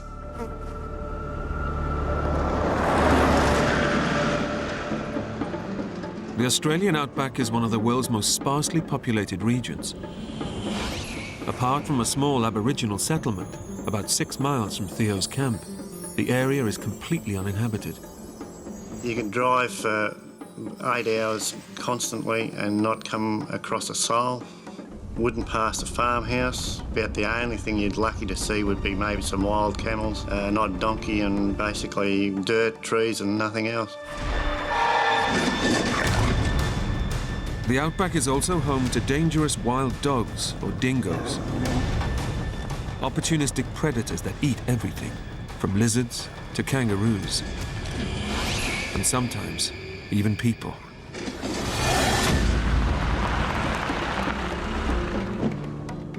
Theo and his 2 friends, Doug and Brian, focus their search on a remote region peppered with old mines from the 1900s gold rush. After 2 weeks gold hunting, they feel they know the area so well. We really need this today? They leave their handheld GPS in the back of their vehicle. Back here, 5:30 then? Yeah. Be lucky, boys. To be honest, if I look back, I was getting pretty cocky. I'd been out so many times by myself and thought I knew the area like the back of my hand. The men will guide themselves back to their vehicle using the sun, as the outback has few features to navigate by. We're only going to go out for an hour or so at the most. We decided we weren't going to walk around any great distance.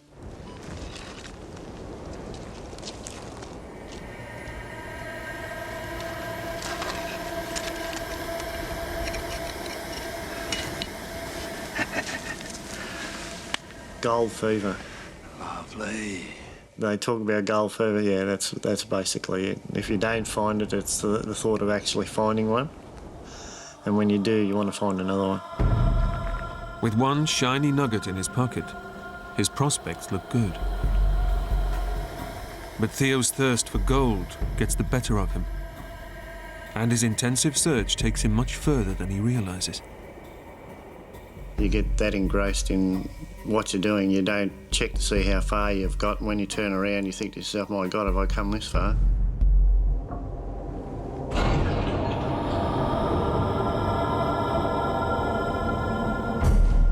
While Brian and Doug return safely, Theo's not only late, but he's lost his only way of finding their vehicle.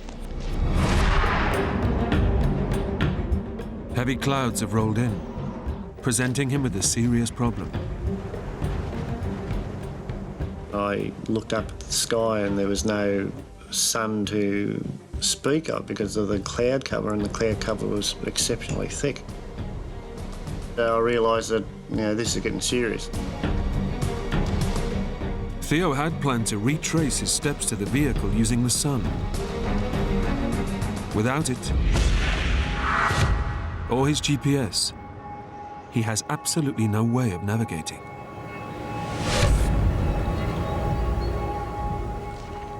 I basically couldn't quite work out as to which direction to actually go back to the car. And I was getting pretty dejected. So I took an uneducated guess. Theo has made an error that could cost him his life. Instead of trying to find his way back, he should have followed the golden rule of the outback. If you get lost, stay put and wait for rescue. He's taking his time. It's now half an hour past their rendezvous time. Theo's friends Brian and Doug start to wonder where he is.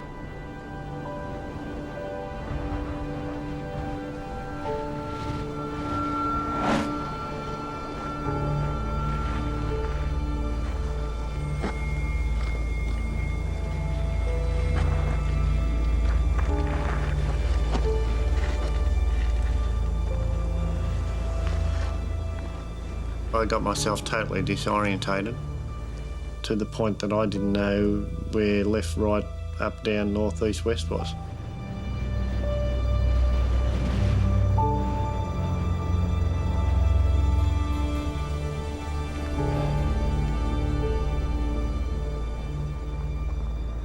I looked around and I thought, I've been here before. This area looks so familiar. But I realised that it didn't matter where I was. It all looked familiar.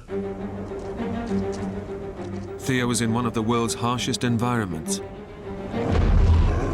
A vast and featureless desert, devoid of food and water. Without a compass, and with light fading, Theo is totally lost. How the hell am I going to get out of this? It was getting just on dusk. I knew by then that I'd be spending a night out in the open if I didn't find my way home. Then, in the last minutes of daylight, he stumbles on a fence, a lifeline in the middle of nowhere. We were told that if you find a track or a fence line, if you follow it, it'll take you back to the Aboriginal community. I've got to try and work out from here which way to go. Theo's decision may mean the difference between life and death. One way will lead him to the Aboriginal settlement and safety, but the other will take him deeper into hostile wilderness, miles from help, food, or water. Lost and alone, Theo has to make a stark choice. Left or right?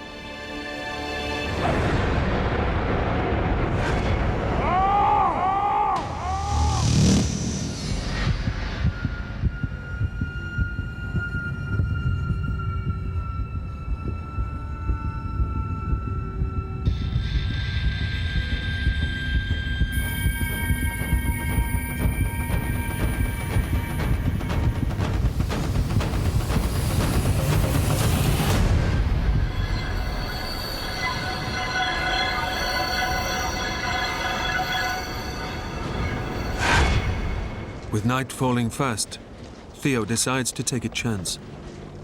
When you're looking at a cold night, if there's an opportunity to get back to camp, you tend to grab it. I take tablets for the heart operation that I had, and I wanted to get back to make sure I took those. You had your pills? Had them earlier.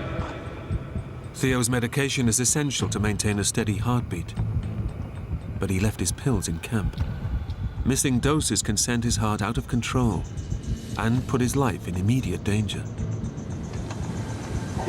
Back at camp, Pauline is increasingly worried. He can nearly talk himself into palpitations if he doesn't have his tablets.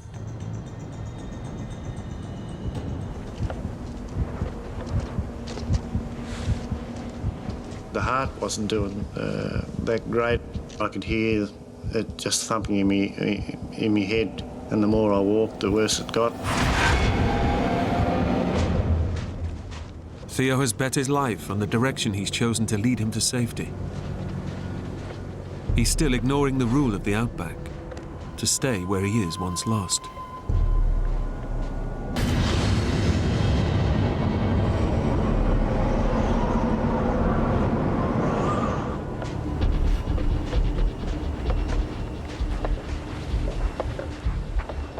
I took off, followed the track.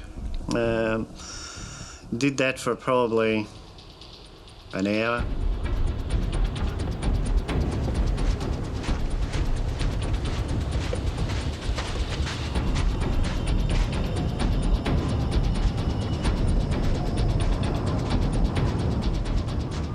But his gamble is about to fail.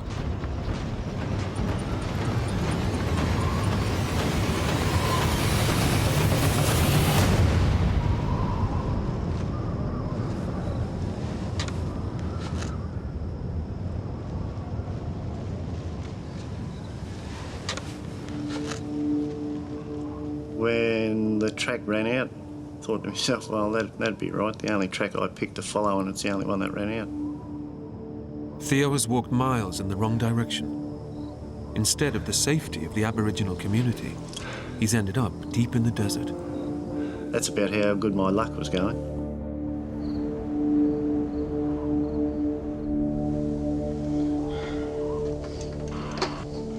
Hello, Theo? Pauline here? Yeah, Pauline, we're just packing up and Theo's not back yet. You what?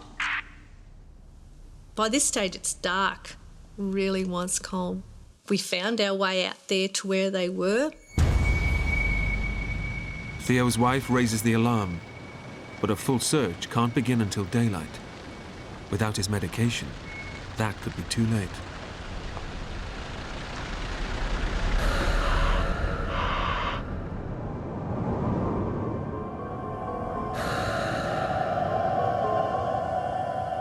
But it's not the only danger Theo faces.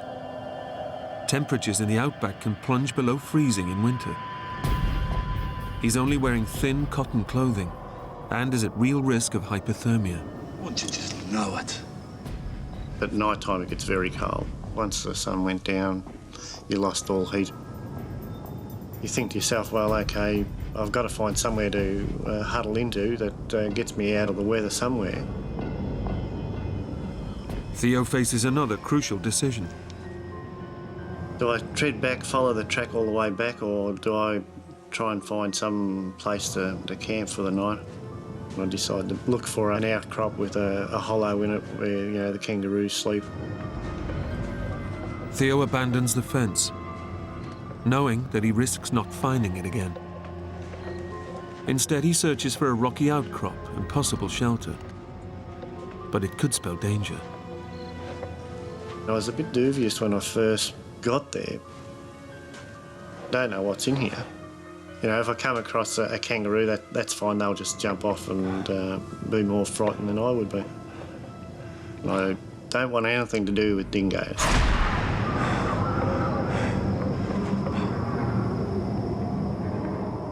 Dingoes often sleep in kangaroo hollows and will attack if disturbed. I went with my pick out front. If I disturb them, they might get nasty.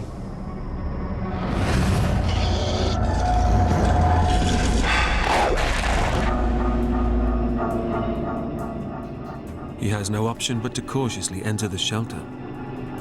If he stays out in the open, he's likely to freeze to death.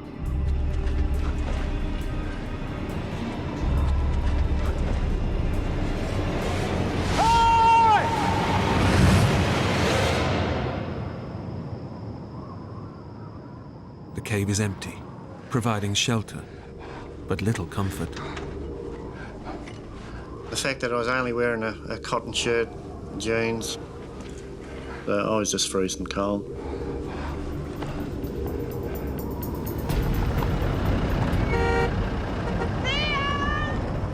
We just kept looking and looking and looking and beeping the horn, and I stood up and just yelled and yelled and yelled.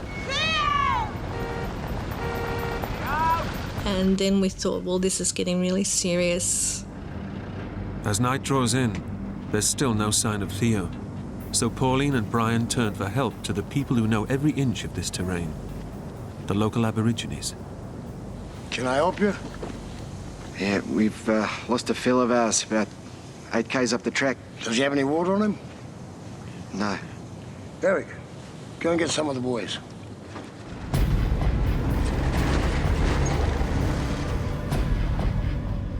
Unaware that a search effort is underway, Theo faces a long, cold night alone. Here I was huddled into this outcrop of rock, which was only covering probably 2/3 of my body.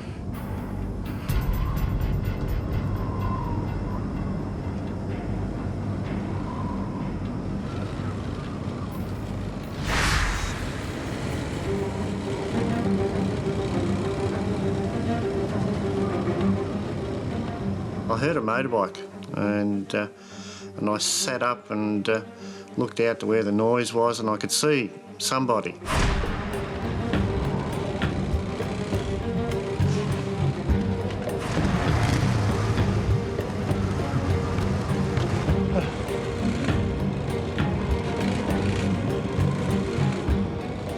I started running towards the headlights and waving and yelling and screaming.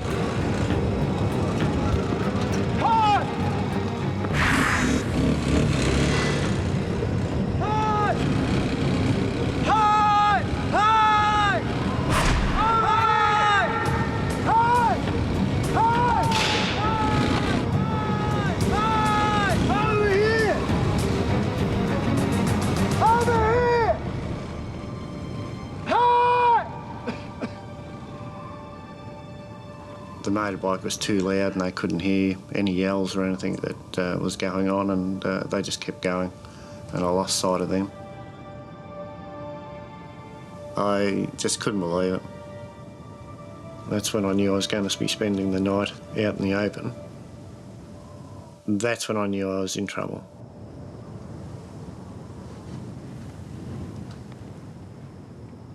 Theo knows what a night exposed to the outback will bring. Bloody idiots. I thought, this is it.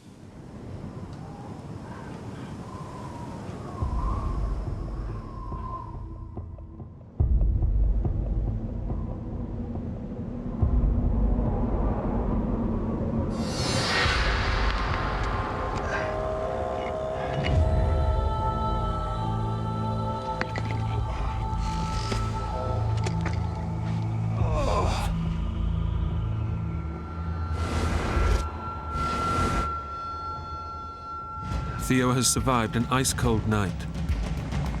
Although he missed a chance of rescue, he knows people are trying to find him. Daylight brings fresh hope. They've got the people out in the ground looking. So, you know, I've got to be found. Everybody's out looking for me. But help must come soon. Not only is Theo without vital heart pills, but as the daytime temperatures rise, so does the threat of dehydration. I could see a fairly large outcrop of rock, and I thought, well, that's the place I need to be. If they're going to find me, they'll come and look at that place.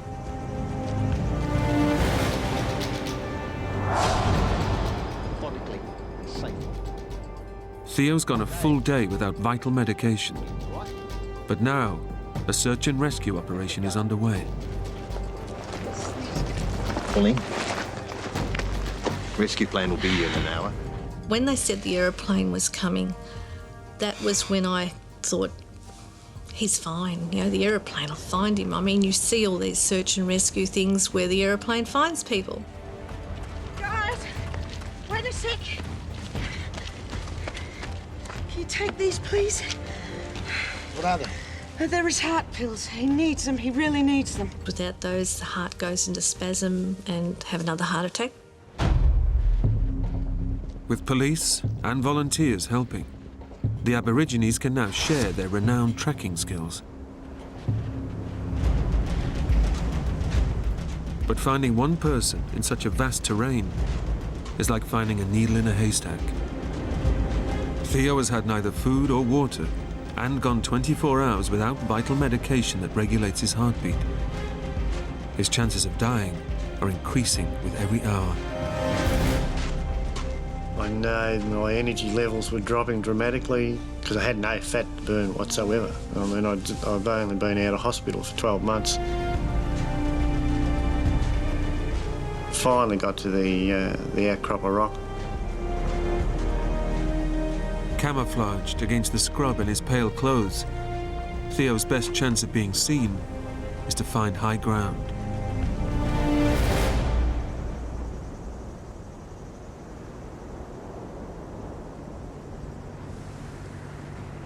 I heard an engine going.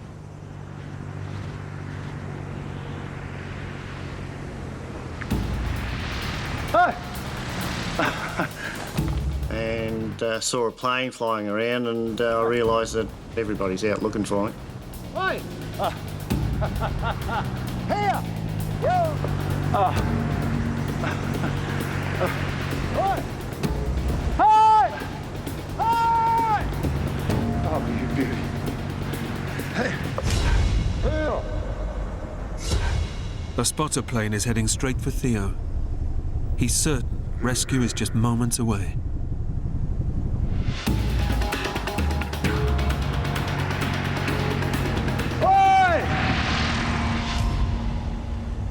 I figured from what I'd seen on TV, if he saw me, he'd sit there and he'd make the winds go side by side. Figure, oh, well, I'll look for that if that's the case.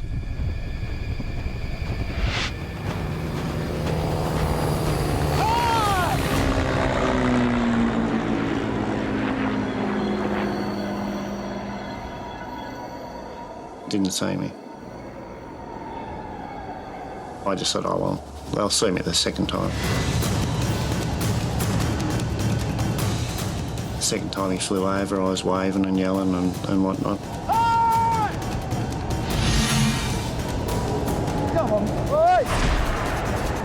Come on! Hey! Hey!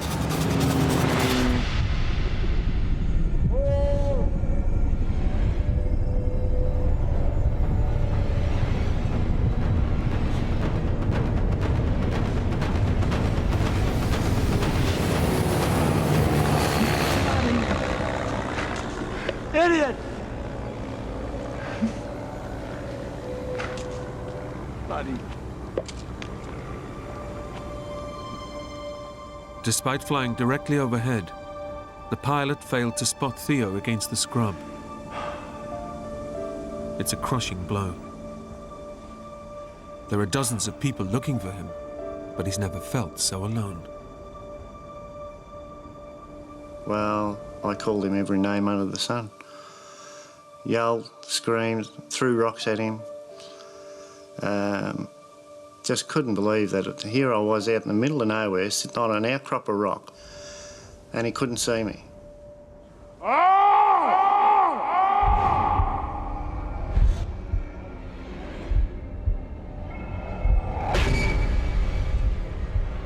Theo's situation suddenly worsens. Now, his body, weakened by his recent heart surgery, reacts to the frustration and physical strain of his ordeal.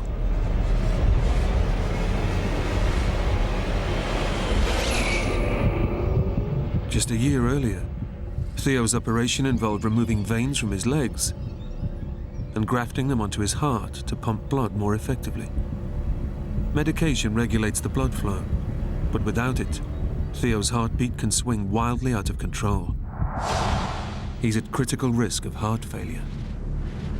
I had visions of, grafts being blown off.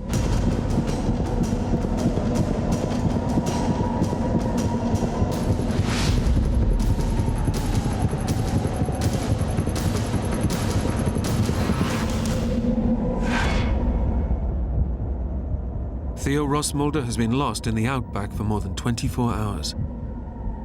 Rescue planes have failed to spot him, and lacking vital medication, his heartbeat is now dangerously irregular.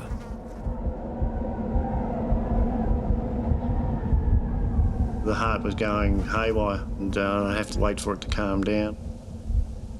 I just hope the old ticker holds up, because the way it's thumping and bumping, it's not doing real well.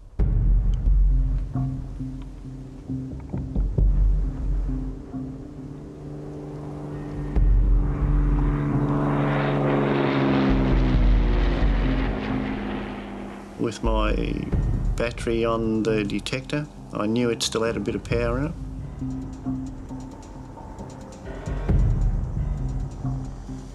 And I thought, well, if I could get the battery apart and wire up the batteries to actually spark.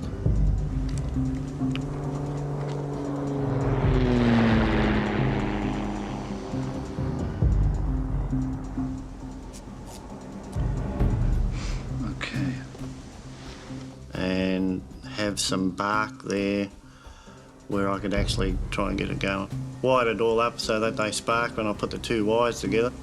I might be able to get a fire going. Planes have been flying overhead every hour, but so far failed to spot him. Building a fire might be his only hope of being seen.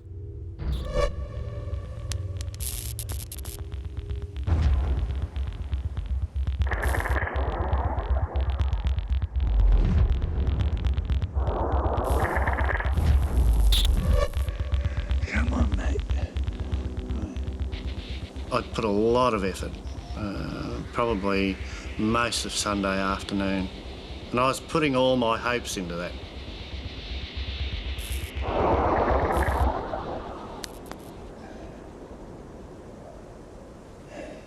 The stuff that I wanted to light just didn't come to life, just didn't happen. I was totally disgusted that I'd wasted a good battery on an effort that didn't work. As the second night falls, his chances of survival are fading fast. He again ignores the rules to stay in one place and continues to wander in the hope of finding the fence. But the more he walks, the more disoriented he starts to become. I didn't have any actual sense of which way I was actually going to. I was walking away from where I was lost and not staying in the same area.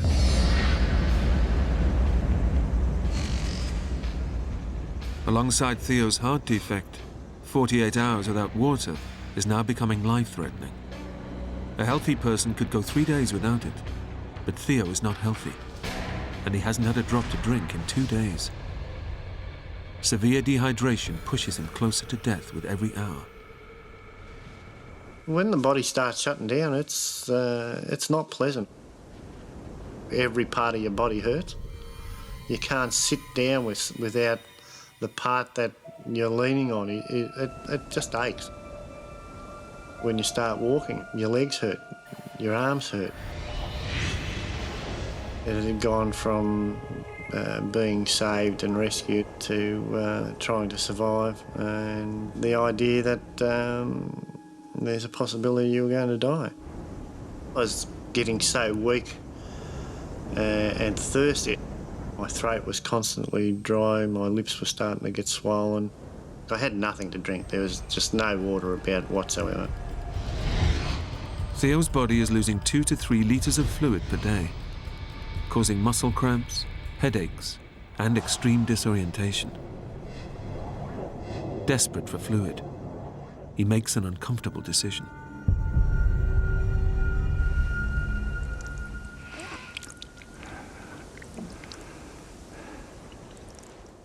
And it all of a sudden dawned on me. Hang on a minute. You can't waste this. This is your body fluid's going to waste. This is the stuff that's going to keep you alive. It's the only bit of moisture you've got. You know, this was pure water going through.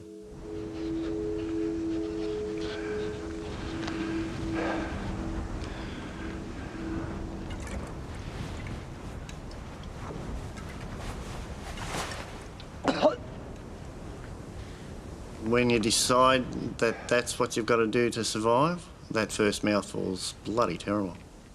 The first time it near made me sick.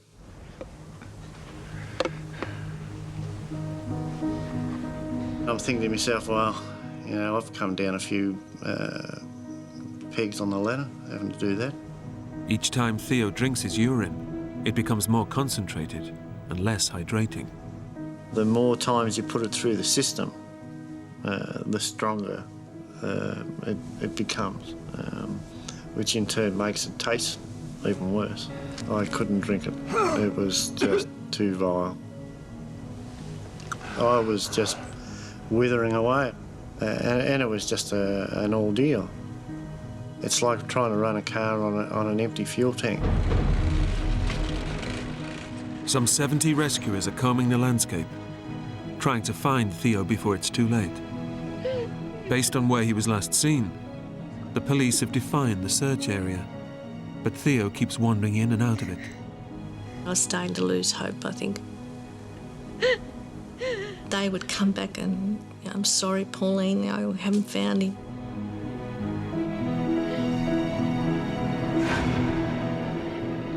And as ongoing air searches fail to spot him, Theo too is losing hope. By the time he was flying over me 14 times, I'd given up. I basically knew he wouldn't see me.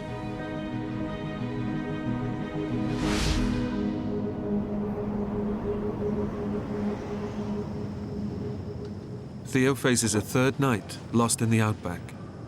Lacking both food and water, his energy is rapidly draining away. It was just lonely, cold, and then all sorts of things go through your mind because you've got nothing else to do but think. And yeah, and it wasn't pleasant. I just, you just don't want to go there. It's, yeah, it was just terrible. Suddenly, he hears the terrifying sound of a deadly new threat. The dingoes and the wild dogs were watching me constantly. You really start to think, well, I'm not going to get out of this.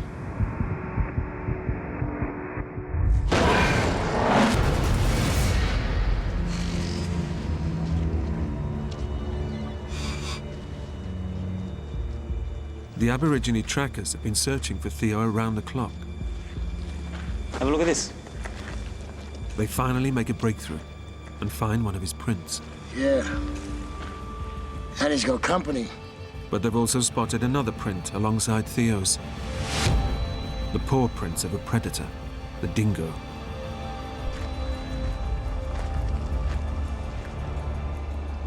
Can I speak to you, missus? Yeah, sure. He's still alive. How do you know? We've seen his footprints. The dingoes are pulling him. They'll keep pulling him, missus.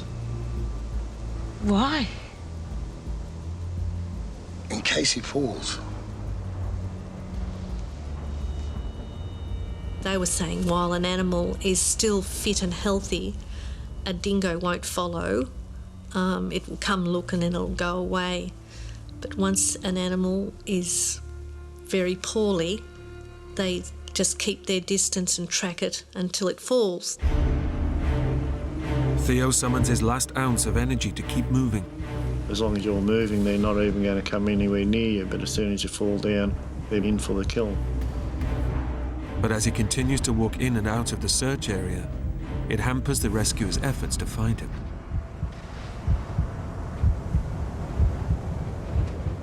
Theo's mental reasoning has now become so clouded that he clings onto his expensive metal detector, but drops his pick, his only defense against the dingoes. I basically left the only decent weapon that I had against them laying back in the dirt. I thought to myself, well, I'm going to be dead within 24 hours. And as his energy levels hit rock bottom, Theo was also losing his mind. I was hallucinating. I knew I was seeing things.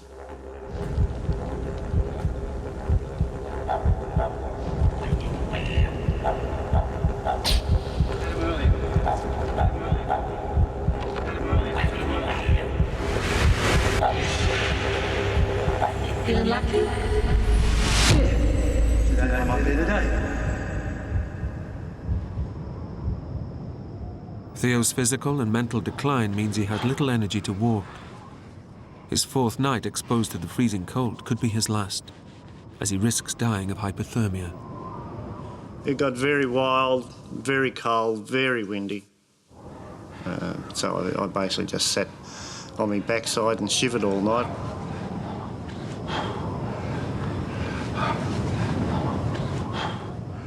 You were shivering all the time, you were cold, you couldn't lay down, you were aching all the time. All you're waiting for is the sun to come up so you can just start getting warm again.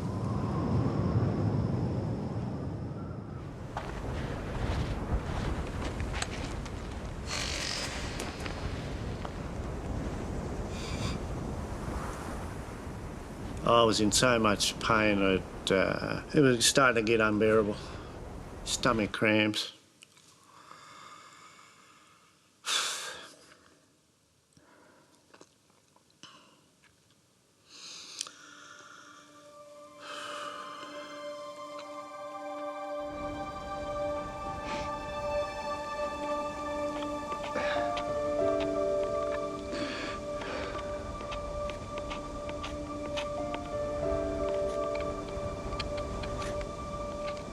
I was starting to think I wasn't going to survive. So thoughts of the wife, kids, friends were certainly coming into your mind. I was thinking I was going to die, so I might as well write notes to everybody on the back of this oxidised piece of tin, which I did. This is my last message. Haven't got any energy left, and just carried on from there. I love you all.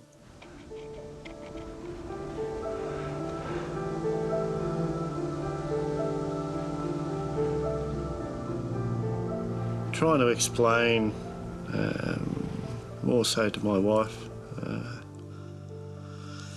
that it was my fault that I was there.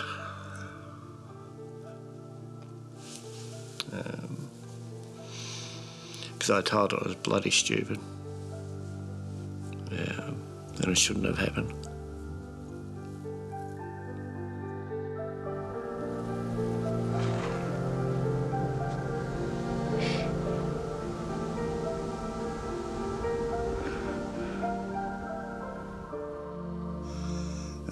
Religion becomes very, very strong.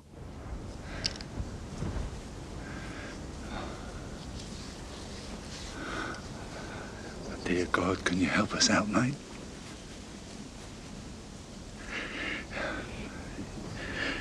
If you see me out of this, I'll see you right, I promise.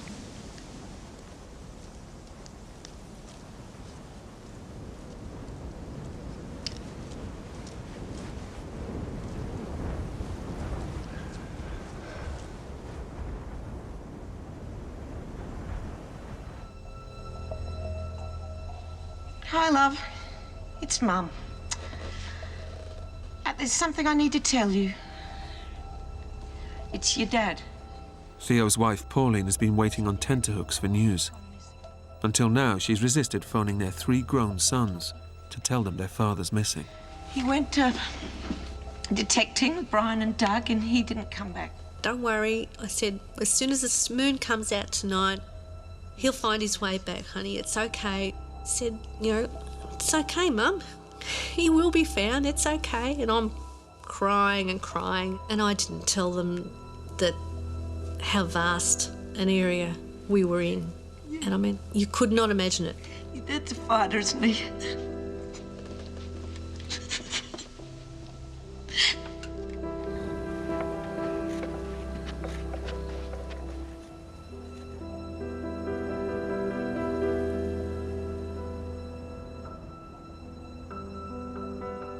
by Monday, I think I had him as dead. I really did. I couldn't think that someone of his weight and health could live that long without food, water and his medication. I really didn't. 5 days lost in the outback without food, water or a single dose of essential heart medication have pushed gold hunter Theo Rosmulder to death's door. There was nothing left in the tank. I was finished. I was actually wishing I'd die. Theo is no longer looking for shelter. He's seeking protection for his corpse. He doesn't want his body to be eaten by dingoes. If you're in a situation where you don't have any choices, bar one is how you're going to die, you start to think that, well, let's make it as best as possible.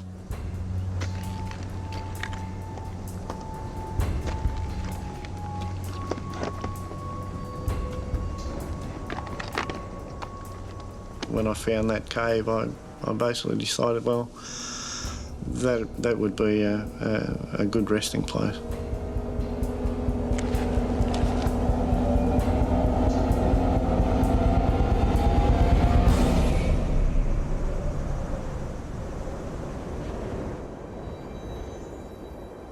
What I'd planned on doing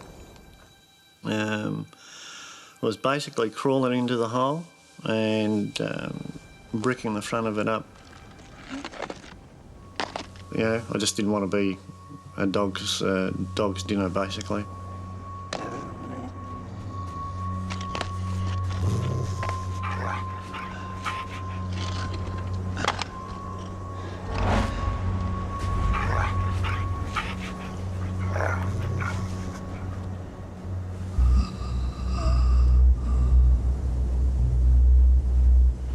I was prepared to die.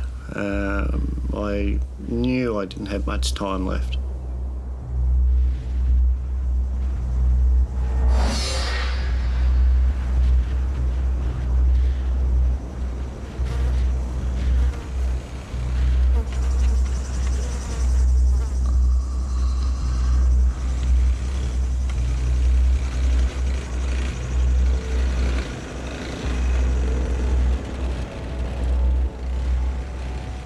I heard a motorbike going off in the distance, and I looked over and I could see this motorbike, and I thought, oh, you're seeing things.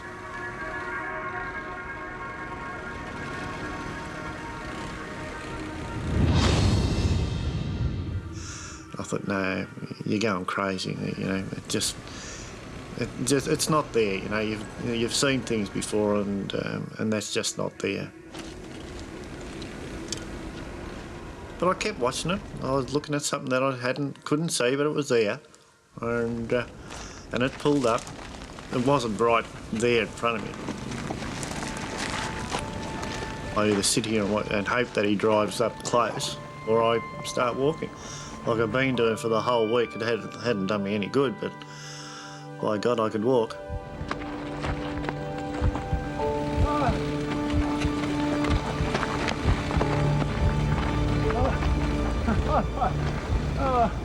I started waving, but I mean, it was taking such an effort to even stand up and wave. On the verge of death, Theo has narrowly missed another rescue opportunity. I'm going to turn around and go back. That was it. If I was going to die, that was the place I was going to die. I'd picked it.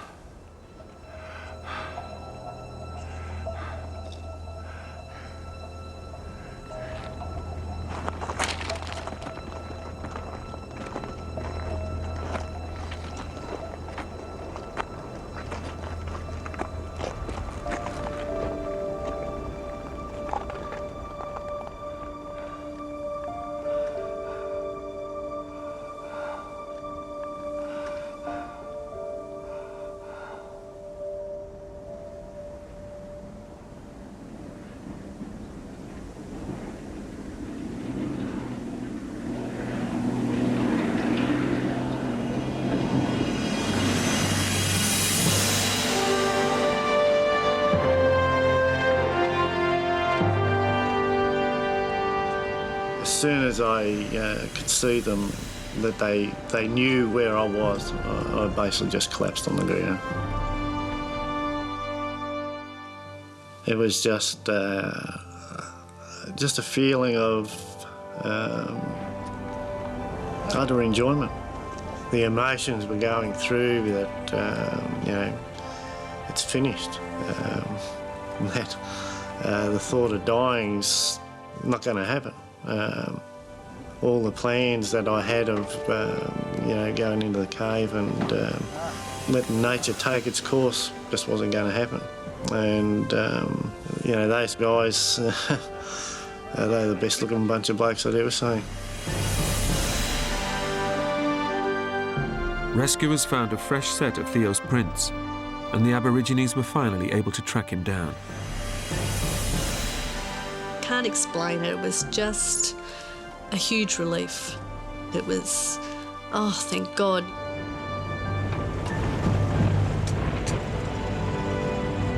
After 5 days in the outback, Theo Rosmulder suffered from severe dehydration and lost some 35 pounds. Yet his heart survived the ordeal without major complications. He now knows that had he stayed put on day one, he would likely have been found within hours. I thank everybody involved for the effort they put in. If it wasn't for them, I wouldn't be here. And like I've been telling people the whole way through, if you get lost, stay put. I mean, once you move away from where you're actually lost, you are lost. And it could cost you your life.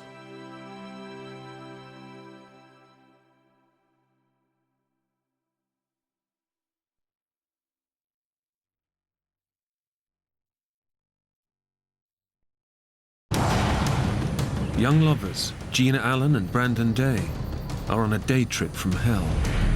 Lost in a freezing mountain wilderness with no way out.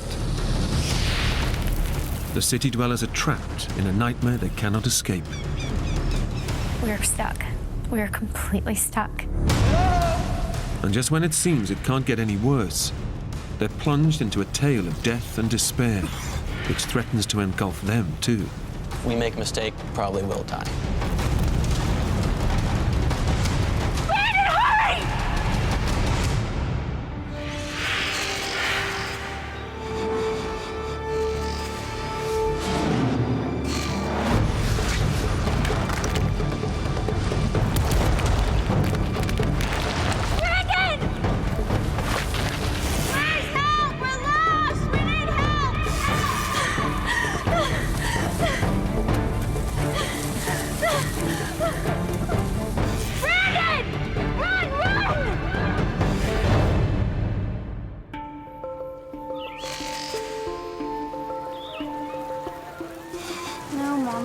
I will.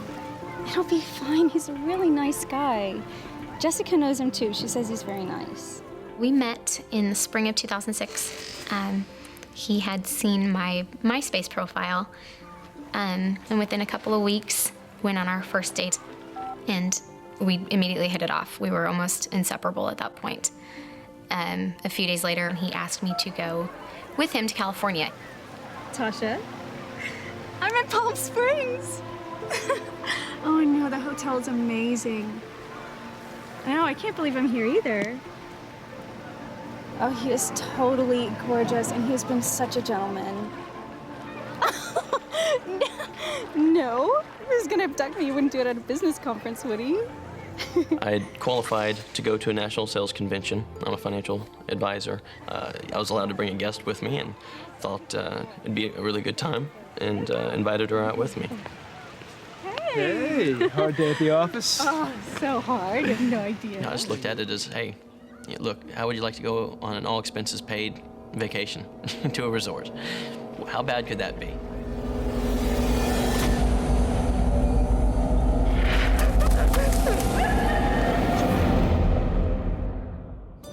At the end of the convention, Brandon and Gina head out on a day trip to a nearby beauty spot. Intending to be back well before nightfall, the couple dress light. I'm gonna leave my purse here so maybe you could take these for me. His pockets full, Brandon leaves his mobile behind. We didn't think anything of it. We were only gonna be gone a couple hours, or I guess so we thought. At 10,834 feet above sea level, Mount San Jacinto is the second highest mountain in Southern California. And as we're going up, she mentions, there's this is mountain lion territory. There's also a lot of rattlesnakes in this area. But as long as you stay on the trails, you should be okay.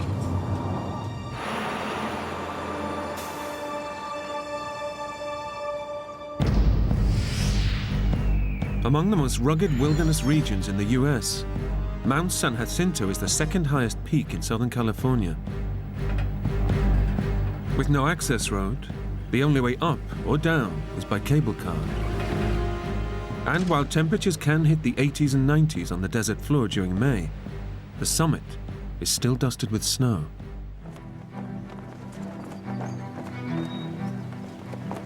Somebody mentioned it's gonna get cold because you're going up 8,500 odd feet and there's gonna be a wind. So you might wanna grab a sweatshirt or a jacket, something like that to have with you.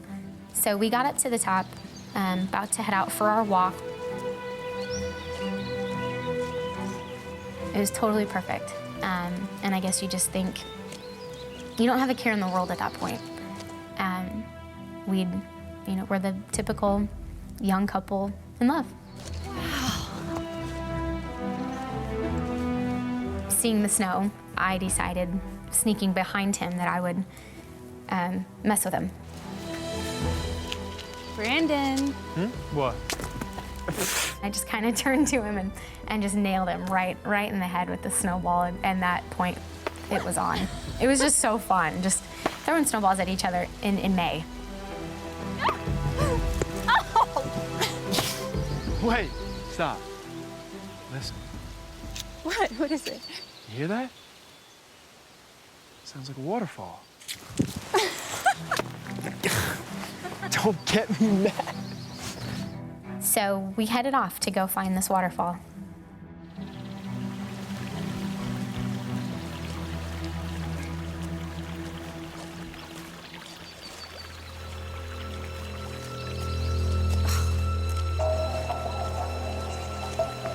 I can hear it. Can you see it yet? Not yet. Unused to this kind of environment, the city dwellers from Dallas, Texas, don't realize that the mountain is playing acoustic tricks on them. While the sound of the waterfall seems nearby, it is actually rebounding off the hard rock walls and echoing around the mountain. It didn't sound far, but I guess, the sounds play with you, play with your mind, and play with your head.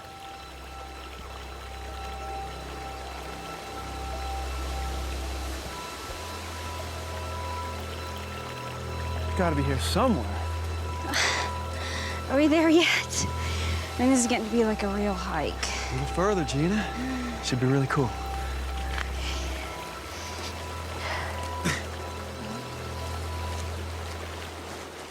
We eventually did find the waterfall, which was not impressive. Wow. It's not exactly Niagara Falls, is it?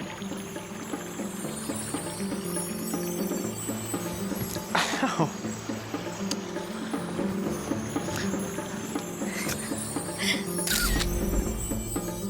Did you get one? Oh, maybe you don't want to see this one. See? Let me see it. See? We took some pictures, which didn't turn out very well at all, and then decided to turn back.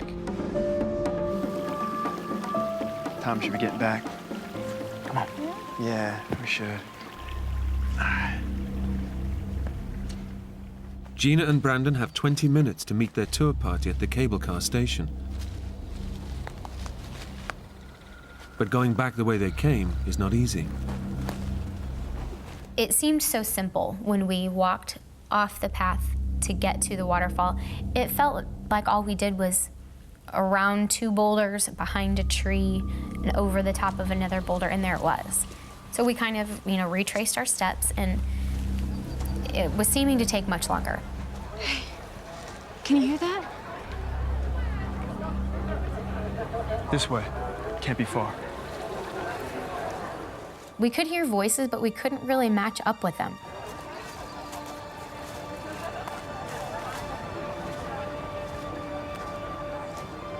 It's now less than 10 minutes before the tour party leaves.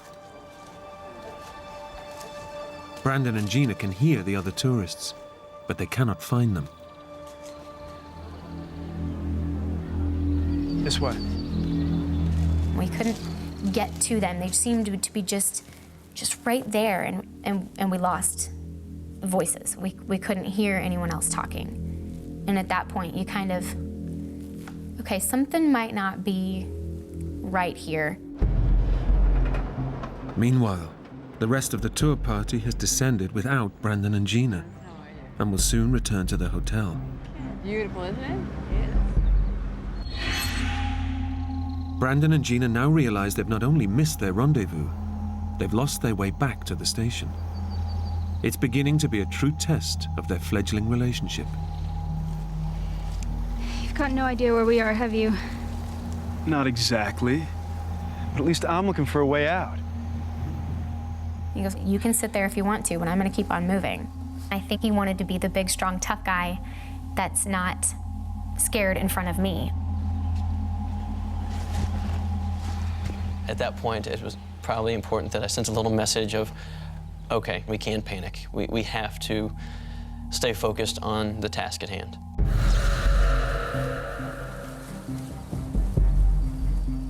Despite Brandon's determination to find the mountain station, the dense pine forests and steep rock faces block their path. They're tantalizingly close to the station, but they just can't see it. I think we're close. We just need to go a little bit further this direction or this direction.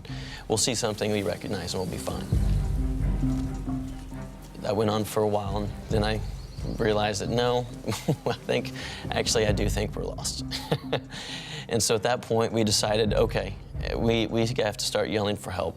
Hey! Is anybody there? Hello?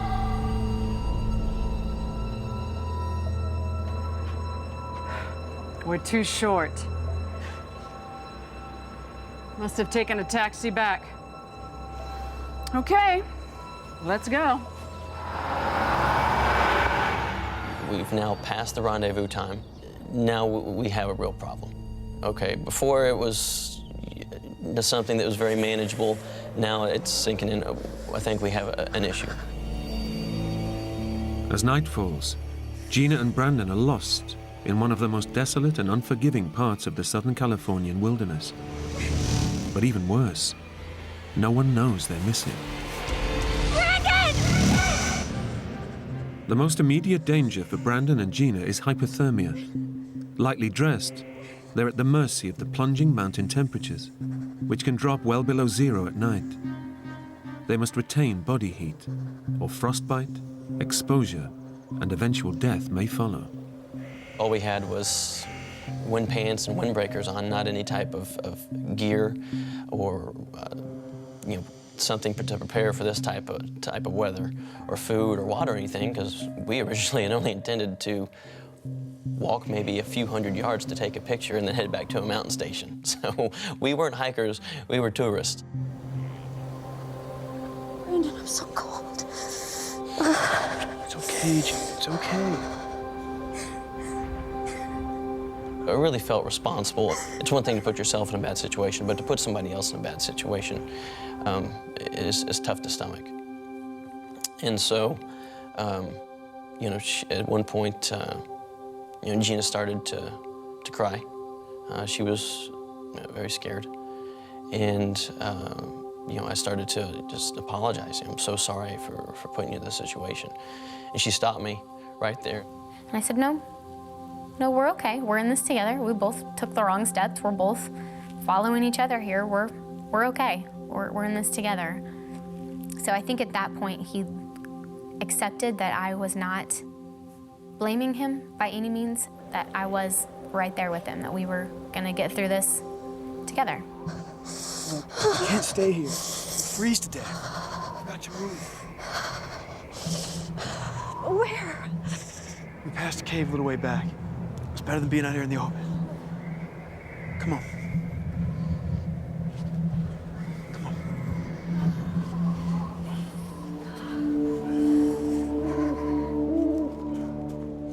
Stumbling their way through the darkness, Gina and Brandon are aware of another very real mountain danger. We had been warned that there's mountain lions and rattlesnakes in these mountains. We weren't really looking to see any wildlife. We were hoping we didn't see any wildlife at that point. There it is. Wait, don't go in there. Why not? I don't know, anything could be in there. I can't see a thing.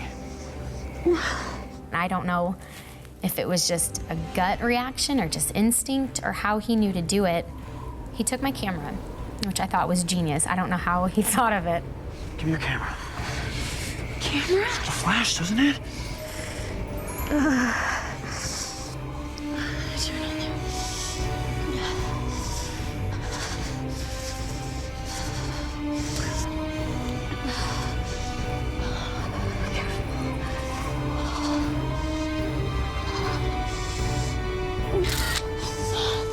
I see.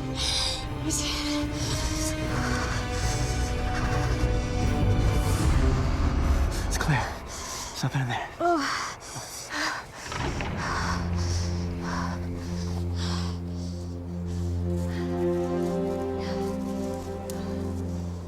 Although no longer out in the open, Brandon and Gina are still at the mercy of Mount San Jacinto's bitter chill. Well, that night, yeah, it really got to a level of cold that I've never experienced before. I'm looking at my watch, and it's 11 o'clock at night, and I'm thinking, okay, we have 7 more hours of this? You know, and we're already freezing, shivering, and how much longer can we endure this?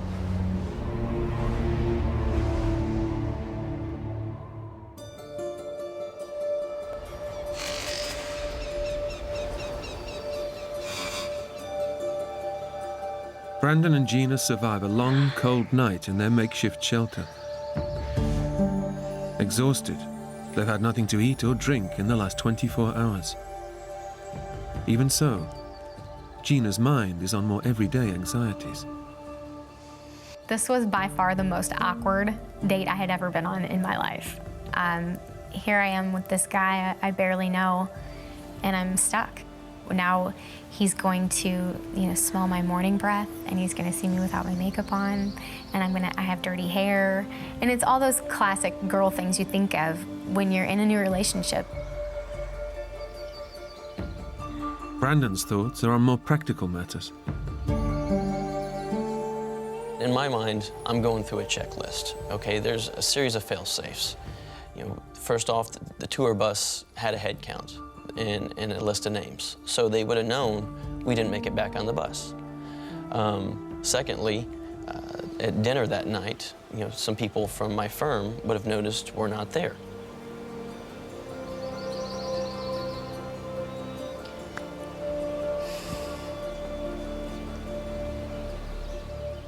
Unfortunately, the fail-safes have not triggered a search. With the convention winding down, Brandon's work colleagues have not noticed their absence.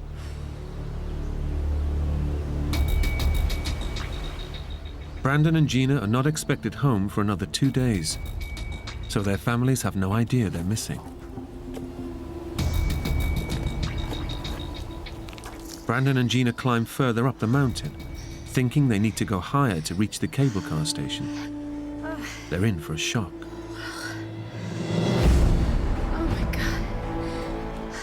There's no sign of the station. Gina and Brandon now realize they've crossed to a different ridge of the mountain. Hey, look. Look at that tree. There are a lot of trees. You don't know that. It was that dead one we passed on the way up from the cable car? We climbed a hell of a long way up. Yeah, we did. They now know they're more lost than they thought. And facing another freezing night at this altitude could kill them. The young couple need a plan. See that creek? The creek running there? That heads down towards Palm Springs. Yeah. We made the decision that we're gonna try and walk our way out of here. We're going to try and follow the mountain river, and it has to lead out somewhere. Let's go. What Gina and Brandon don't realize is that between them and the river is some of the most treacherous terrain the mountain has to offer.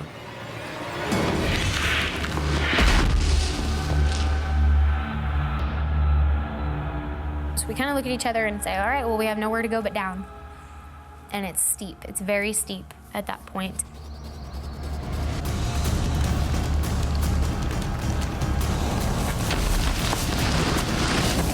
We slid on our butts, I guess, with one leg straight out in front of us, the other leg bent up.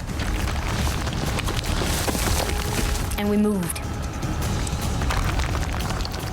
Definitely shook loose some of the rocks around us, which got a little frightening. Boulder, about the half the size of a suitcase, goes tumbling all the way down, and then you hear that just hit the bottom of this rock face. You know, if we make a mistake, we're either dead or we're hurt to the point to where we probably will die.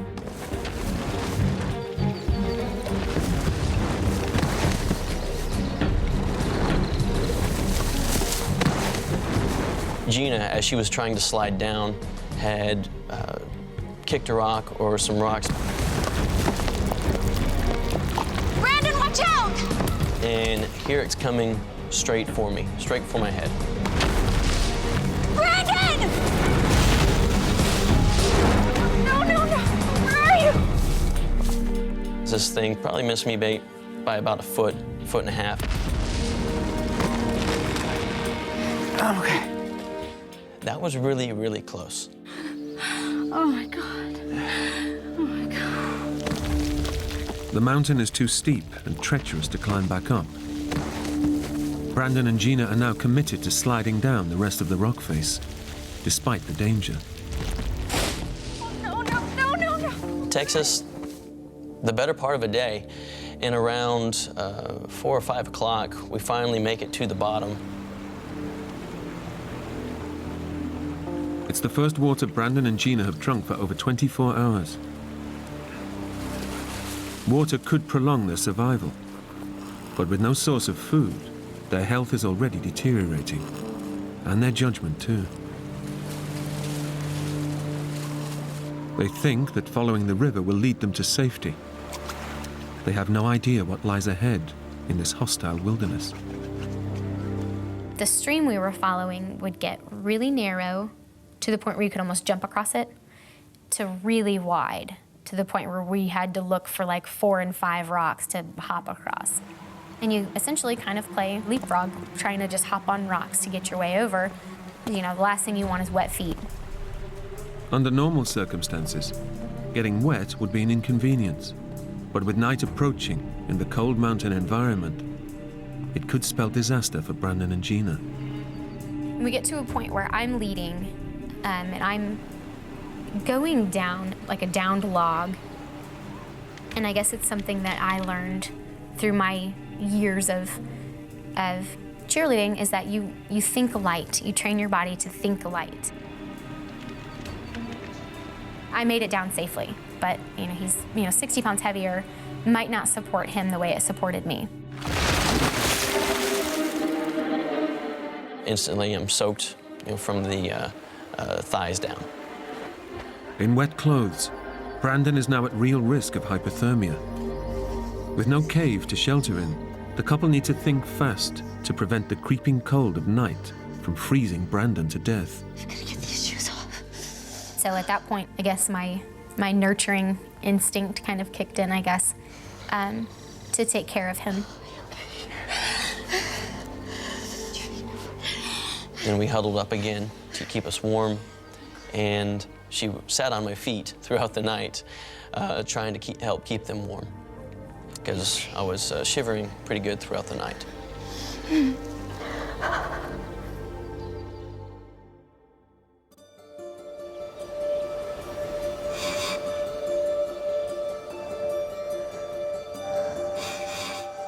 The sun comes up Monday morning.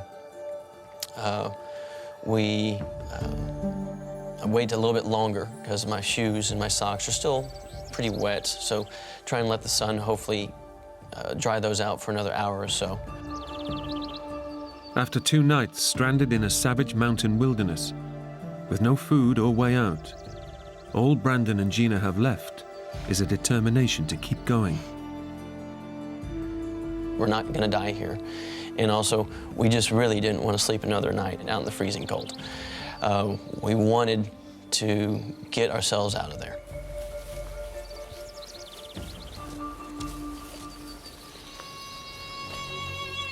Now at this point on Monday, we haven't seen or heard anything or anyone.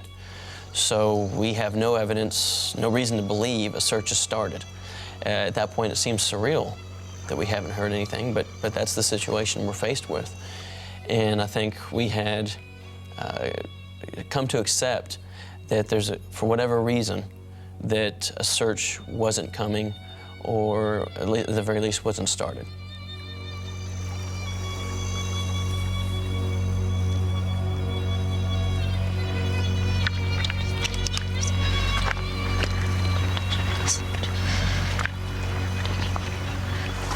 What'd you say? And I was just praying is all. You don't think we're gonna get out of this on our own? Yeah, I do.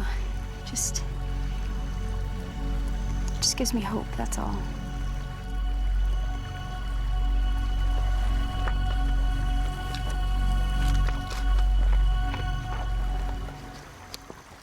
But Gina's prayers are going unanswered.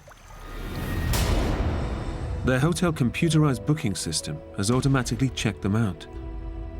But the rooms have not been made up, so no one knows they're lost in the mountains, fighting for survival. And we really just have to be careful as we make our way. You know, we don't get ourselves into a situation where we can get bitten or fall and get hurt or anything that's going to get us stranded. With little sleep, nothing to eat, and no sign of rescue, they'd been driven on by grit and sheer determination. Then suddenly, signs of life appear in the distance. Well, first, I'm making sure I'm not hallucinating. You know, we haven't eaten, we haven't slept. At this point, you know, I'm sure that my judgment is starting to not be as sharp as it once was. You see that? What? That. Oh my God. Hey! Hey! All of a sudden, you just get this feeling of, oh, I think we made it. Is anyone in there? No. Brandon and Gina realize this is not your average campsite. We definitely know right off the bat that something's wrong.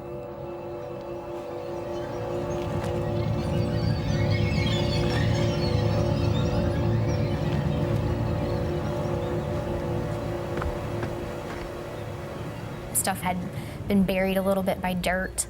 And at this point, we're realizing this is not a good situation. We don't hear anybody, we don't see anybody. It's just a very ominous feeling.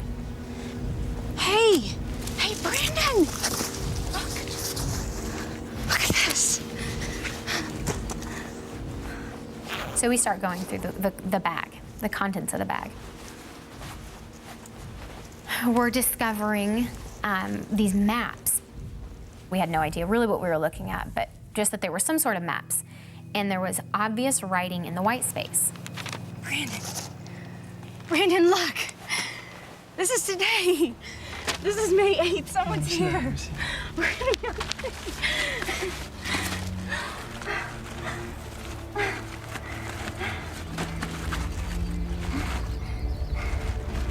No, Gina. This diary's a year out of date. It's May 8th, 2005. It was just a blow. That, for one, how have we found this exactly 1 year ago to the day? And in seeing everything that he had, he was obviously prepared for something. You know, he was an experienced climber, experienced hiker. That this campsite's abandoned, You don't know what the hell is going on. May 8th, 2005. Took a fall. Too weak to climb out a canyon. Down is gorge. No way out. Gorge? What gorge? Listen, here's another one. Listen. May 11th. I'm 60 today. Down to last 2 crackers. God, this is...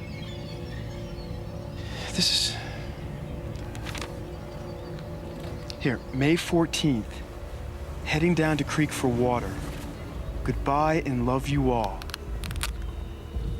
I'm looking through the bag and I come across all of his identification. I see his name is John Joseph Donovan, and he's in his 60s from Virginia. And I come across his driver's license, his credit cards, his debit cards, his everything. Gina, these are someone's last words. Gina, we've just read someone's last words. That was exactly a year ago to the day that we found this campsite of somebody saying goodbye to the world. And now here we are in the same place exactly a year ago to the day. And to go from such a high to such a low in such a short amount of time was just something that shakes you. This doesn't happen. You know, this is stuff that people make up, you know, and put into a movie. In digging through all of his cards, I see the prayer card that has the St. Christopher prayer. And that's when just too many loose ends were tied at that point, that St. Christopher is the patron saint of travelers. And I had been praying to St. Christopher my whole way along. His penmanship was very much like my father's, and my dad's birthday was May 7th. And it's just all kind of coming to a head at that point. I can't take it. It's too much. And Brandon is continuing to read, and I'm starting to freak out.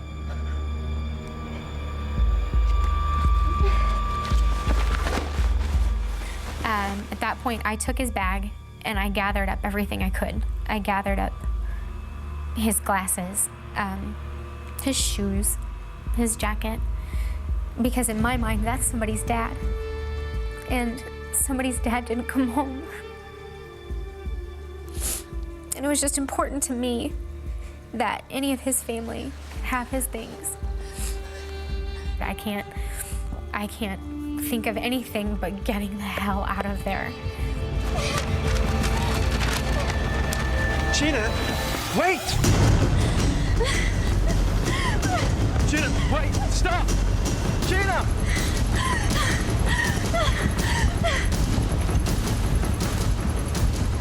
It's just a mess. We're losing all sense of cool, which we'd maintained our composure the entire way, and that was a breaking point. Gina!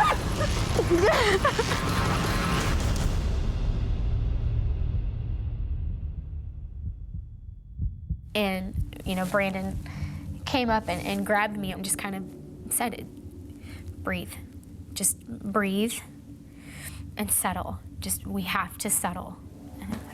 And, you know, just that look in his eye, I knew that he was afraid for me. And we kind of just took a moment to maybe try to gather ourselves a little bit. And all you can hear is this rush of water. For Gina and Brandon, the horror story they find themselves in is unrelenting. Listen. What? Listen. Again, the water gets us every time. Listen, that's a waterfall. Come on. And so we get closer. We make our way back around some big trees that were close to the water, make our way around.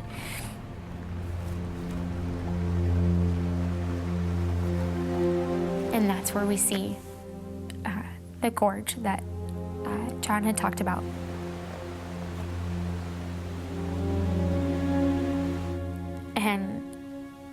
And we're stuck. We're completely stuck.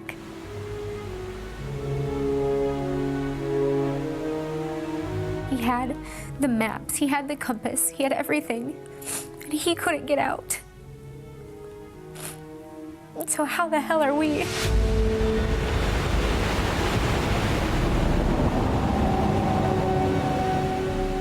Clearly, you know, looking back upstream, what we had just come down, there's no way we can get back up it. We had jumped down so many boulders and trees that there's no way we can climb back up. To our left was straight, sheer rock walls, and to our right, it was a bowl. It made a big, giant bowl. To know that something so beautiful was so dangerous, it's just so hard to put into words. That feeling of seeing all this tremendous beauty and I'm stuck. We see what he'd written about.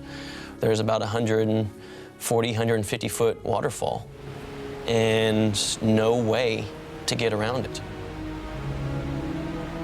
You know, we're at an impasse.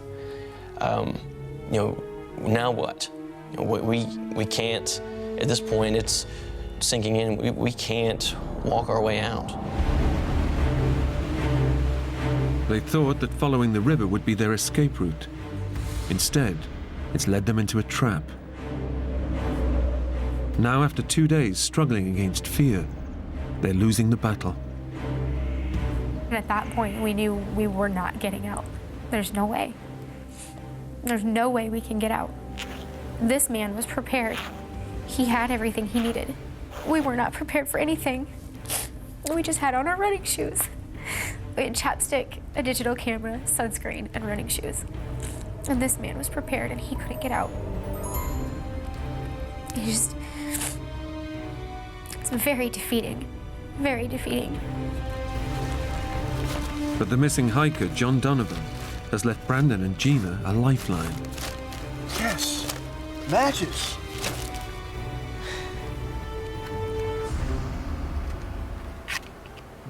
Think they still work?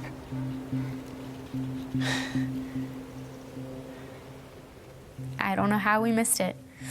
That throughout all of his things, bag inside a bag, inside a bag, inside a bag, he had another little bag of wouldn't strike anywhere matches that were still dry.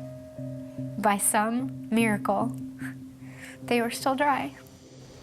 And we decided, okay, let's start making fire.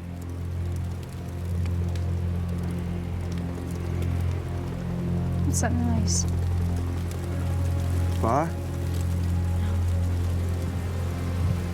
No, that. What? It's a helicopter. It's the waterfall. No, it's the waterfall.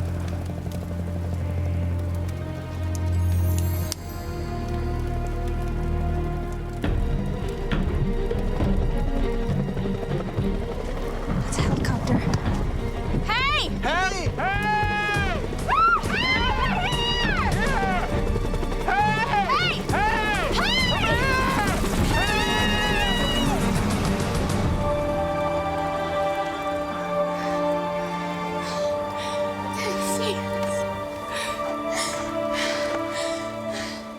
The young couple have no idea whether the helicopter was ferrying tourists or looking for them.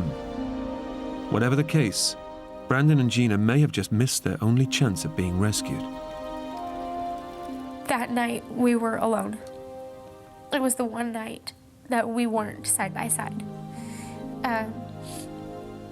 We slept a good, well, I say slept, but we rested a good 10 to 15 feet away from each other. He did his thing and I did mine.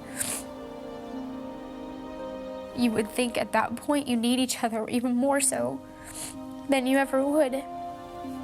But we didn't, and I don't understand that. At that point is when I started to really lose my faith. I lost hope, and I lost faith that we really were gonna get out.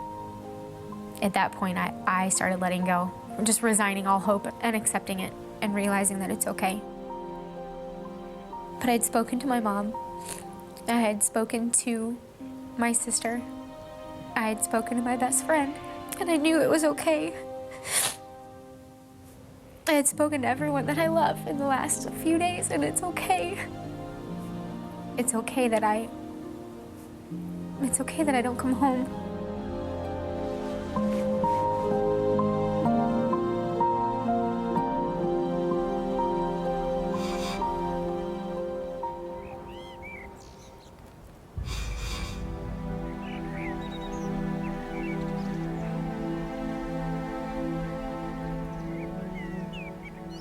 Tuesday morning, we felt by far the worst we had felt since we'd been out there. And just standing up from a crouched position was difficult. Over 4 days, the young couple's physical resilience has driven them on, but not any longer. Just the constant nights of not getting any real sleep, of shivering, the days of climbing and getting cut and scraped and bruised, trying to make our way down this mountain, being dehydrated, not having any food. I think it had all finally really hit our bodies. Although they now have a means to collect water, starvation is having a dramatic effect on their health. Our bodies are starting to tell us that they don't have much more. We had turned some type of a physical corner, and it was downhill. Exactly what happened to John has been a mystery, until now. When I was gathering water from this pool, I did notice something out of the ordinary, something that didn't seem right. I think really maybe part of me knew what it was, but the other part of me didn't want to know, at least not at that point in time.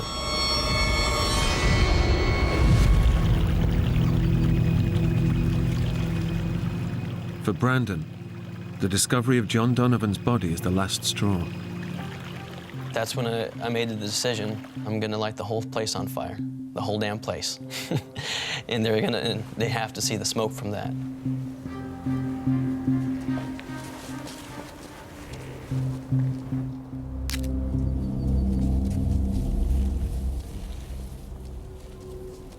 We only have so many matches. We don't know how many times, if any, that we'll see another helicopter. So this was our last bullet. This was our last shot. Come on, come on.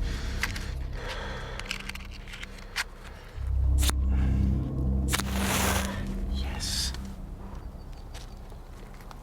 Come on. Yes. And it took much faster than I anticipated.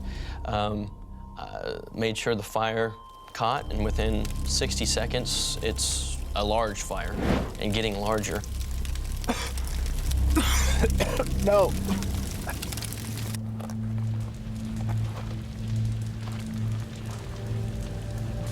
Brandon?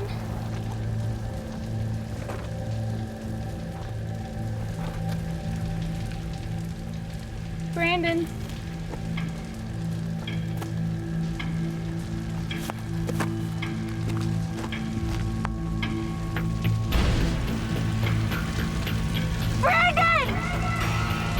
To see the fire and the smoke and not see him, I'm losing it again. I'm like running around on this little rock trying to get every vantage point I can see to see if I can find him anywhere in there. Where are you?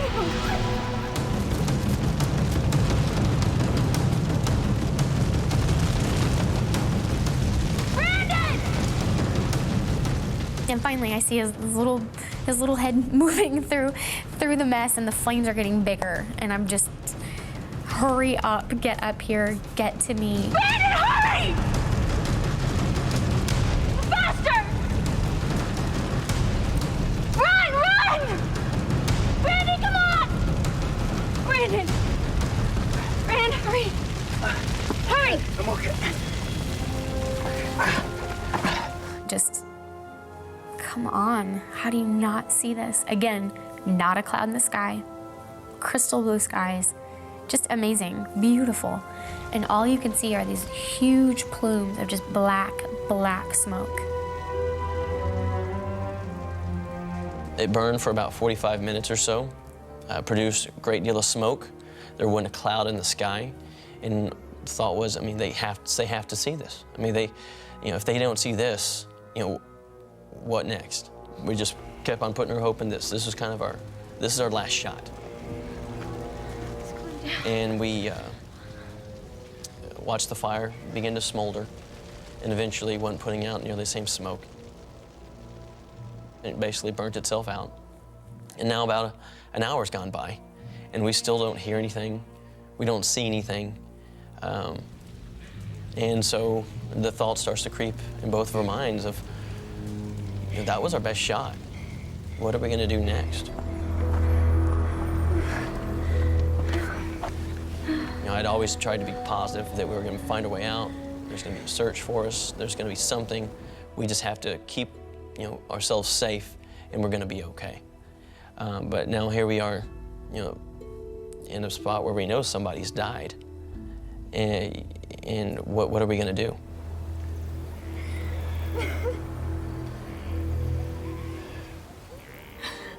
A lot of things run through your mind when you're really faced with, okay, this could be it.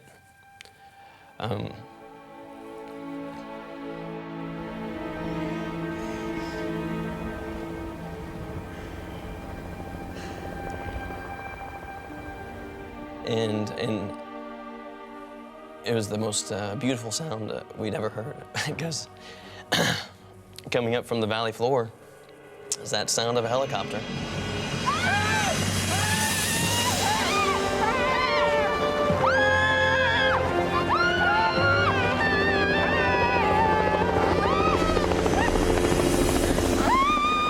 I think we both would have cried if we had tears, but we're both so dehydrated. We didn't have enough moisture in our body to come up with tears. But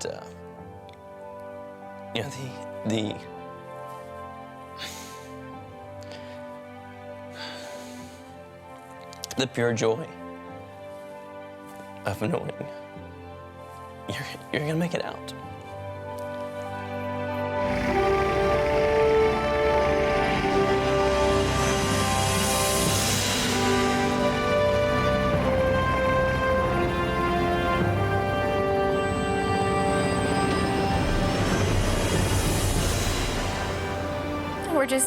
We're hugging and we're kissing, and it's just, we know we're going home. It's just such a feeling of just pure joy that I don't even know how to formulate the words. I don't know what to even say. It's a pretty amazing feeling. And if we hadn't had that bag, there would have been no way out. And to know we're really going home after 4 days. I remember turning to him and saying, I said, you saved my life. Because he lit that fire.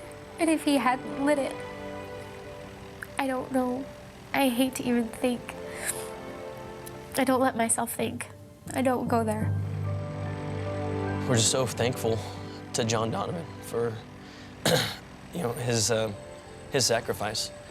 And his last action, even not being on this earth anymore, was helping 2 people. So,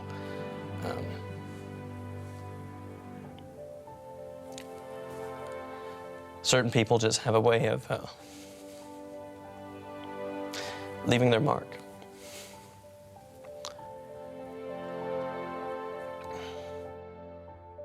John Donovan's remains were recovered 3 weeks later. The Navy veteran was buried with full military honors.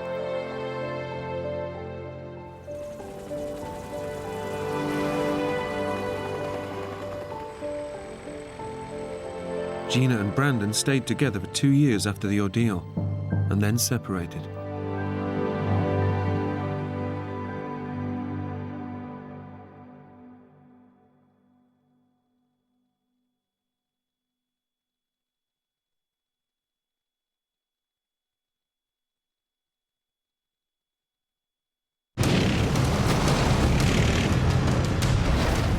When Ken Hildebrand is thrown from his quad bike in the remote Canadian wilderness, he's pinned to the frozen ground beneath half a ton of metal.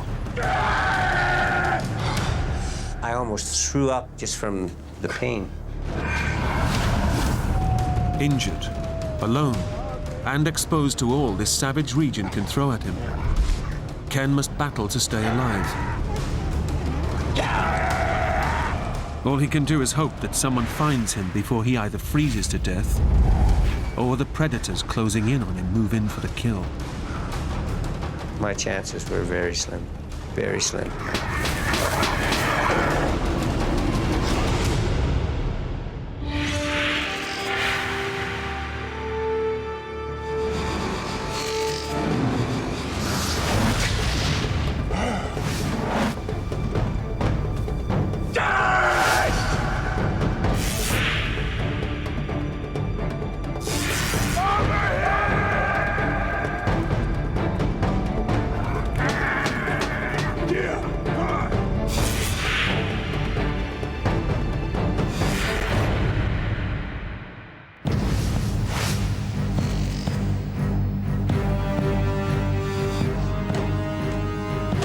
Ken Hildebrand is packing for a solo trip into the Canadian Rockies in the depths of winter, and he knows it pays to leave nothing to chance. Some guys on the rescue squad and that call me Mr. Gadget because they always thought that I carried too much. And they used to always say, well, if we need to go out on a rescue, we always want to be paired up with Ken because he never gets lost. He always knows where he's at, and he can survive.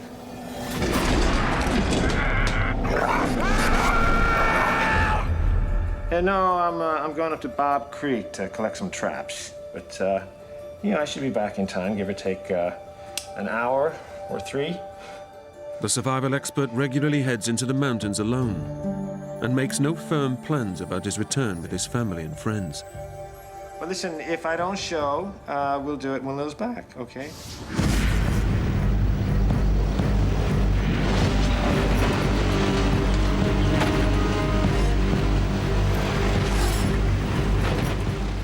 Ken is a registered animal trapper, and this trip is to check up on beaver traps that he set the day before.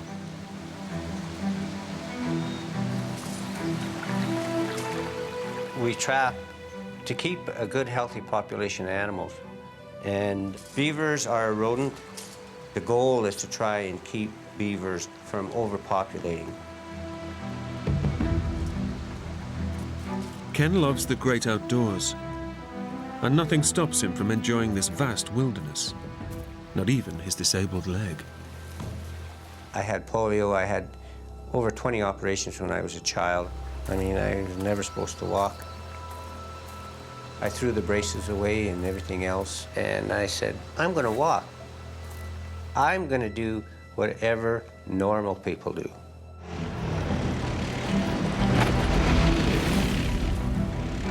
Getting around this remote region is a real challenge, and Ken's trusty steed is his 4-wheel quad bike. The terrain is very rugged. The country is very mountainous. The hills are very, very steep. And there are a lot of places on my trap line that people, even that are good quarters, they wouldn't even tackle. Today's ride is even more dangerous. Ken's bike is carrying a lot of extra weight. My quad, without any fuel in it, and that weighs 600 pounds.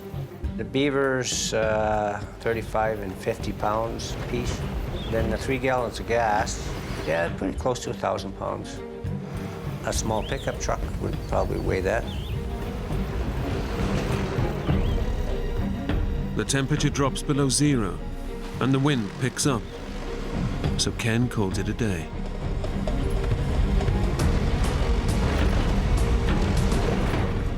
The wind was blowing at least 80 kilometers an hour. It was stuff blowing in my face as I was trying to drive. It was blowing up small rocks. All of a sudden, I felt this sharp pain in the eye, and I blinked, and I felt like a piece of grass in my eye, and the second I let go of my handlebars, I grabbed a hold of this piece of grass.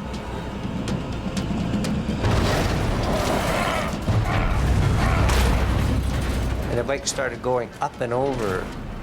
I was on the way down and I could feel the bike was following me over. It's just that there was nothing I could do.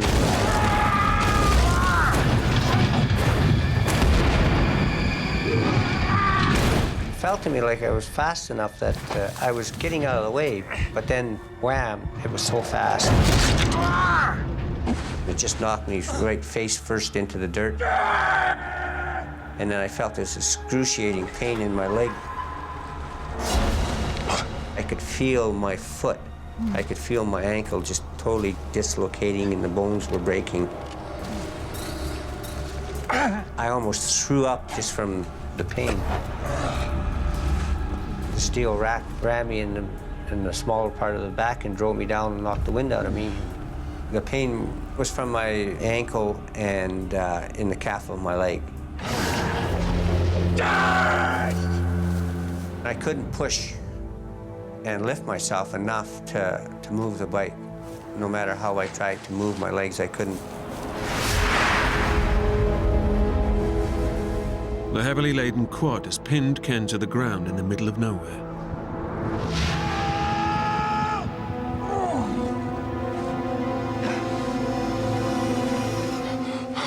As a paramedic with the local rescue unit, Ken's first instinct is to try to assess the severity of his injuries.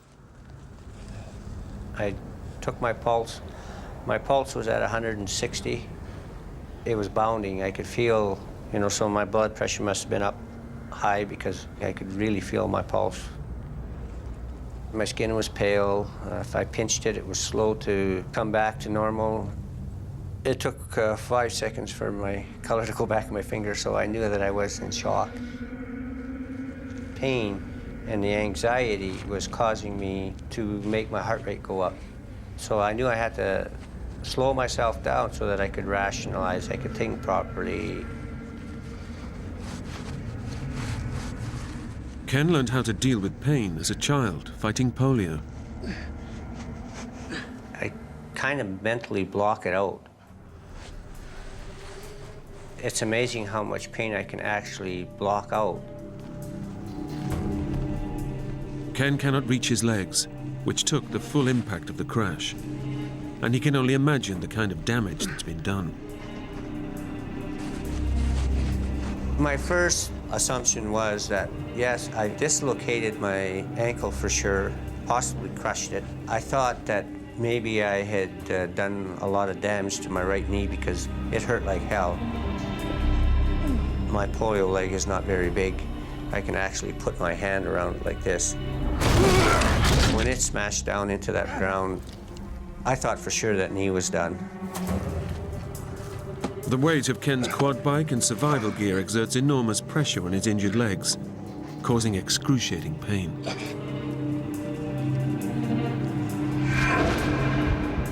It crushes his good right leg against his weaker polio leg, cutting off the circulation from his calf to his foot.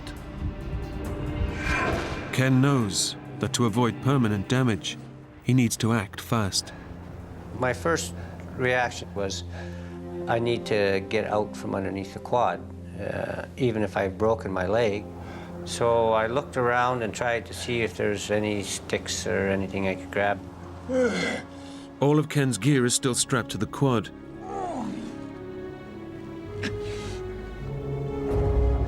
Only his axe has fallen clear during the crash. But it's tantalizingly just out of reach.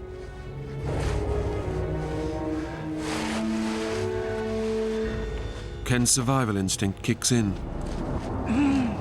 I always carry this fire starter around my neck and a compass on a string.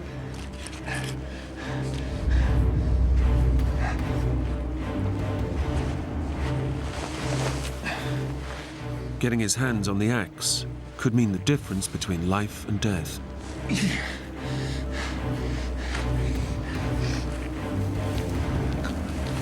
To Ken, the axe is his only means of escape.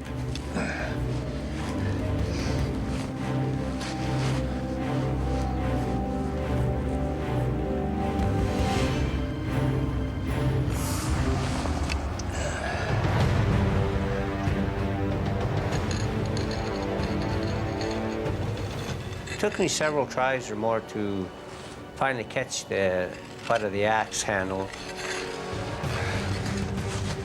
I thought right away, well, maybe I can use my axe as a leverage to push the quad off of me. But, trapped face down, it's impossible for Ken to get enough leverage on the axe handle to lift the quad. Now I think, okay, I'm stuck here. I'm actually trapped. But when you're in that situation, you got to try something, and if that don't work, you got to try something else. I was thinking, well, if I can reduce the weight on the quad, maybe I'll have a better chance of getting out from underneath it.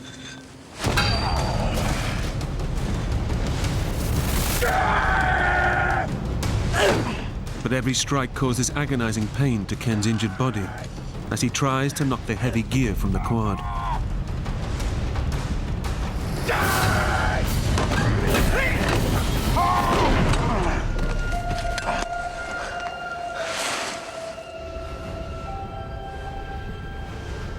And then I thought, if I can perhaps maybe pile the beaver up, stick the axe in there on the corner of the rack. With the beavers under his arms, Ken's hoping the extra height will make a difference.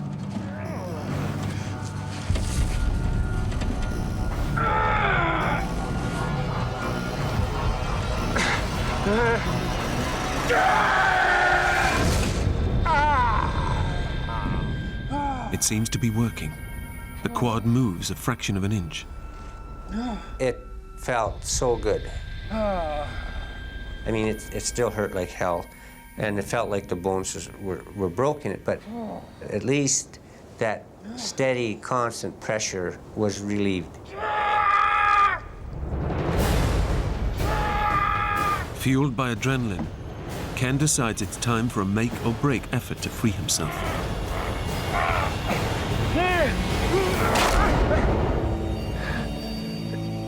I've just broken my best chance of getting out of here, so what am I going to do now?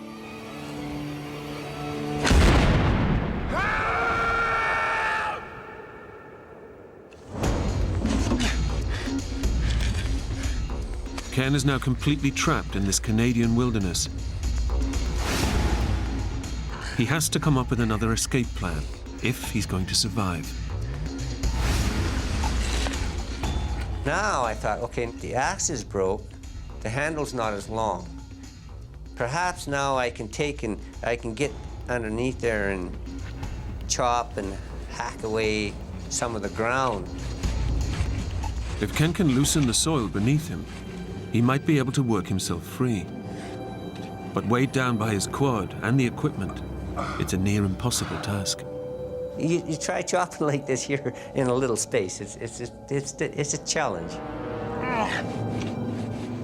Because I couldn't get underneath my leg. I kept trying to get underneath, but every time I tried to chop to get underneath it, I'd either hit the ground and the axe would ricochet into my leg, or I would just hit my leg.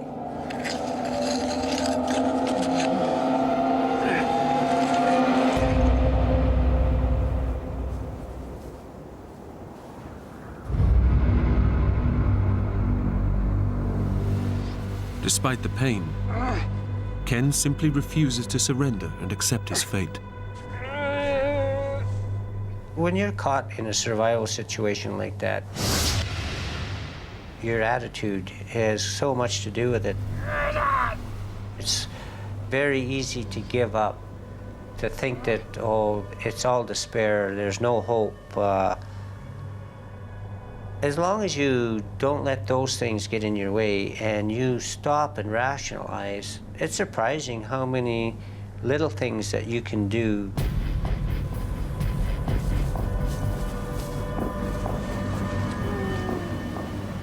I continued trying to figure out and evaluate some way that I could move that quad so that I could get one leg free. If I could get just one leg free, I can get out from underneath this thing. Despite his ingenuity and effort, Ken begins to realize he may have to spend the night alone in the freezing Alberta mountains.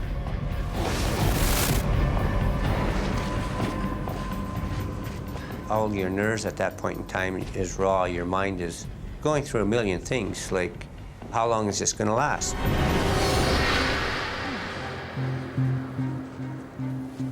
I tried every which way possible and thought of what if I could do this, or if I could get that, or... After 5 hours, I had exhausted all my options.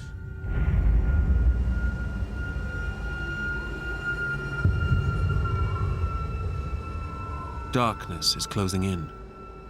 The Rockies at night are deadly, especially in winter when the temperatures can plummet to 20 below. Freezing cold winds rush down off the mountains, and these howling gusts play tricks with Ken's mind.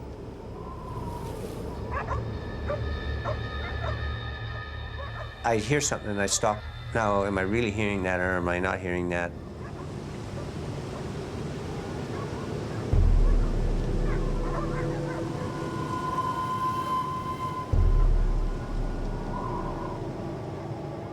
In fact, I was. Incredibly, Ken has crashed his quad just half a mile away from a farmer's house. If somebody would just hear his cries, his ordeal would be over. When I first heard the dogs, it gave me a little bit of spark of hope. Well, maybe I won't have to spend the night after all. Ken's prepared for every eventuality. He even carries a whistle around his neck, which he uses to attract attention. The dogs, of course, because they have so much better hearing than a human, they could hear me.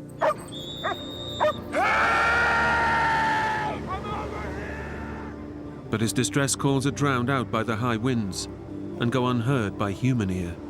Over here! I heard him going in and out of the house a few times. Hey! Over here! Help was so close, but yet so far away. It's another devastating blow for Ken. And to make matters even worse, all of the gear and supplies that he's bought that could keep him alive are tied to his bike, completely out of reach. What I had on my quad, I could have survived for a month, no problem. I had water, I had a hot coffee in it, my first aid kit, of course, and a sleeping bag that's good for 40 below. Without all this life-saving equipment, Ken faces the ultimate test of his survival skills.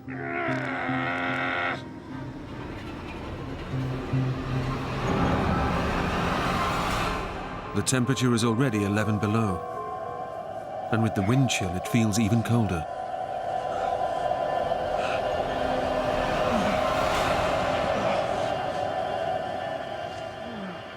He might die of hypothermia if he doesn't think fast. I knew that the wind, the cold could kill me easily in a matter of probably half an hour or less if I went to sleep.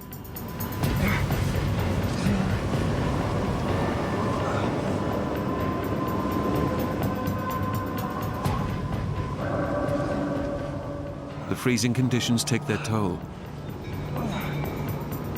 Ken knows that his violent shivering could be the first sign that hypothermia is set in. And it can only get worse from here. Once you stop shivering, you are in severe hypothermia, and your shock can be irreversible. People that go into hypothermia get this euphorium of being warm. They stop shivering, they go to sleep, and then they die. During my 15 years on rescue, I have probably seen 3 or 4 people that were in a situation that I was in, and none of them survived. So I forced myself to stay awake. And even when I got to the point where I couldn't shiver properly, I would force myself, deliberately force myself to move, to simulate shivering. I knew I needed to keep my body heat from going into the ground. If Ken skins one of the dead beavers, he might be able to slide its fur underneath his body for insulation. But there's a danger the smell might also attract predators. And with his axe broken, he's powerless to fight them off.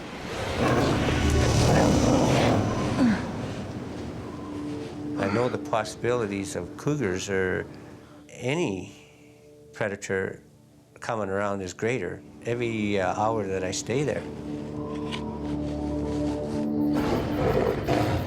Had I been attacked by a cougar, my chances would have been 0.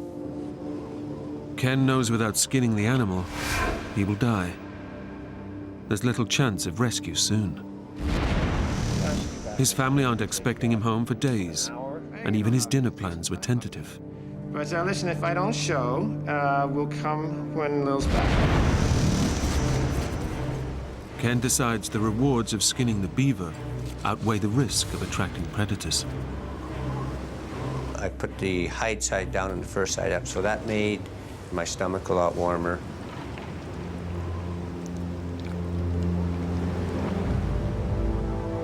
The temperatures continue to drop, and it's another 8 hours until sunrise. The beaver's pelt gives him some temporary relief, but at a cost. The smell of fresh carcass could be carried for miles around, with predators soon picking up on the scent. Ken's greatest concern is dehydration. It's been 12 hours since his accident, and he hasn't been able to drink any fluid. I had already been sweating for quite a bit because of the pain. Number 2, the exertion I was using trying to move this quad.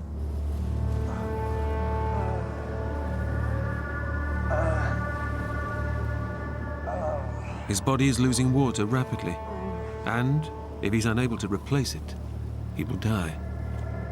Part of the problem with hypothermia is your fluid levels.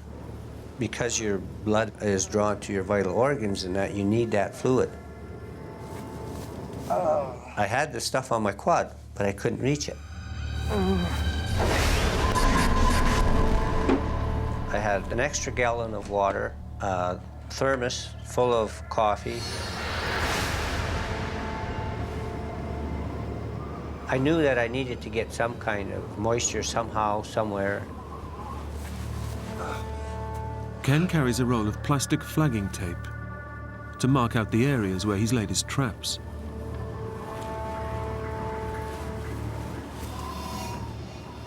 Now he has an idea that he can use it to save his life.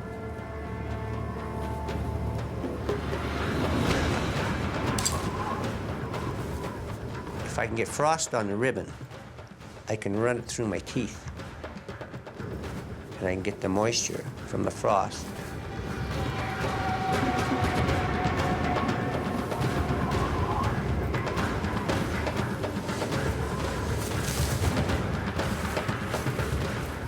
I don't know how much moisture I got from it, but it was enough to keep the inside of my mouth a little bit moist at times.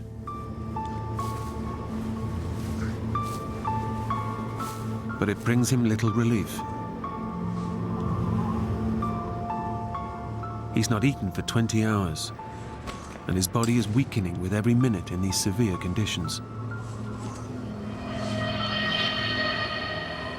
I knew I needed something for strength. I decided I was going to try and eat some beaver.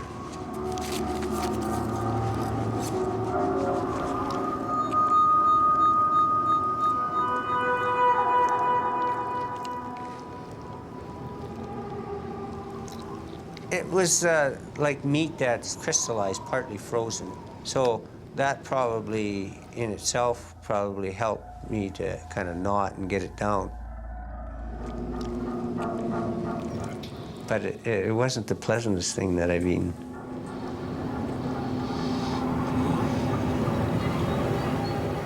All of a sudden, I just felt sick to my stomach, and it came back up. So I thought, well, this isn't good. I'm losing more bodily fluids.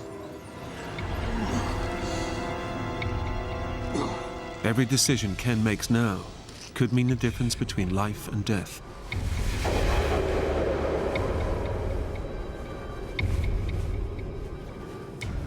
The thing that played the most on my mind was the fear.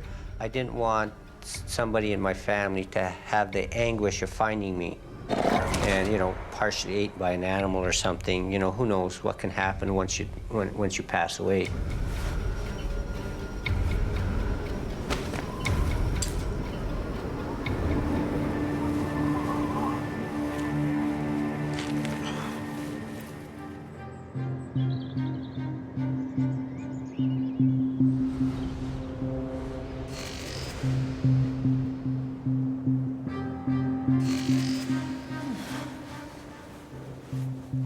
After 15 hours of darkness, Ken's survival knowledge and sheer strength of will have seen him through the night, crushed under his quad bike in freezing temperatures.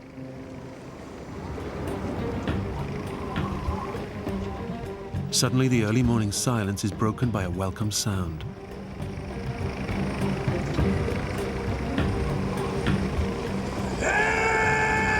I'm thinking, the rescue crew is finally coming. It's about damn time I'm gonna give them guys hell.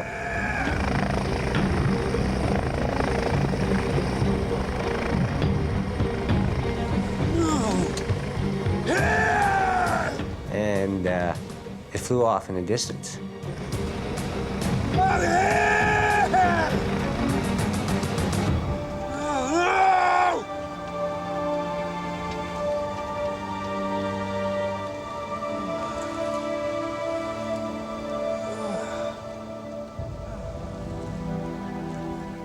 Once again, Ken's chances of rescue are just out of reach. Desperate for help, he tries to alert the farmer again.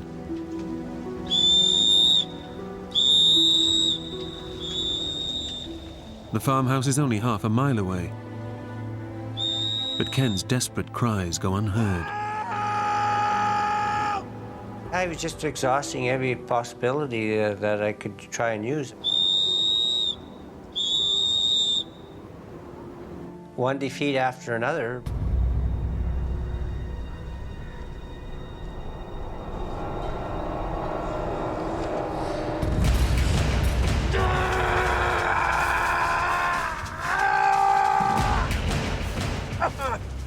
At that point in day 2, I wasn't really sure how long I'd be able to survive.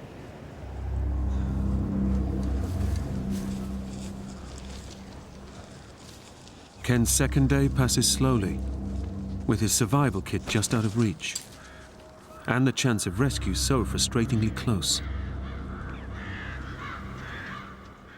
All he can do is lie and wait, and get what moisture he can. He's still covered in the scent of fresh meat, and the dangers of night threaten again.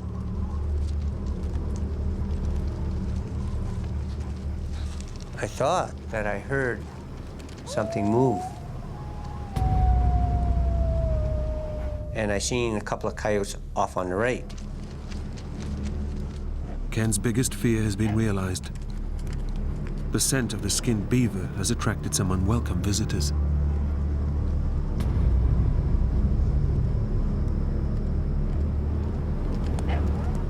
Even from a distance, the coyotes can see that Ken is trapped and can't move.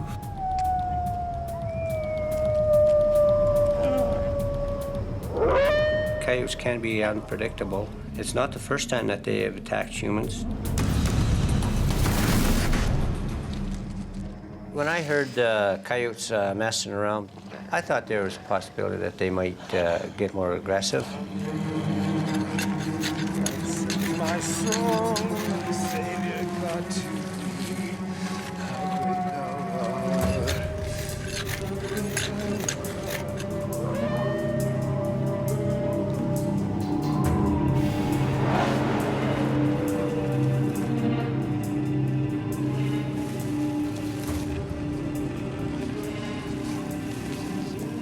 I got a couple of rocks, and I've got the broken axe handle laying there.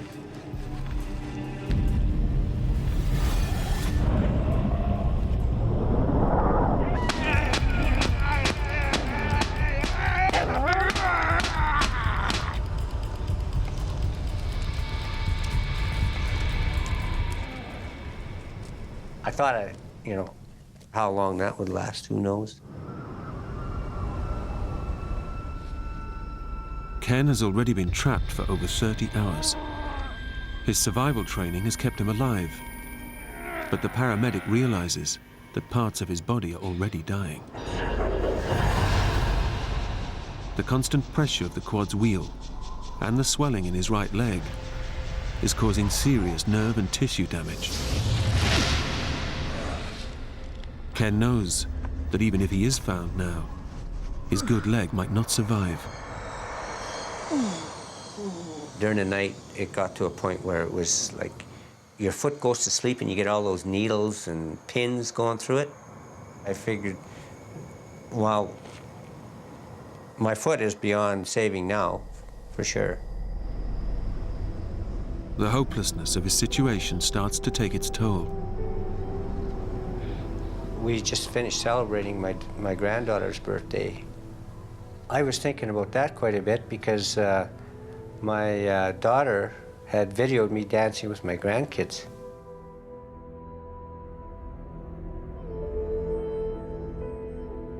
That's probably the last time I'll dance with them.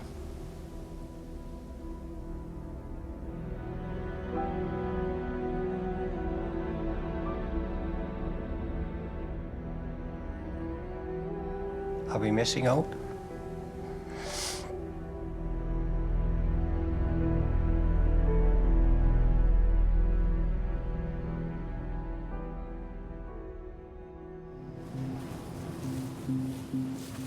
Ken draws strength from the battles he won as a young boy.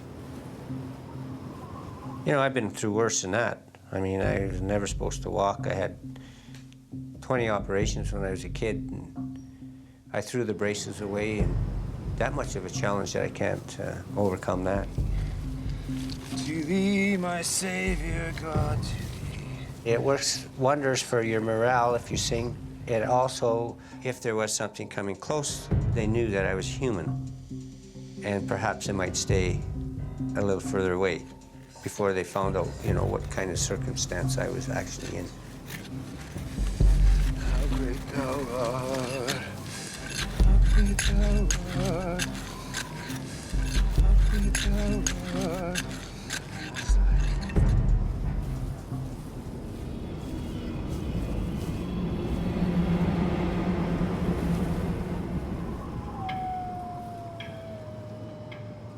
Just before daylight, they came back.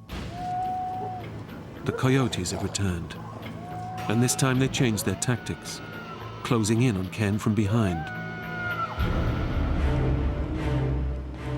Unable to see them, Ken can only imagine their next attack. You can hear them scratching, and you can, quick pitter-patters of feet. And then you hear a little yapping. And then you can hear some more feet, so you don't know whether they're 200 yards away or whether they're right behind you. They were definitely excited, and they were getting each other excited. As the coyotes move in for the kill, they discover one of the dead beavers that fell off the quad during the crash. It sounded just like they were fighting over it. They sounded like they were a lot closer.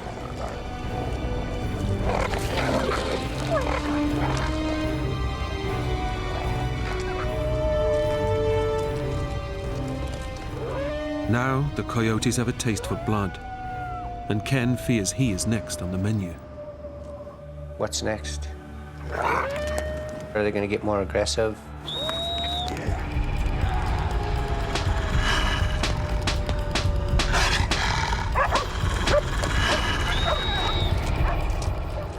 The frenzy of noise seems to attract the attention of the dogs in the nearby farmhouse.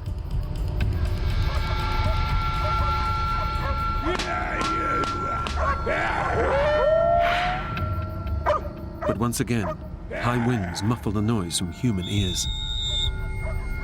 Perhaps if he would have let one of his dogs go, maybe they would have come to me.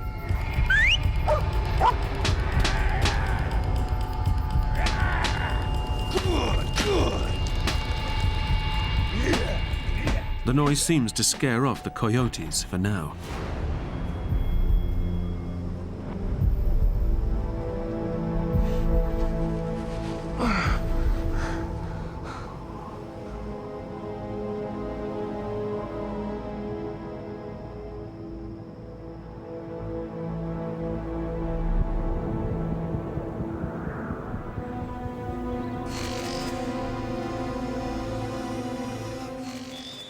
As day breaks, Ken has been trapped for nearly 40 hours.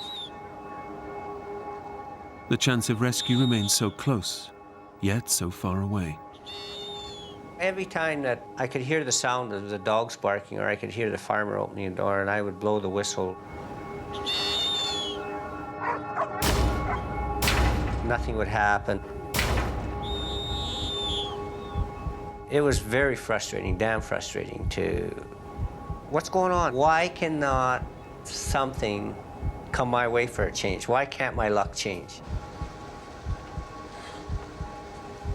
I'm the type of guy that, you know, like, I've always been very independent, and this is the first time I found myself in a situation where I couldn't rely on myself to get myself out of it.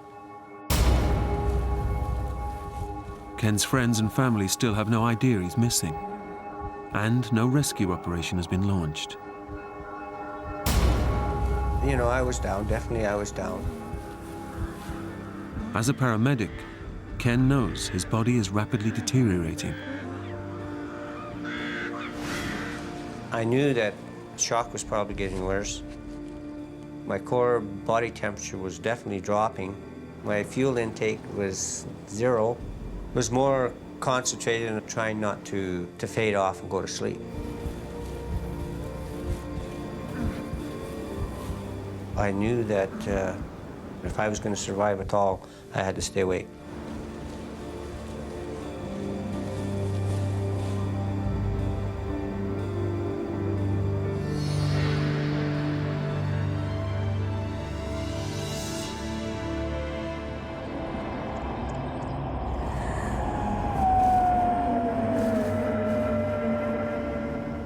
Just before dark again, the coyotes came back and there was a few more. I was so intent and focused on what these coyotes might be doing. One can only imagine and think because you can't see them, right? It's Ken's third night trapped under the quad, exposed, dehydrated, and close to death. And this time, the coyotes have returned to hunt as a pack.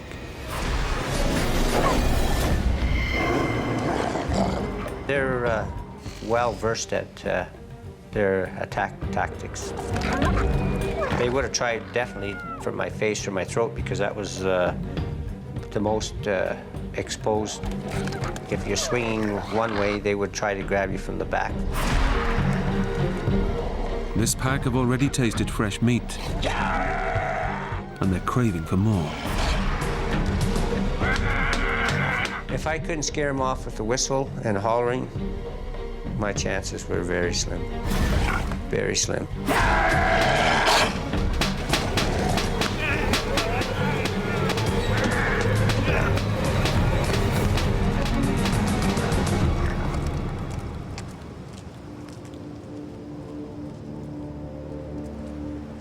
Ken's outburst is just enough to fend off the coyotes. But if he has to spend another night out there, they'll be back, and he may not have the strength to fight them off for much longer.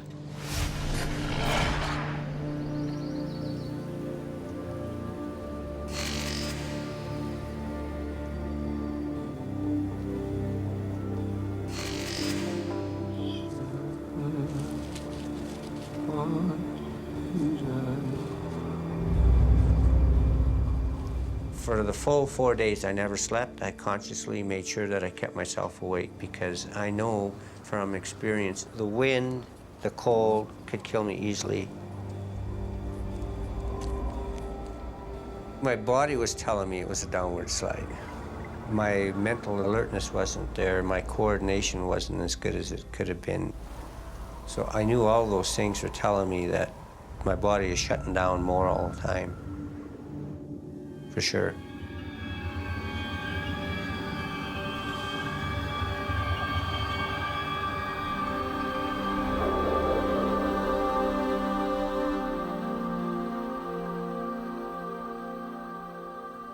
My family was my primary focus. I can deal with whatever comes along. It's how can they deal with it? You know, how will it affect them? I thought that if I didn't make it, maybe while I still got my faculties together and I'm still able to write a message. I should write a message to them, just in case.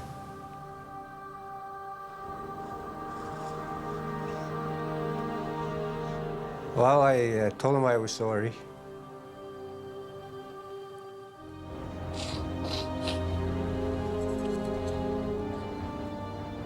And I loved him.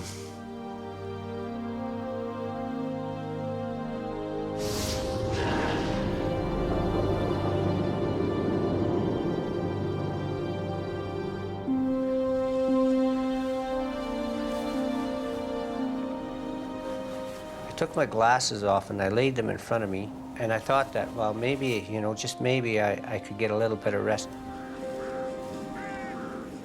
Finally, I actually closed my eyes. On the fourth day of battling pain and fear, of forcing himself to stay awake, to fend off dangerous coyotes and hypothermia, Ken finally lets go.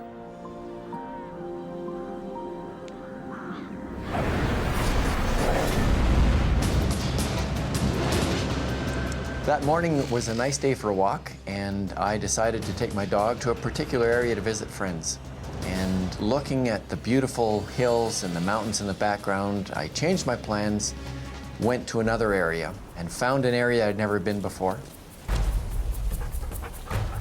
Why did I change my mind? I have no idea. Let's go. Search and rescue expert Roy Davidson seems to be being led by fate to a certain point in the mountains. I had no intention of being in that area whatsoever. I changed my plans 5 times to end up where I was. When I got down into the bottom of the valley, that's where I changed my mind again. Let's go. Come on. Come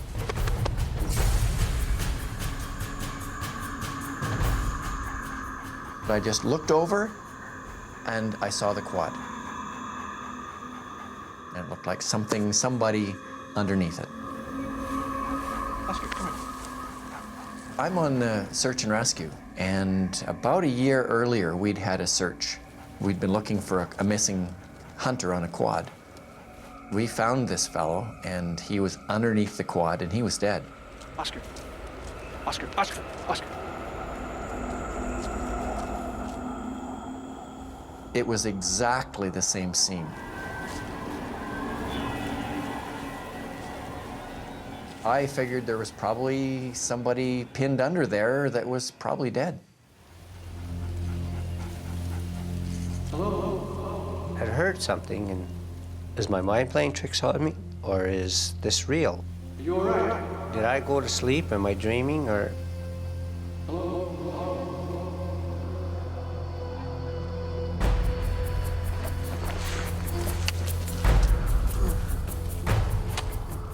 I thought I was seeing things. I thought I was hallucinating. I said, oh boy, you know, this is getting really severe. Is it real?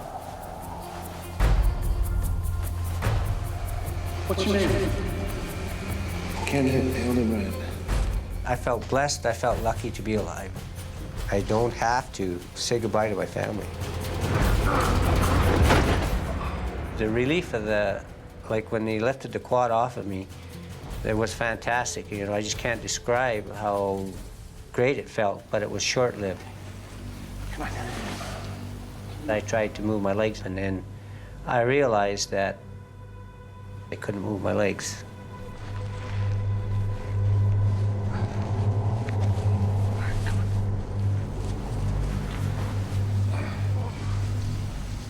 When he first told me that he'd been there for 4 days and 3 nights, I didn't believe it. He was very calm. He was very businesslike. He knew what he had to do. He thought his legs, or at least one leg, was broken. What were you doing out here? That was probably a place where the quad wheel was sitting on his leg and the flesh was frozen. I'm just gonna put this on. You've done that before. I knew that for 2 days I didn't go to the bathroom anymore. I knew that, you know, I could have liver damage, I could have kidney damage. I think the reason that Ken survived is he's tough. He's one tough dude.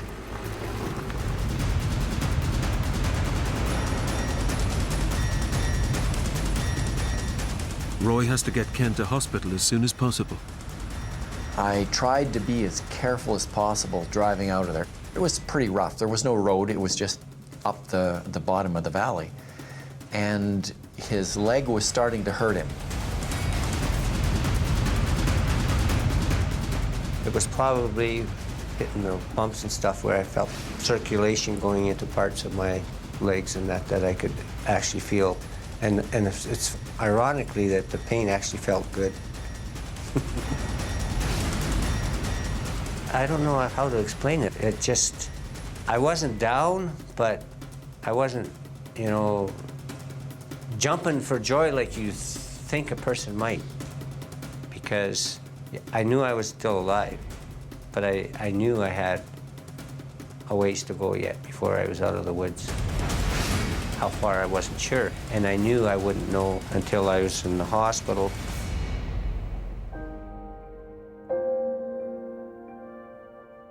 Surgeons fought to save Ken's right leg, but eventually they had to amputate, leaving him with a prosthetic limb and his weaker polio leg. But with the same determination that he had as a child, Ken is walking again. I had no doubt in my mind that I wasn't going to walk again. I'm going to walk. It's not just you that has to survive, it's your whole family that has to deal with the issues that come up, and if you love each other, you'll make it through it.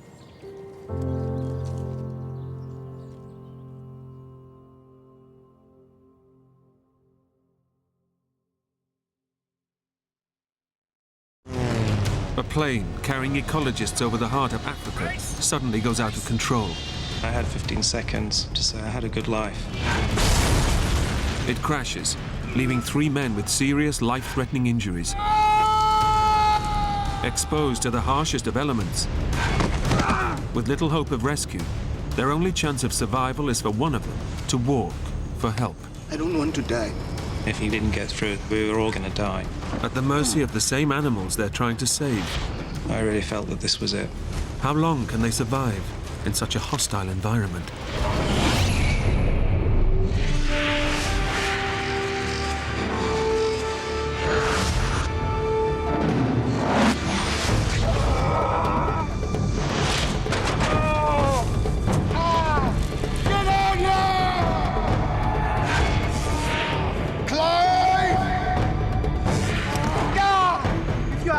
Can you hear me?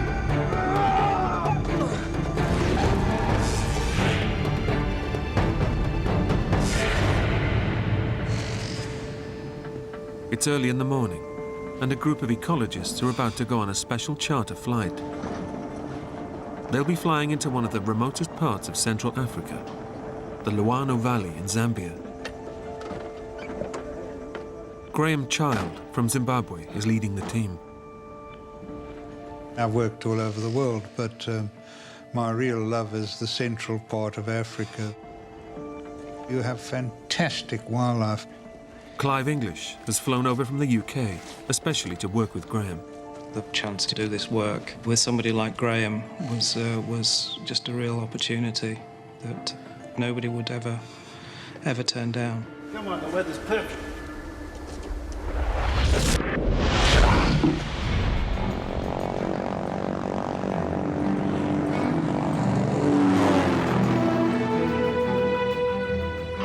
Tower, this is Romeo Delta. It was great.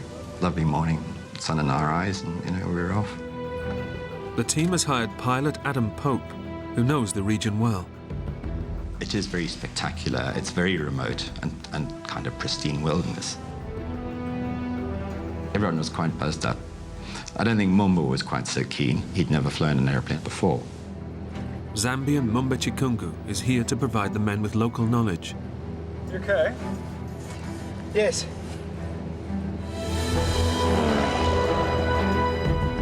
The men are planning to establish a conservation park in the area.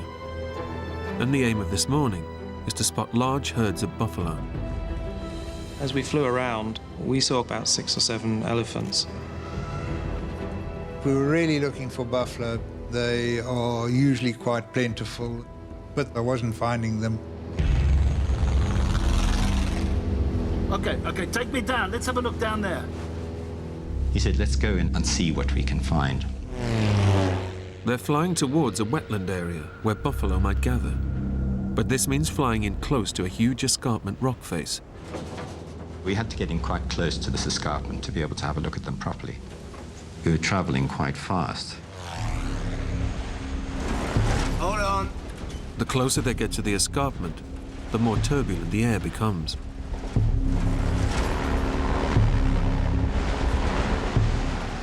I noticed that the aeroplane seemed to be descending. Then suddenly, the air sucks the plane downwards.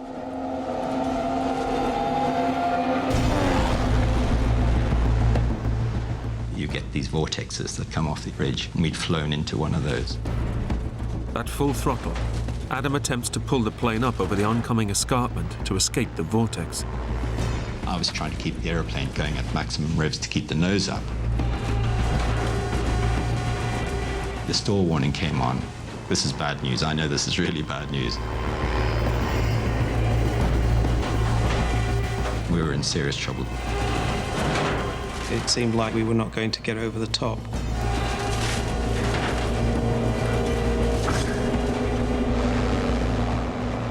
Just seconds before impact,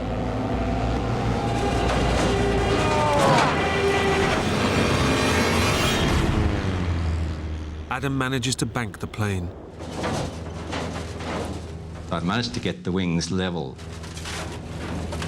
but we were going down. Going in! We're going in! What happened is that we just lost it. Going in! We're going in! Brace! Brace! I had about 10 or 15 seconds to say I had a good life. Brace!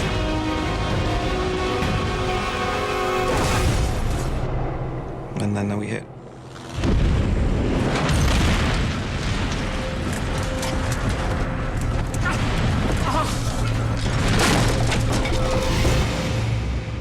The plane is shattered on impact.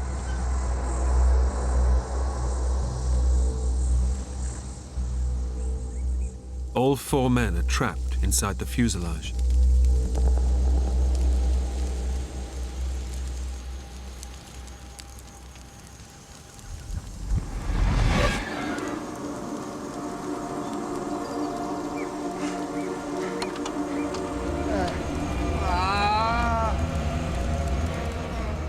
I woke up, and the first thing I knew one had to do with these situations is get out of the aeroplane.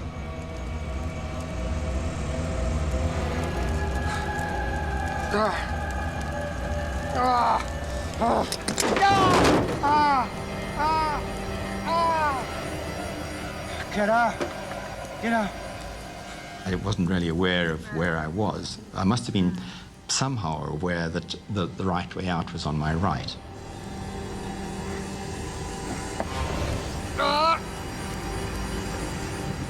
Pilot Adam struggles to free himself from the wreckage. He's in for a shock. I landed on the wing, but then, there was this huge pain. Shoots through your whole body like an electric shock. And I immediately knew I'd broken my back. Adam has escaped the burning fuselage, but he's now helpless on the wing, where the fuel for the plane is stored. Fire! As fuel leaks closer to the flames, we still had a significant amount of fuel on board, and I was lying on it. The smallest drop could ignite the fuel tank, turning the plane and all 4 men into a fireball. Fire! Get out! Get out! Mumba scrambles clear, but Clive is still inside the wreckage. I remember waking up. First thing I saw was Adam lying on the wing. I smelled aviation fuel. I thought I had to get out of here. Get out! Get It was hot and it was horrible, and there was just carnage everywhere. There was a very steep slope, and I just rolled down the hill.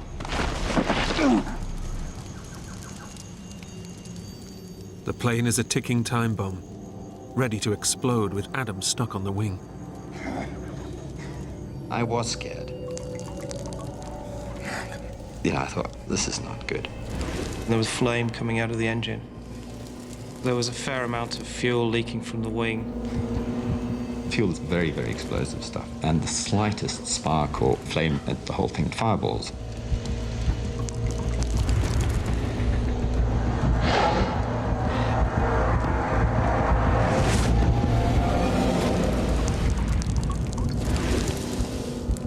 The slightest contact and the whole thing will blow. And there was nothing I could do about it.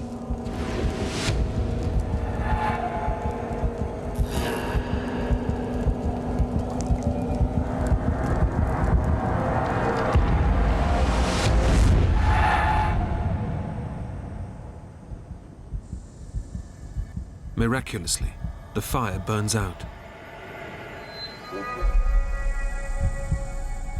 The most immediate danger is over.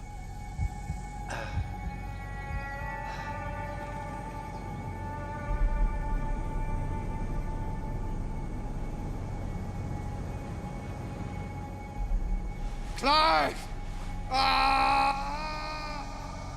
But like Adam, Clive is seriously injured and unable to move. I just had this terrible pain, as if someone had stuck something into my back. I was just writhing on the ground, looking for a position that would give me some relief. On impact, Clive's spine was twisted backwards and his vertebrae crushed together. Despite fracturing his back, he's managed to roll 70 feet away from the plane. I felt a little bit guilty that somehow I'd panicked because of fear of explosion and just tried to run away from that as fast as I could. Adam! Clive has no idea if his colleagues have survived. I could see the plane, but I couldn't really see any detail. I couldn't see Adam. I could just see the plane from where I was lying. Adam! Clive! Adam, are you okay? I'm on the wing! I kept calling to Adam, who just kept asking me if I was all right, and I said, yeah, I'm okay. So I knew that Clive was alive, but in serious pain.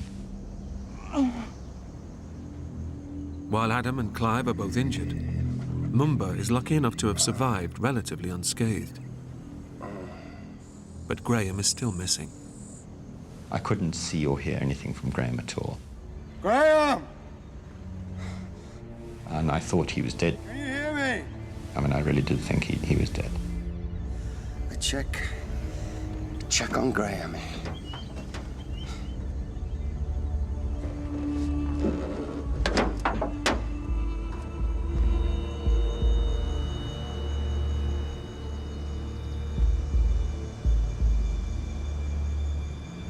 Mumba, is he okay?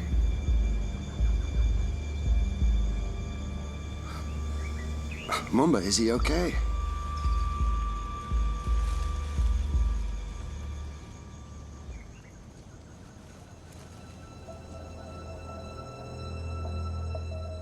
Graham has taken the full impact of the crash.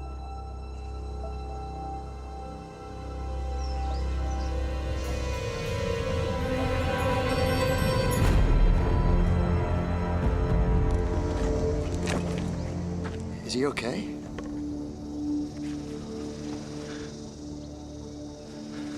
It's his foot. His foot is hanging off. But he's alive? Yes, he's breathing. So that was a huge relief. Graham is the most severely injured of them all. In shock, he doesn't grasp the full horror of what has happened. I knew my back was damaged and I knew my feet were damaged, but I didn't realize how bad. Adrenaline is numbing Graham's pain. When I looked down, my one foot was badly damaged with my leg bone sticking out. I could see out of one eye a little bit, and everything was blooding up very fast. To add to his misery, Graham can barely hear the other men. His hearing aid has been lost in the crash.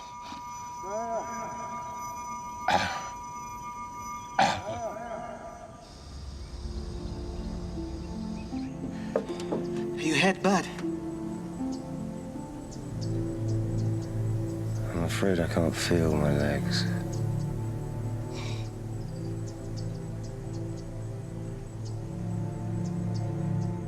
I couldn't move my legs. And then I realized that, you know, I was paralyzed.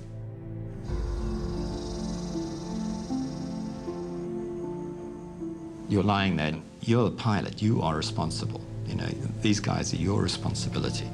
And I was thinking, you know, Graham is in dire straits. You know, he needs help. We need to make radio contact. We need to contact Lusaka. Okay. Remember, you need to switch the radio on. It's a massive risk. With the plane soaked in fuel, one spark from the radio's electrics could trigger an explosion and kill them all. But it's their only hope.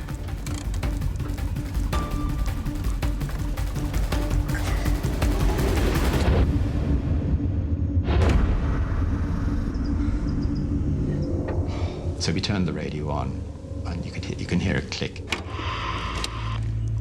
Mayday. Mayday. Can you hear me?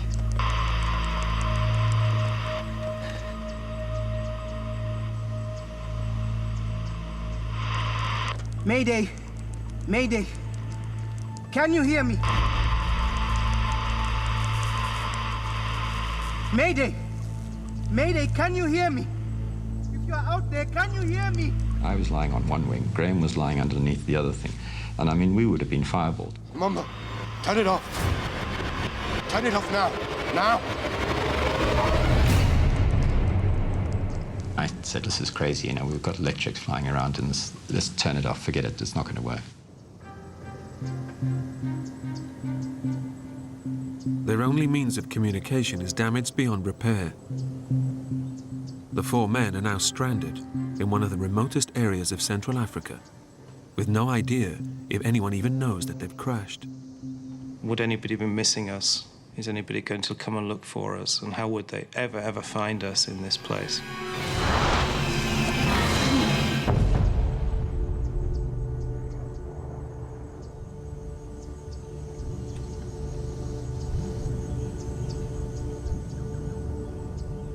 They now face a new danger. Exposure to the blistering African temperatures, which can rise to over 100 degrees.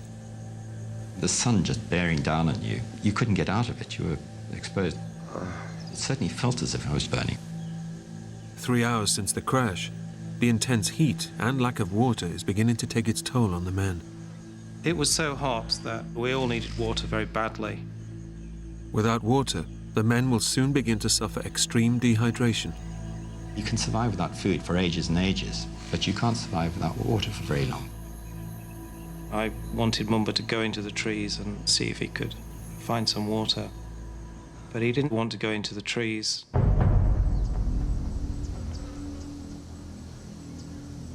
You need to find water, okay? Water. He was definitely afraid. Almost certainly he was in shock and traumatized. You need to get some water. Going in! Going in! Yes! You're the only one that can move. Please, Mama.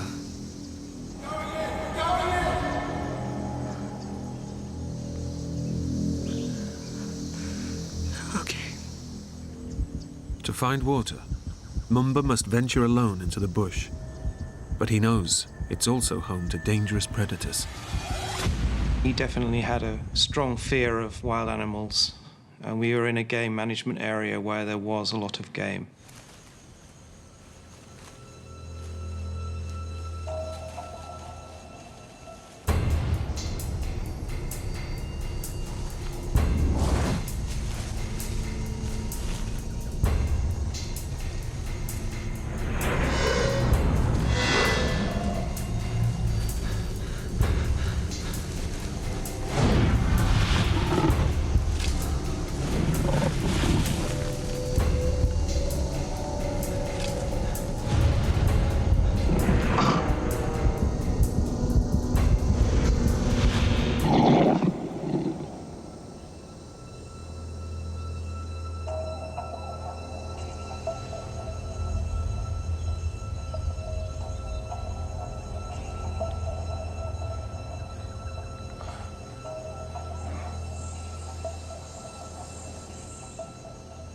I was sort of left in the clearing by myself and sort of listening for him.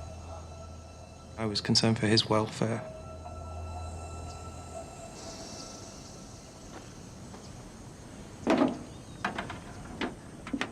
Eventually, Mumba returns.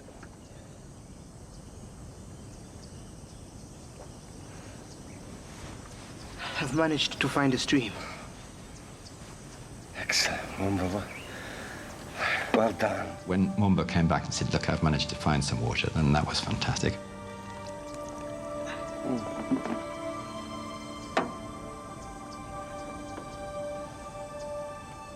Mumba was the hero of the moment. I mean, he really was. Oh, that is good. That is so good. The water brings only temporary relief to the men. As the sun goes down, it's no longer the heat that's the danger. Now it's the African night, where temperatures can rapidly drop close to freezing.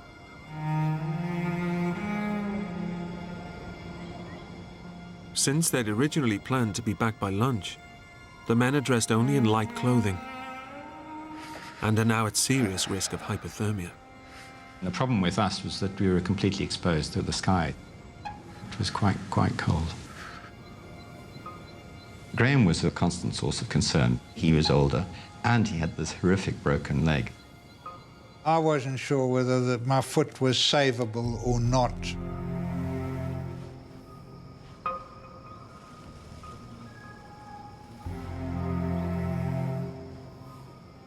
Graham is at real risk of developing gangrene in his severed foot. And his pain is so severe, he's drifting in and out of consciousness.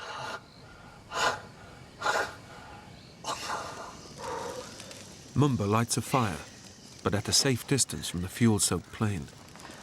It brings no comfort to Graham or Adam.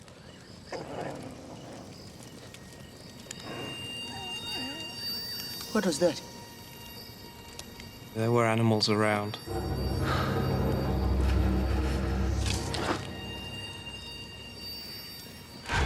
My greatest concern was a hyena coming in and smelling my blood. Hyenas like bloody bits of meat to chew.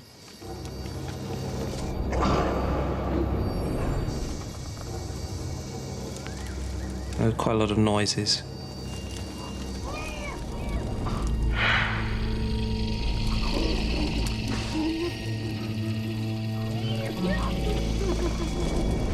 Clive.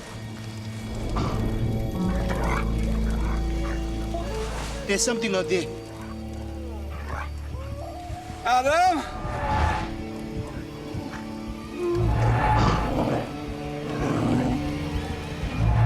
Adam?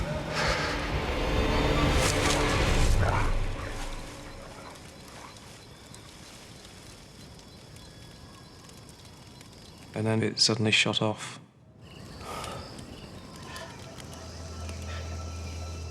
It was a long night. Adam knows that the threat of animals and the brutal temperatures mean the men will not survive for long. I did feel guilt. I was a pilot, and as a pilot, you are ultimately responsible for the safety of all your passengers. He must come up with a plan. I was thinking somehow you've got to get them out of here alive. Remember? The chances of us being found are very, very remote. No one's coming, no one knows we're here. We need you to go and find help. I said, look, you know, the survival of a lot of people depends on this. But Adam... Please, Mumba. We need help. It was our question of trying to reassure him that within him he had the ability to go and do this thing, and that he wasn't going to be eaten by a lion or trampled by an elephant. It's too dangerous. There are animals out there, wild animals. Mumba, you have to go. Mumba faces a stark choice: to search for help alone in the dangerous African wilderness, or stay with his colleagues and watch them slowly die.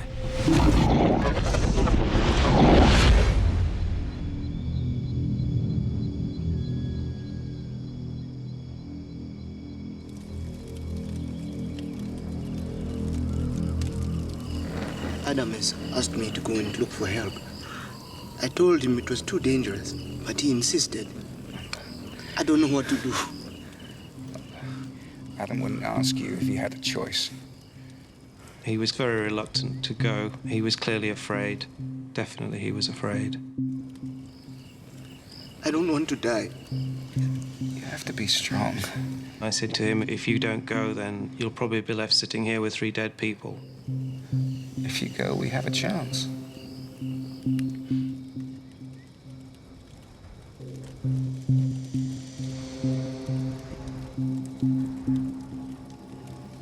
Okay.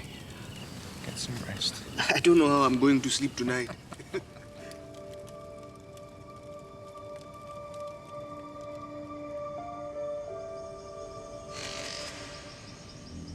It's dawn. The time has come for Mumba to leave. But he has one vital task to complete before he can go.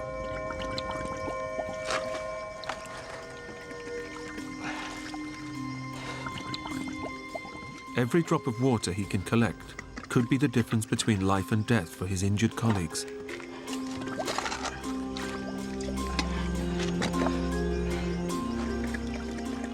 We had no radio. There was no other way we could get out. Mumba was really our only hope of getting any salvation.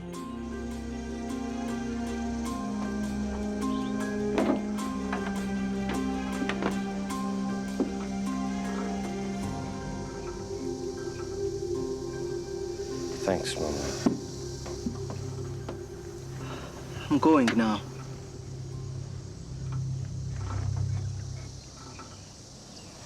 It's a brave thing you're doing.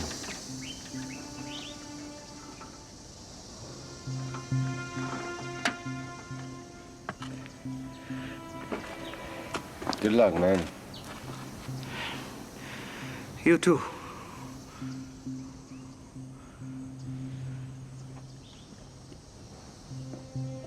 I wasn't at all sure that he was going to have enough courage to go through with it. I thought that he'd come back again and say that, you know, he just couldn't.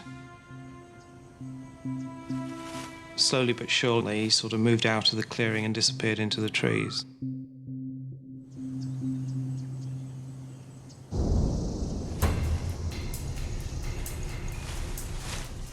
Adam has directed Mumba to where he believes there's a village.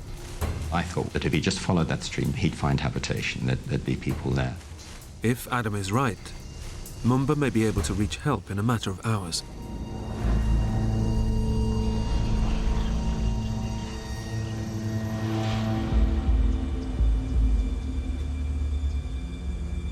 As every hour went past, I thought, well, this is good. You know, he probably is giving it a crack.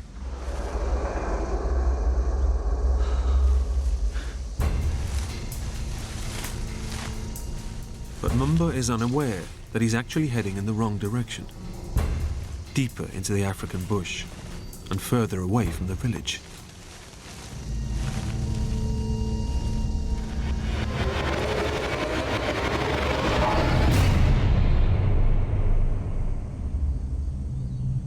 The supply of water Mumba left behind will only last a few hours.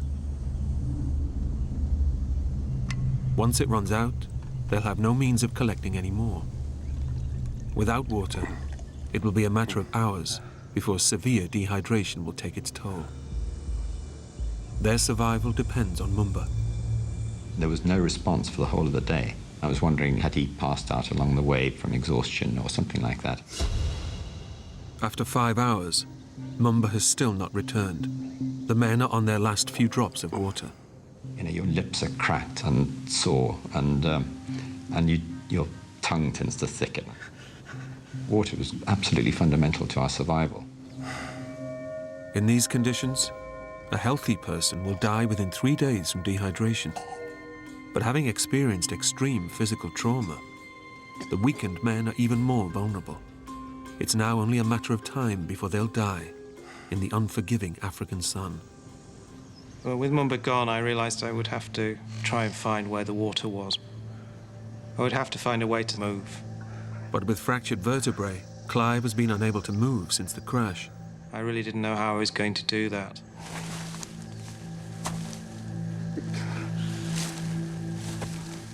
Any kind of movement was very painful.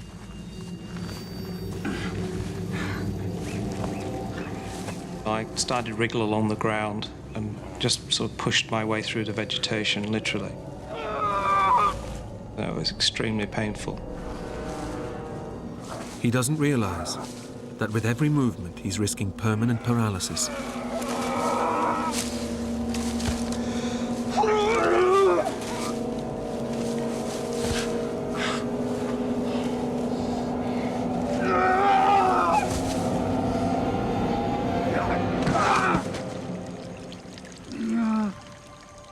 Suddenly, I could hear trickling water. I found a cool, clear spring of absolutely crystal clear water.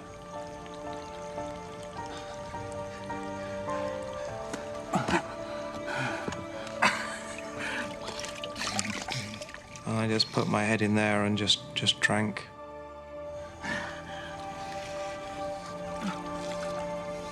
It was absolutely magical.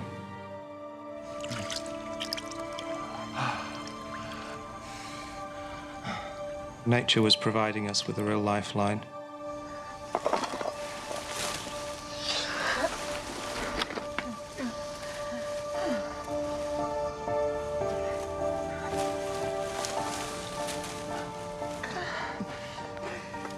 Clive finally reaches Graham. It's the first time he's seen him since the crash, and he's shocked by what he sees. So that was a pretty emotional moment, actually, to see that he was grinning, you know. How's it looking? He clearly had concern for losing his leg.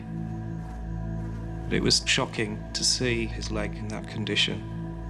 One of his feet had snapped off above the ankle. It was lying on the ground, just attached by tendons. The blood and congealed, it was covered in ants. It looked like liquid tar. I didn't see how anybody could repair that leg. Not bad, huh? And it must surely have been hurting, and he was certainly in pain. For the first time, Clive is confronted with the true horror of Graham's injuries. Time is running out for the severely injured men. 8 hours since he left for help, and there's still no sign of Mumba. Clive knows that their fate is now in his hands.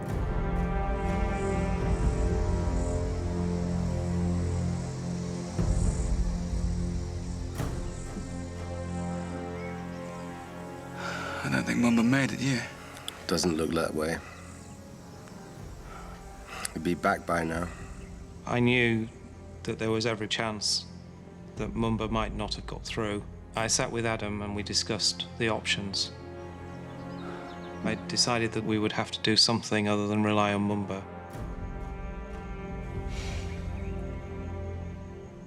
I could see a ridge, but if I could get up there, I felt I would be able to see what was below us, and maybe if there are any villages. If Clive can see a village close enough, he could attempt to reach it, despite his fractured back. I grabbed a pole and then tried to stand.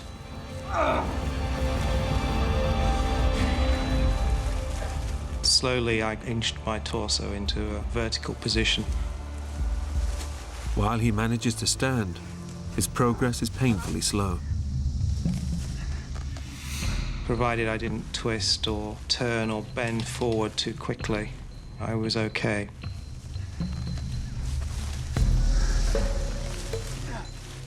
Climbing that hill was just really very, very difficult.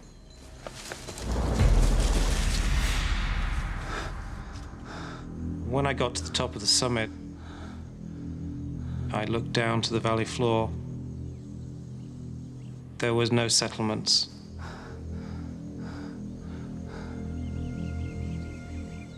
There was absolutely nothing.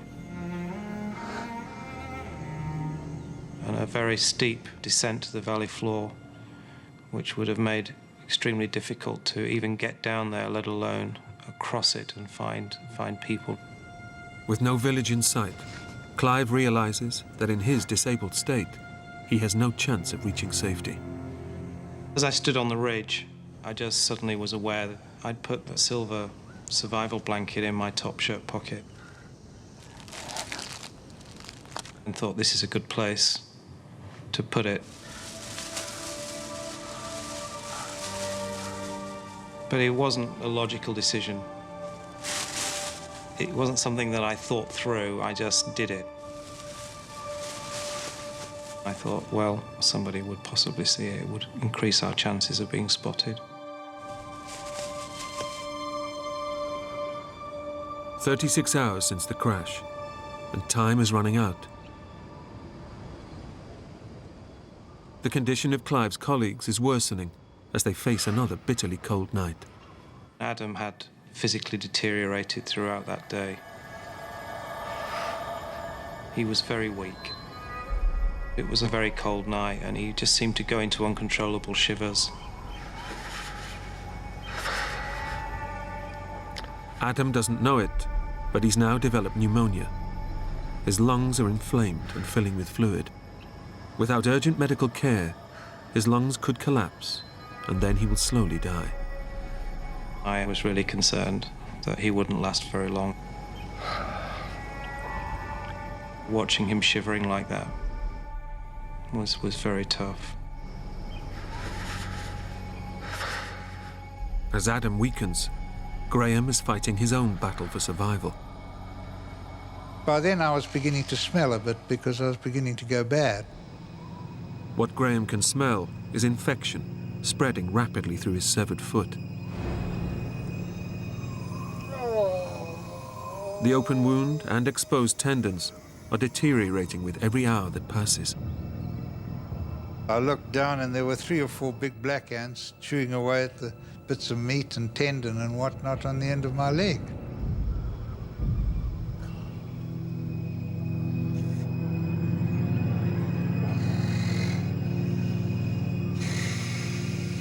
But there wasn't much I could do about it. I couldn't even brush them off. I'd done a calculation that after another night of cold, I didn't think Adam would survive that.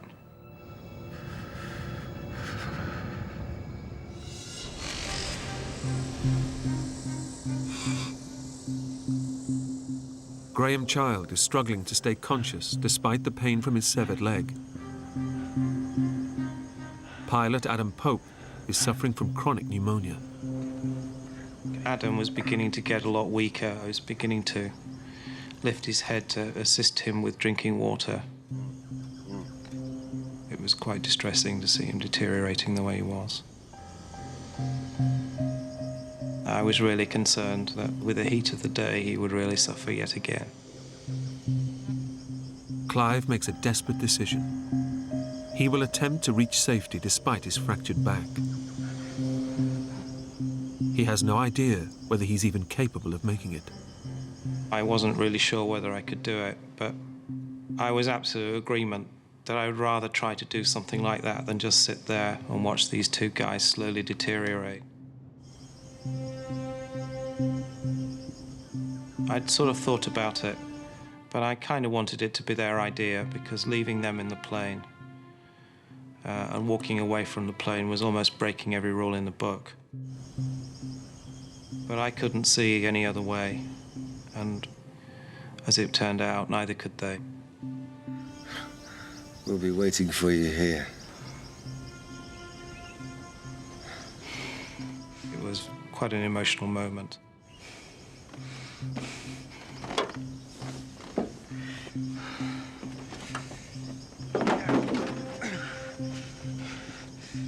The men know that this may be their final goodbye.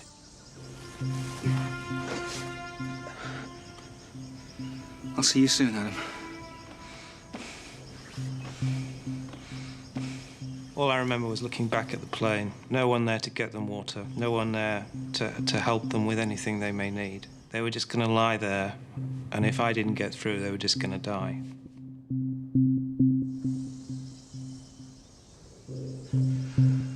I just remember looking back, thinking, this is it.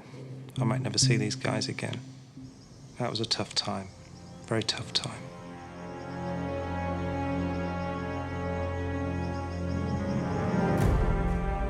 it's a massive gamble. Clive is not sure which direction will even lead him towards a village, or how far he will get in the dense African terrain.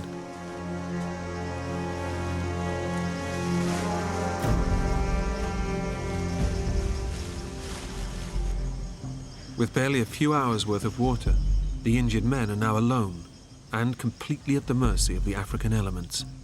As soon as Clive went away, I knew that this was the last act, really. We couldn't survive much longer. Adam and Clive are now clinging on to life. All they can do is wait and pray for rescue. There was nothing else we could do. I don't know that we even communicated with each other. We might have shouted to each other once or twice during the day. But that took energy. We were both completely vulnerable. We were on our own. We couldn't move. We couldn't do anything. We couldn't collect water. And we were vulnerable to any kind of foreign thing.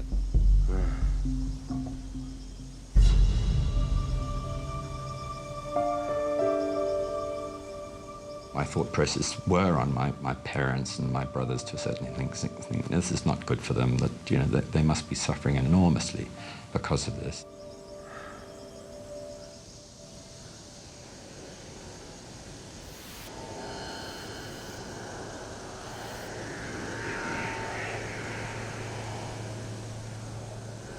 Graham, can you hear that?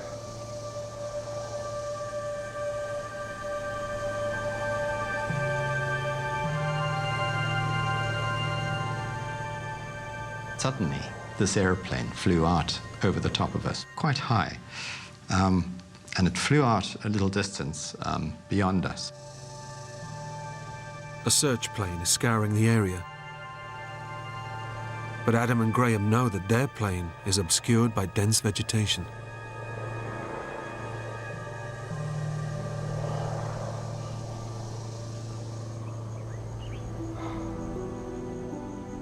And eventually it flew off. We were pretty depressed. We were lying there thinking, that's probably the last chance we've got. I mean, that was a really good chance, and they obviously didn't see us. Their one chance of rescue is gone. Deep in the wilderness, Clive also hears a plane, but he knows he'll never be spotted.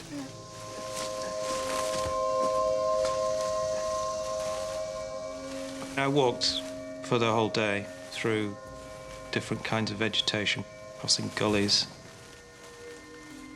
At the top of every ridge, you were convinced that at some point you'd get to the top and you look down and there would be the village that you were waiting for.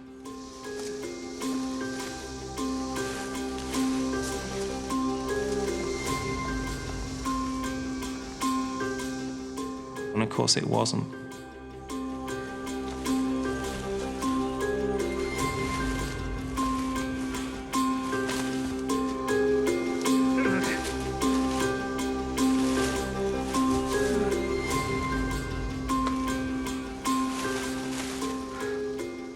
I began to get more frantic that the next ridge had to be finally the one I was looking for.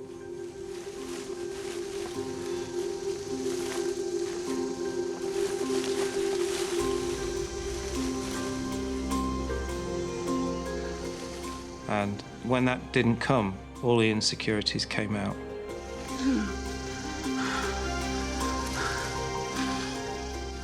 Am I in the right place?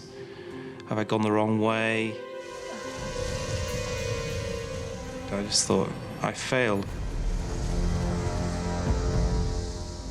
I haven't got through. Clive's last ounce of strength deserts him. He can go on no further.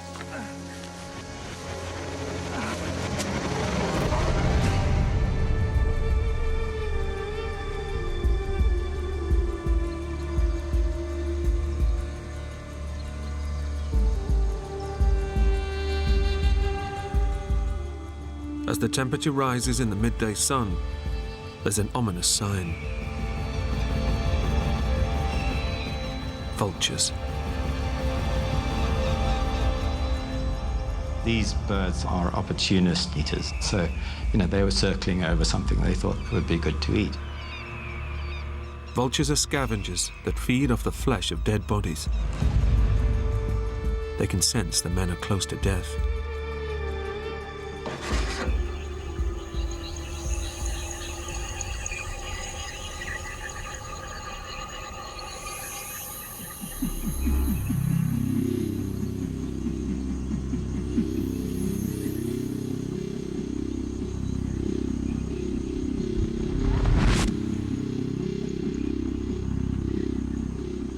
I could hear something in the distance.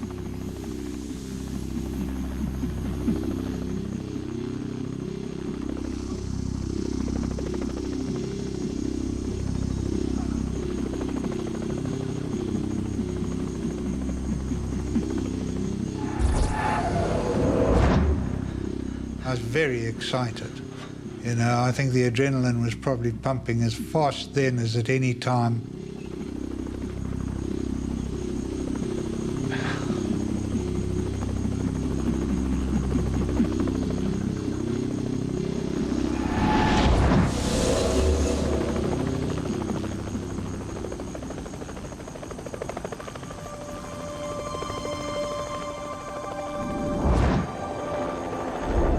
And this helicopter comes flying in from our left.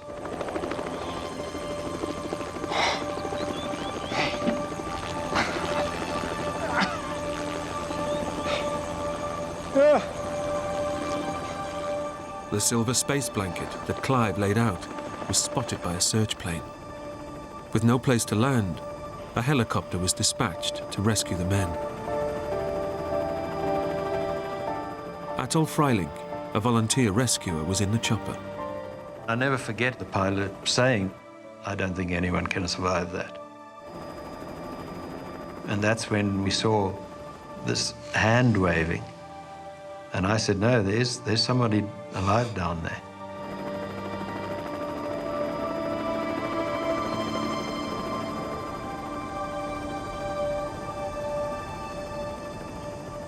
And I said, oh, this is fantastic.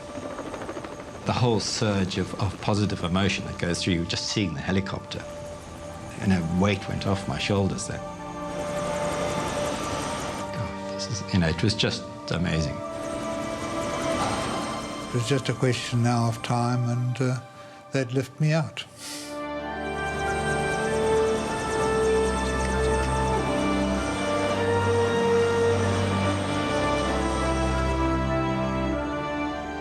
Mumba finally reached a village, a day after the men were rescued. He later died of an unrelated illness. Completely unaware of the rescue, Clive English spent a night alone in the bush before he was finally rescued. He made a full recovery. Graham Child underwent emergency surgery on his foot. Remarkably, his foot was saved, and today he has full mobility. When I saw Graham in the oxygen tent, I just could not believe that he still had his foot. It was just extraordinary that he'd sort of come through this the way he had, and he still seemed like somehow he would just survive. And he has. He has. Adam Pope spent 72 hours paralyzed on the wing of the plane. It took him 5 years to learn to walk again. When I was rescued, there was a sense of regret that a great adventure was ending. That whole kind of experience was now going to be fragmented and shattered, and you were going back into the real world.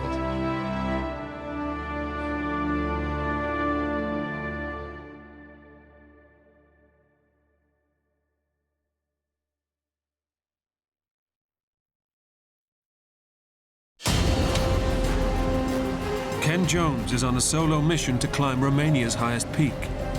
Alone and miles from civilization, his quest becomes a fight for survival when he's hit by an avalanche.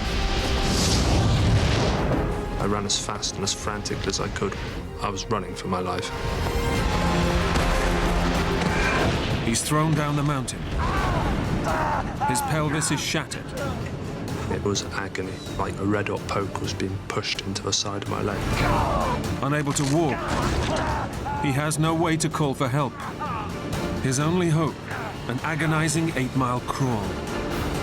Across rivers and through a frozen wilderness. His greatest fears are being eaten alive or freezing to death. One slip, I'd be dead.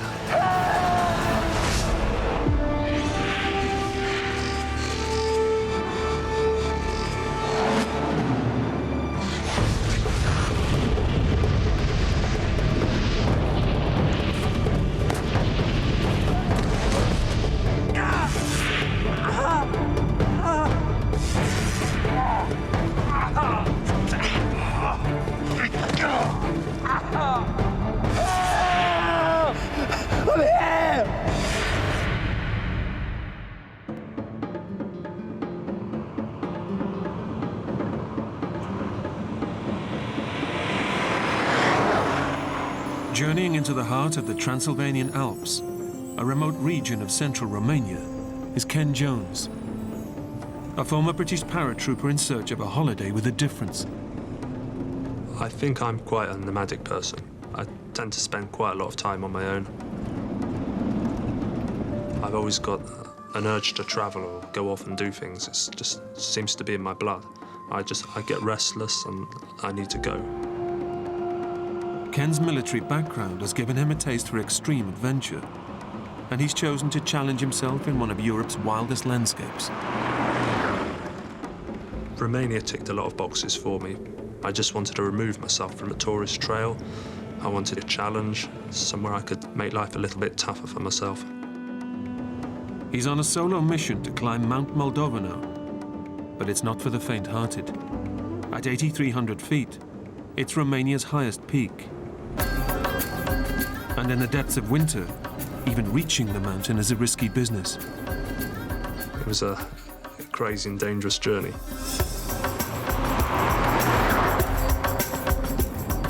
The taxi driver's just driving like a lunatic up the road. I just thought, what the hell am I doing? This is probably as dangerous as the mountain.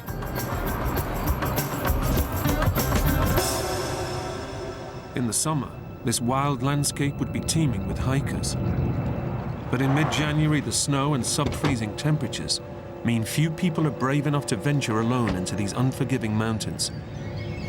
I became aware of just more or less having the whole mountain range to myself. It was a nice feeling, but it was kind of scary as well. You become aware of your own smallness.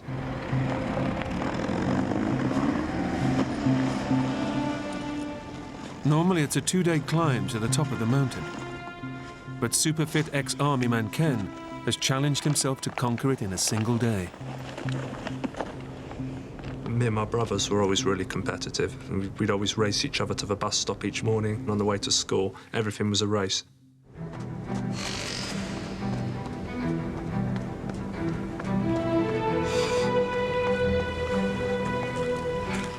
I do like the feeling of my body working and functioning well, and I soon found a good rhythm.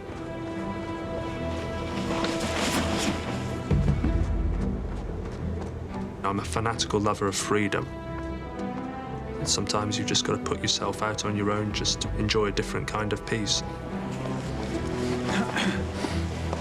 Ken's made light work of the lower slopes. But hazardous terrain ahead threatens his ambitious bid for the summit.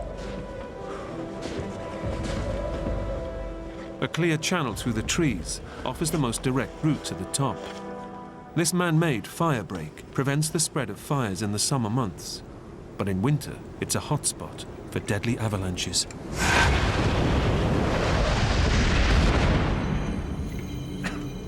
I did an Arctic warfare course in the army, and I knew about the possibility of avalanches. I was well versed in drills and how to deal with them.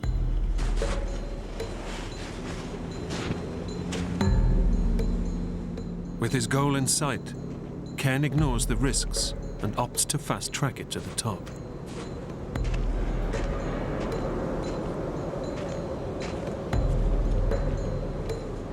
The snow on these upper reaches of the slope was more of a fine powder. And at points, I'd sink up to my waist. my going slowed down significantly, and it became really hard work.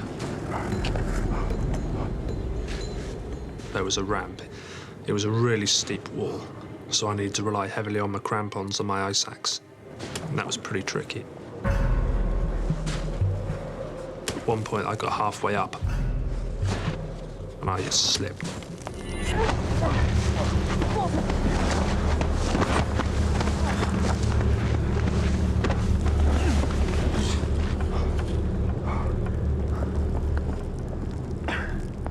The fall serves as a warning.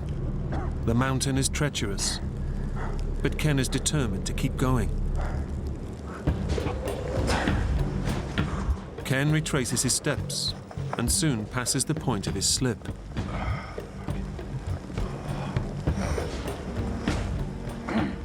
With effort comes reward. His choice of extreme location is starting to pay off.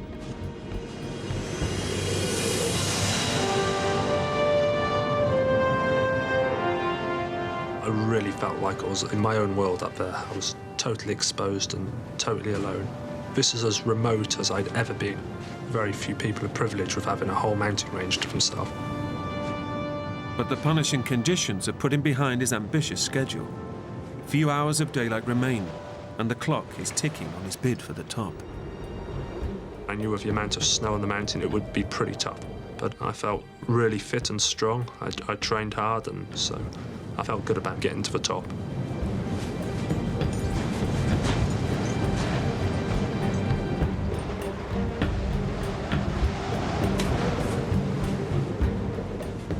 Sheer athleticism and extraordinary determination bring him within reach of his goal.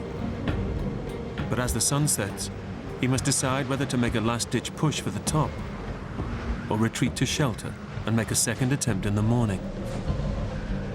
I kept hoping that the snow level would change or be a bit more friendly to me. I kept walking a bit more, not quite wanting to give up, but doubts started coming into my mind as to whether I'd make the top that day.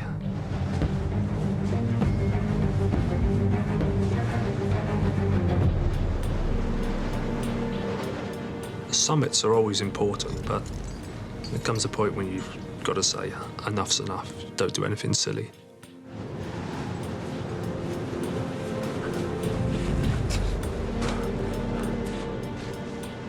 Reluctantly, Ken opts to return to the relative safety of the trees.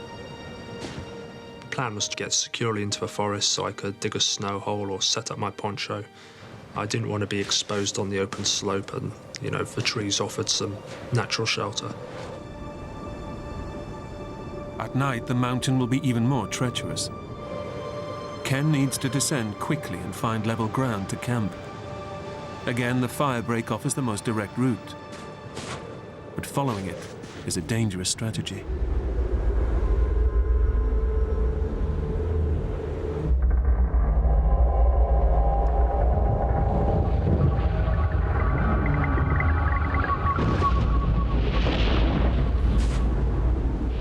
All of a sudden, there was just a noise from the top of a mountain. At first, I thought it was something like an animal. It was so strange and unearthly. I'd never heard anything like it before.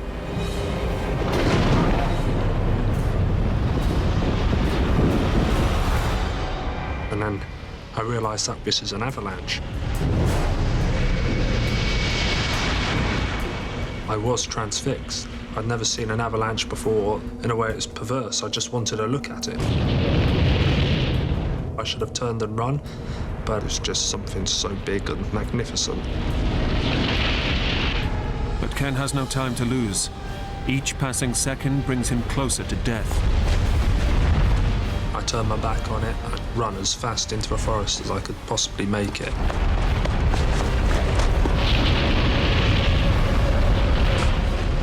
And all the time I could feel like it was chasing me. My heart was beating, it was just going crazy. It was gonna hit me, bury me. I thought I was gonna die.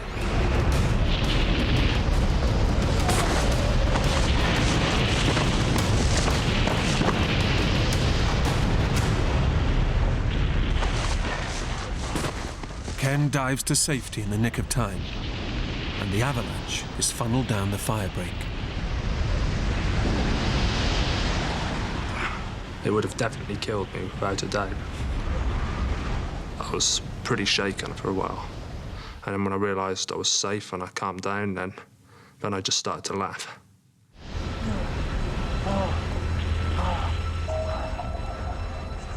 He's had a narrow escape, but he's still in danger. The snow on these upper slopes is unstable. After the avalanche, I began to feel really vulnerable on the slope. I need to find somewhere safe to sleep. So I wanted to drop down, get deeper into the forest, sleep for the night, and still possibly be able to make an ascent the next day. It's now a race to descend to safer ground before nightfall. But through the trees, the going quickly gets tough. But the terrain became more treacherous. Branches were poking in my eye. It was becoming a bit of a nightmare. The rough terrain and the slope of the mountain forces him back onto open ground. I knew the quickest passage was down the firebreak between the trees. I didn't want to go anywhere near it again. But I had no choice. I had to go down it. But taking this shortcut is a serious gamble. In his race against the light, Ken decides it's a risk worth taking. But his luck has run out. The mountain is about to show him how lethal it can be.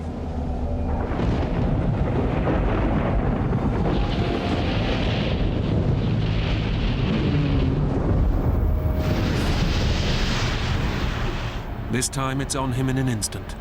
It's run or die. I ran as fast and as frantically as I could. I was running for my life. And then the next thing I knew, it pulled me off my feet.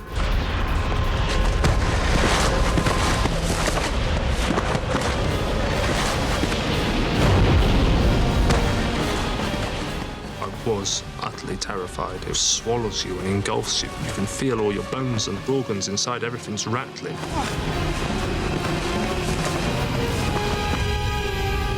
All of a sudden, I was falling. And then I was thinking, this is really bad.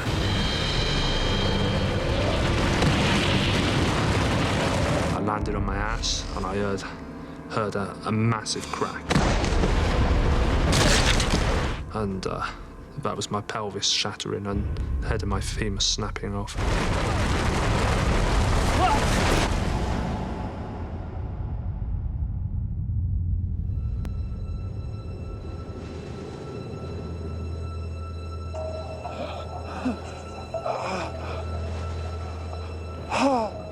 I must have lost consciousness.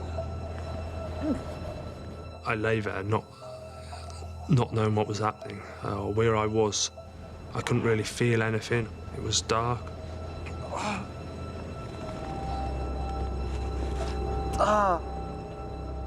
The fall has inflicted a bloody gash to his head.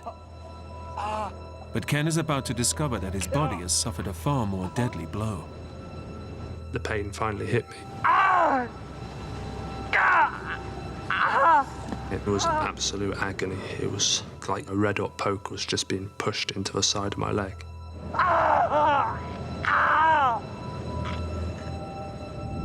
The impact has broken his femur and smashed his hip joint through his pelvis, shattering it to pieces. Bone fragments have severed blood vessels around the pelvis, causing internal bleeding and making his core body temperature plummet. In this extreme environment, his injuries could prove fatal. Ken knows it's bad, but is unaware of the full extent of the damage.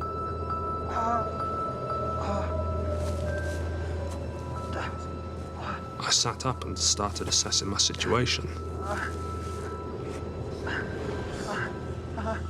As I put my hand to the side of my leg, my left hand felt wet and sticky, and I got a big open wound on a couple of inches on the side of my left hip. It was bleeding quite heavily. He needs to act quickly to prevent further loss of blood, which could harm his chances of survival. I managed to force myself to roll on my side. pulled a first field dressing from my pocket.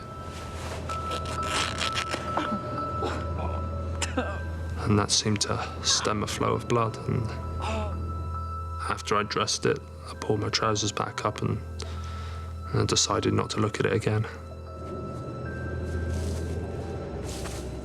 My natural instinct was to get up and walk.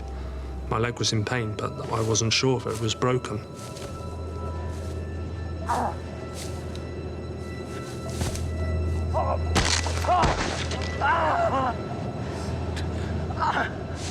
I felt a jolt of agonizing pain shoot up my leg, and it became apparent that there was no way in hell I could walk. My leg was gone. It was a pretty desperate situation. He's in urgent need of medical attention, but he's 8 miles from the nearest village and has no mobile or satellite phone. With military discipline, he's packed for the harsh conditions, but the avalanche has torn off his backpack and buried it further up the mountain. I was deprived of all my provisions, my sleeping bag, my stove, my meals, everything I needed to survive.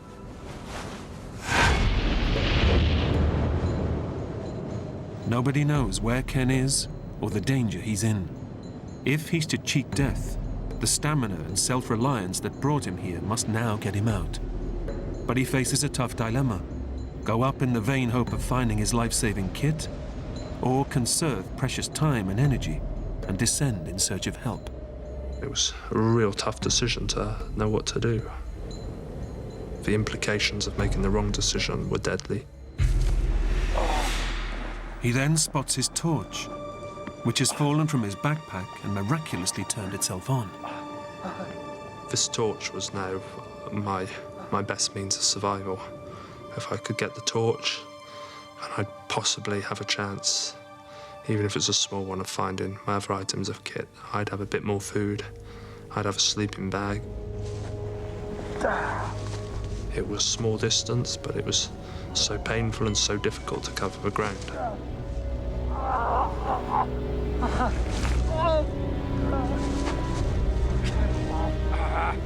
Ken finds his hat and a waterproof sack before eventually salvaging his torch. But hopes of recovering his backpack and sleeping bag are futile. His route is blocked by a vertical ledge. Under normal conditions, I could have negotiated it effortlessly. But like this, it was impossible.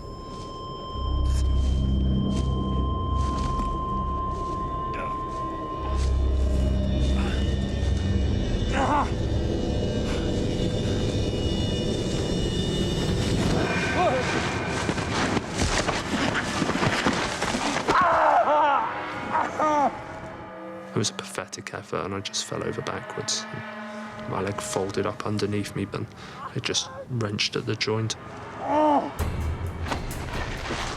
He has 2 options: to keep searching for his kit, or conserve time and energy and head back down the slope to find help. I decided I was going to go back down the mountain.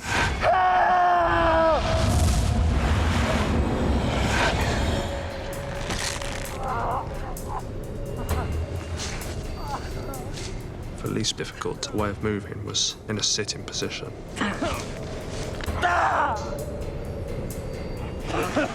Every time I moved, I could just feel bone grating and sliding inside of me. I'd be retching in agony.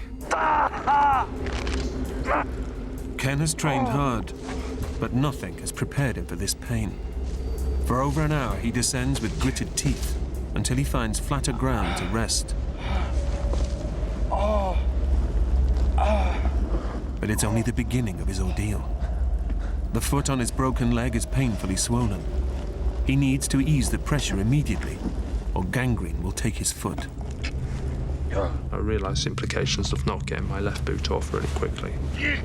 I could feel the bones grating and moving around in my leg. I mean, I had to inflict this pain upon myself. There's no other option.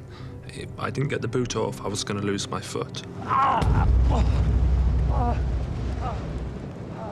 It was almost blissful just to have my feet free, and all the blood that was stuck in my foot could work its way back up my leg.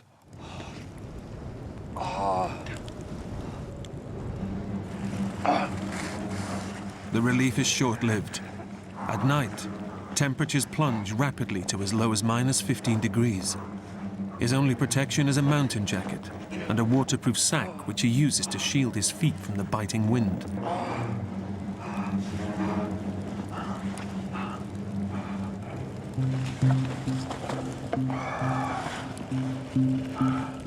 His body desperately needs food to provide him with energy to fight off the cold. His last provisions are stowed in his pocket, and it's vital he rations them carefully. I had a small plastic bag with some crushed sausage rolls. I got kind of careless, and before I knew anything, it was gone. I'd eaten the packet.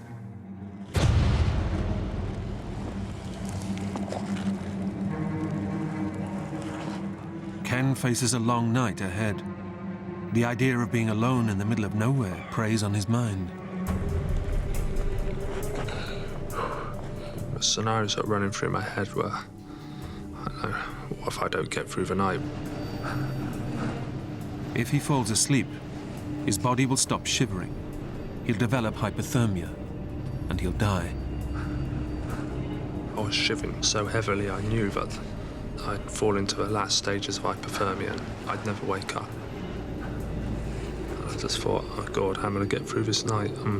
Just don't fall asleep or you'll never wake, you're going to die.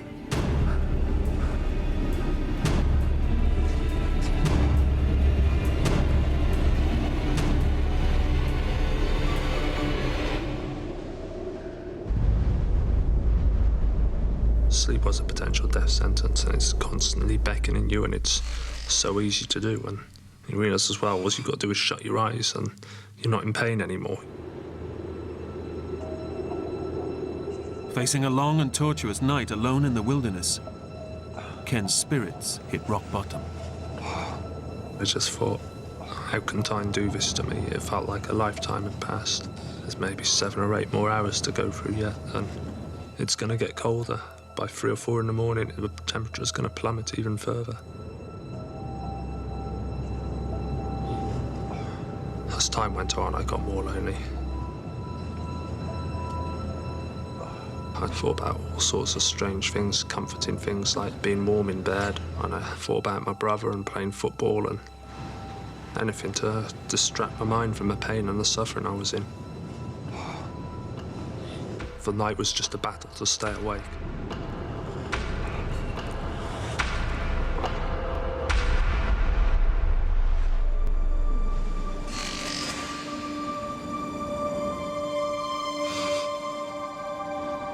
When daylight did arrive, it was overwhelming.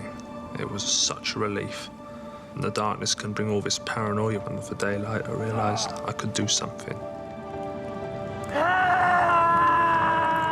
In the early hours of a cold mid-January morning, the chances of anyone being in this inhospitable wilderness are remote. Ken only has himself to rely on, but the enormity of the task ahead preys on his mind, and he can't help hoping for rescue. I kind of had it in my mind. Maybe emergency services would be called out. I imagined a helicopter or a couple of mountain rescue guys just walking through the forest blowing a whistle.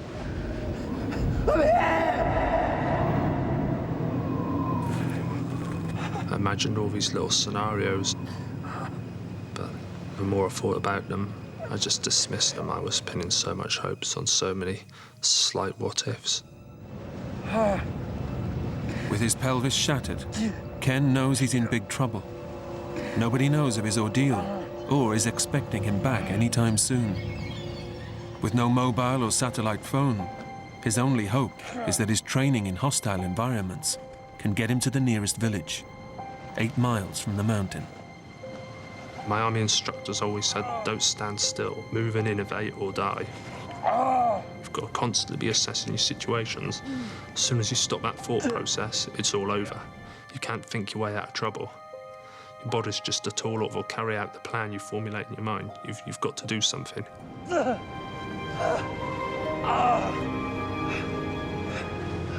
With no food and his water bottle already drained, Ken sets out on his marathon journey down the mountain.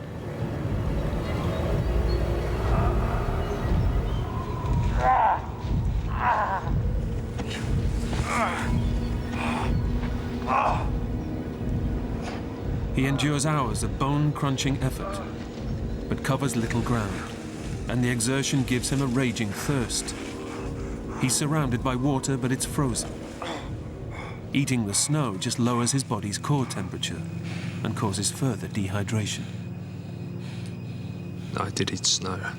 It would just melt into the smallest amount of water, so it wouldn't really quench my thirst. A river in the valley below will give him the water he desperately needs. But Ken also knows that it leads back to the track where the taxi dropped him off 24 hours ago.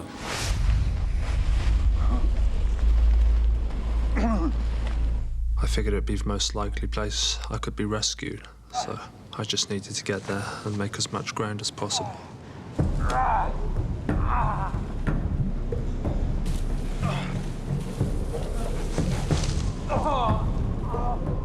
After an agonizing descent, Ken makes it off the steep slopes of the mountain.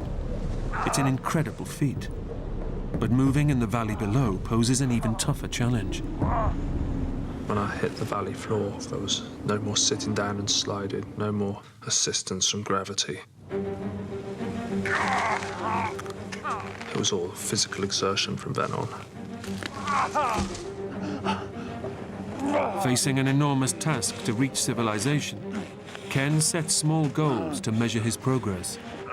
I started trying to play these little games of beating the clock. I'd set myself times to get to targets. His progress is painfully slow. Each new target reached is a massive achievement, but also a harrowing reminder of the mammoth task ahead. Time is running out on his chances of survival, and he's still 7 miles from the nearest village. My desire to keep moving was just to reach water. I was so dehydrated, I'd exerted myself so heavily.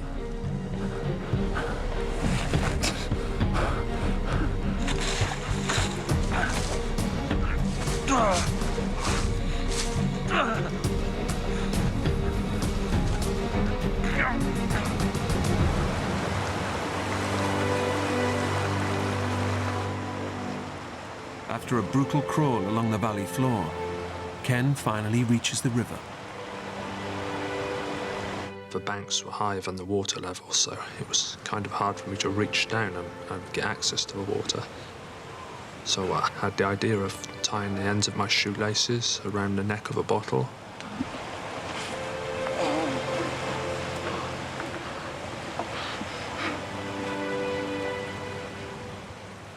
The relief on my mouth was blissful. It was like petrol going into a car. I just felt my body reviving, being full of energy again.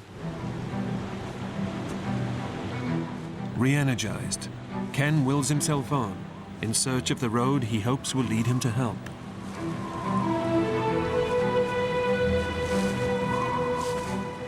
But he soon finds that access along the bank is blocked. The river, which provided him life-sustaining water, has now become his greatest obstacle. He's left with no choice but to cross. I didn't want to accept I was going to have to cross the stream.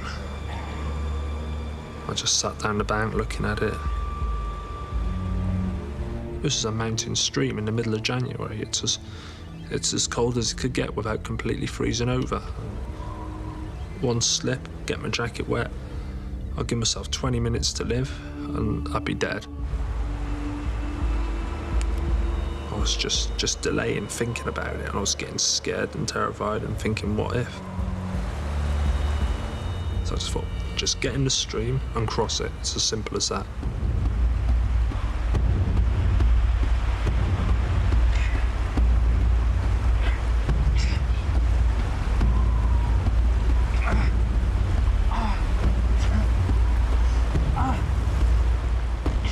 human body loses heat 25 times faster in cold water. One slip in the stream, and Ken could quickly freeze to death. I was shivering uncontrollably, my body was shaking violently, and I was gasping for breath. I could feel it rising up my legs, and I just thought, how am I going to do this? I just thought, tough it out, take your jacket off. I threw it across the stream. I just went, there you go, and now you've got to go and get it, or you'll be dead.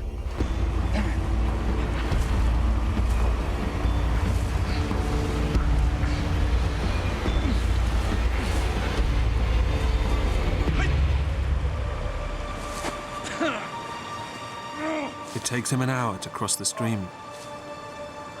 I sat there for a few seconds, just shocked, trying to get my breath back. The stream, I just thought, that's it. It can't get any worse now. I must have done it.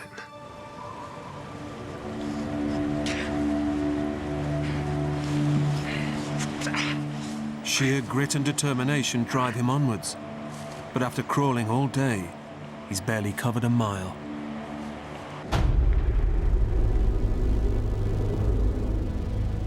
Now facing another long night alone in this savage landscape, he's suddenly consumed by his greatest fear, being eaten alive by wild animals.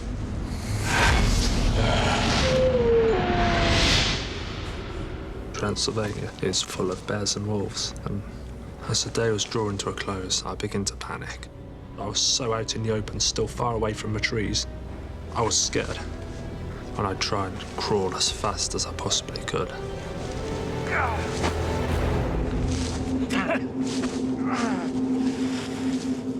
He makes it to cover, but the scent of his blood-soaked body and his weakened state makes him easy prey. I was really hungry, cold, dehydrated. I think it affected me. I wasn't sure if I was hallucinating or hearing things. I really believed I was hearing packs of wolves surrounding me.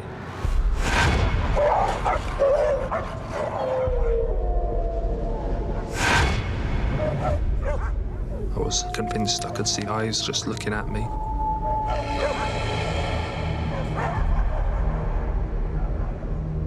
I'd just sit there panting, breathing heavily, really scared, just waiting for them to attack me.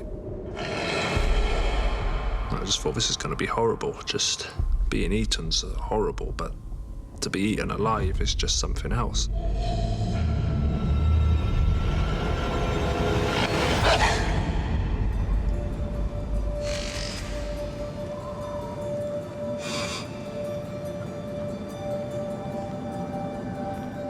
When night came on that third day, the relief was like nothing else. I'd pulled through. It was such a big achievement. Crippled by a broken leg and shattered pelvis, Ken desperately needs to reach the village 6 miles away, or face certain death in this hostile wilderness. After 2 punishing nights without food or sleep, it's a fight for survival, and nature is a formidable opponent. It started to snow. And I know the sky seemed to close down above me, and just got this isolated feeling.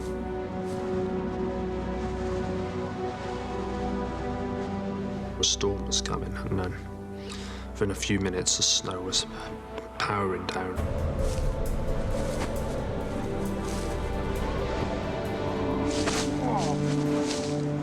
It seemed that the environment was just conspiring against me constantly.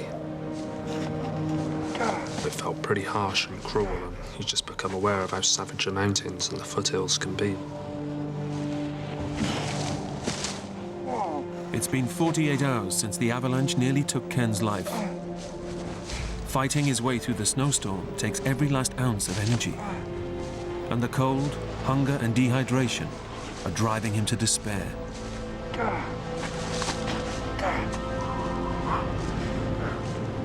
It's hard to keep moving because you think dying doesn't seem like such a bad proposition. At least all this pain's going to be over. You fall asleep and you can die. And I thought about my brothers and my sister.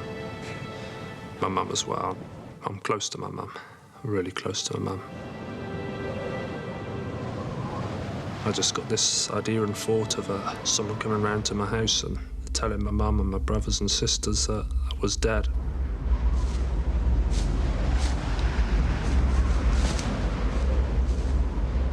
At this stage, I wasn't really sure why I was moving anymore.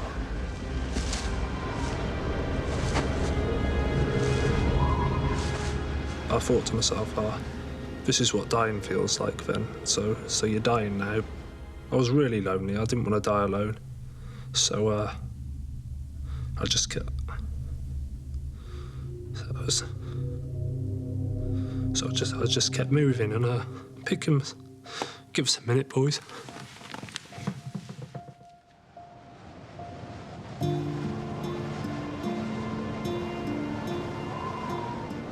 He's running on every last reserve just to stay alive, and now faces his third night alone in the wilderness. He hasn't slept in 2 days, but in these sub-freezing conditions, sleep means certain death. I wanted to keep moving. My body, it just decided it was gonna stop.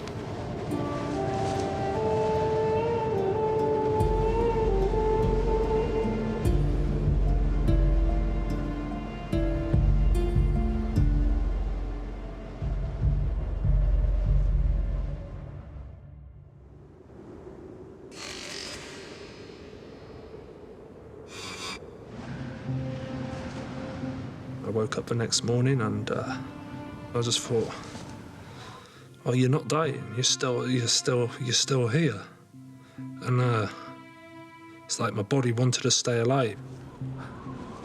I'd come to a standstill the night before and heavy snowfall had landed on me and totally cocooned my body, and I think it must have kept me alive and kept me warm. And I decided to start crawling again.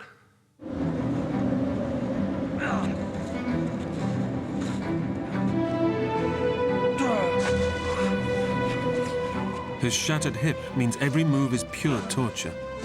Only his incredible fitness and superhuman reserves of willpower drive him on. In spite of the pain, he's confident the worst is over. It'd be stupid to even conceive of it getting more difficult. I've just got to get to the track. It's not going to be far away. One big final effort today, and you know, I'll be safe. At last, Ken is within reach of the road where the taxi dropped him off 3 days before. But suddenly, getting there looks impossible. A river blocks his path, and Ken knows just how deadly this might be. When I saw that there was no passage through, I was really angry.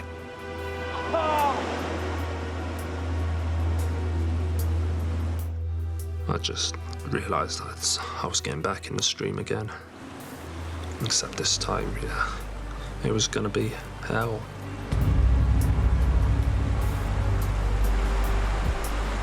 I remember when I was little, I used to go on the big diving board at the swimming pool, and I'd be so scared to jump.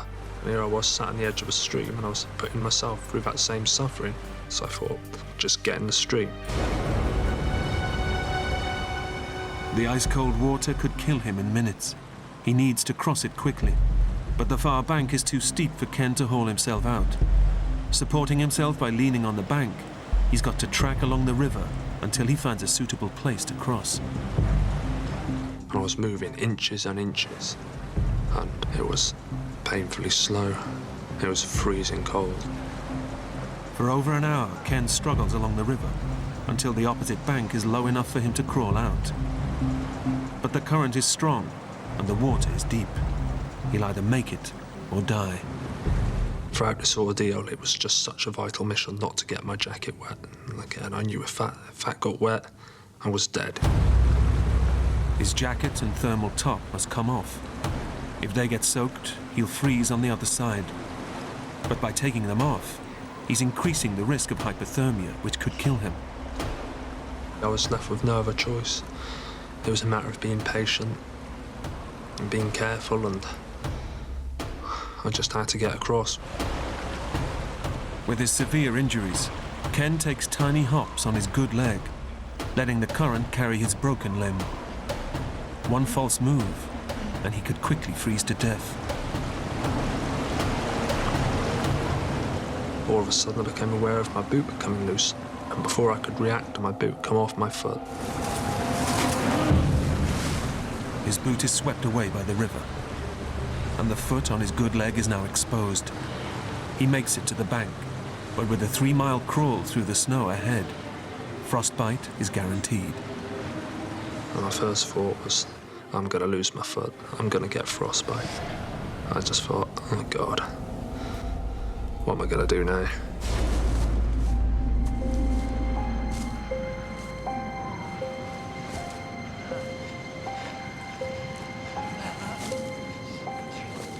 When you get to a point where you don't actually care anymore, you don't really miss your family, or you're not really bothered about them, you don't even care for yourself that much.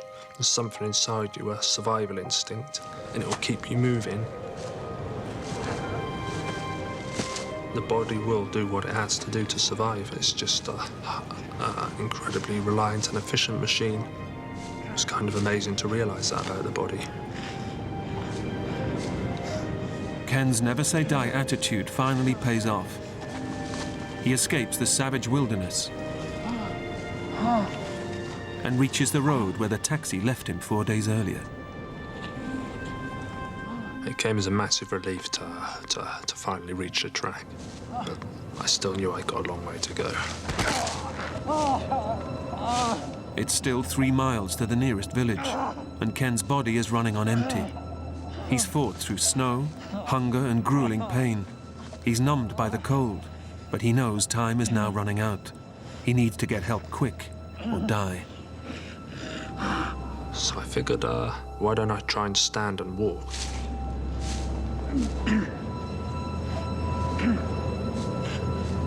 It was okay for a few seconds, and then there was a big crunch, and I felt bones grating up my leg. Even though it caused me a lot of pain, and I just thought if I could find some sort of a stick to just take a part of the weight, then, you know, I could use it as a crutch.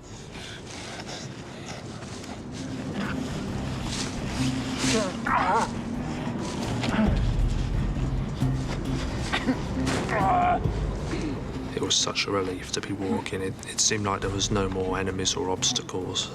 I felt it was more or less home and dry. But his ordeal is far from over. And all of a sudden, it felt like I'd just been stabbed in the stomach with a knife. There'd been no pain like this. It was the worst pain I've ever felt, or the worst pain imaginable. The stress of Ken's ordeal is causing his body to produce stomach acid at such lethal levels.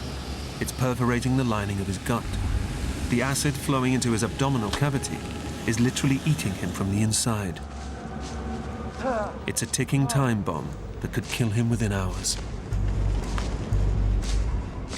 At this point, it was all about tonight. I had to make it back. There was no way I could make another night. While I was on this track, I wouldn't stop walking.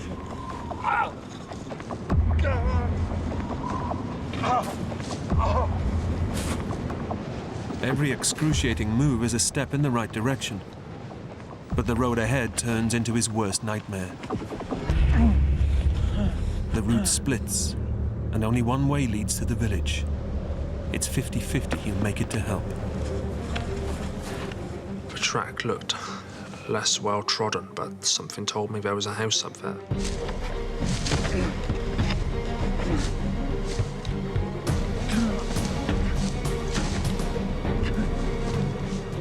And when I reached the clearing, I saw the outline of a building. I thought, this is it. It brought me enormous relief. I felt like I'd made it, and I was literally within steps of safety and warmth.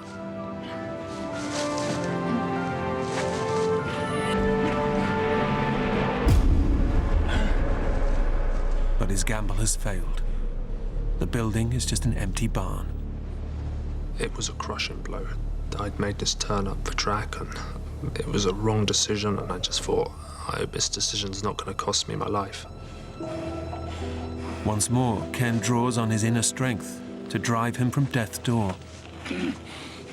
I didn't feel I was ready to die. I felt a bit of resentment towards the mountain. I wasn't going to let it beat me now after all I'd been through. But his body is approaching total collapse, and he's wasted precious time taking the wrong route. He must now retrace every harrowing step back to the fork in the road. It's getting dark, and temperatures are starting to plummet. I reached a fork in the road again, and then I took my only other option, and I felt relieved again. I thought, well, there's only this way now.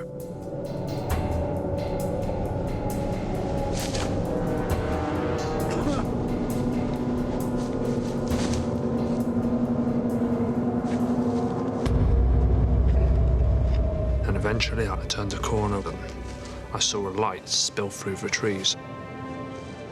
And it brought a smile to my face.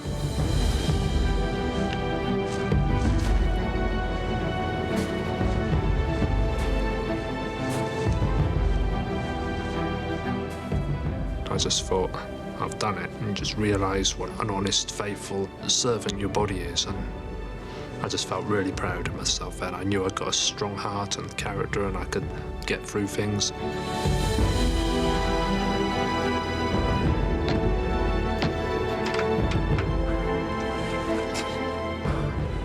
I'd fought for my life, and there was no sadness or bitterness towards the mountain or anything that happened. I'd made it back, and it was just so comforting to be with someone and realise that it all come to an end. I was safe. Pioneering surgery repaired his hip and leg, but Ken lost 4 toes to frostbite. 2.5 years after the accident, he was finally able to walk again. So few people get the opportunity to learn about themselves so intimately, and I feel privileged to have had to face such struggles to get where I am now, and I'd say that's a good thing. Ken is now fighting fit and is hoping to one day compete in the challenging Tour de France.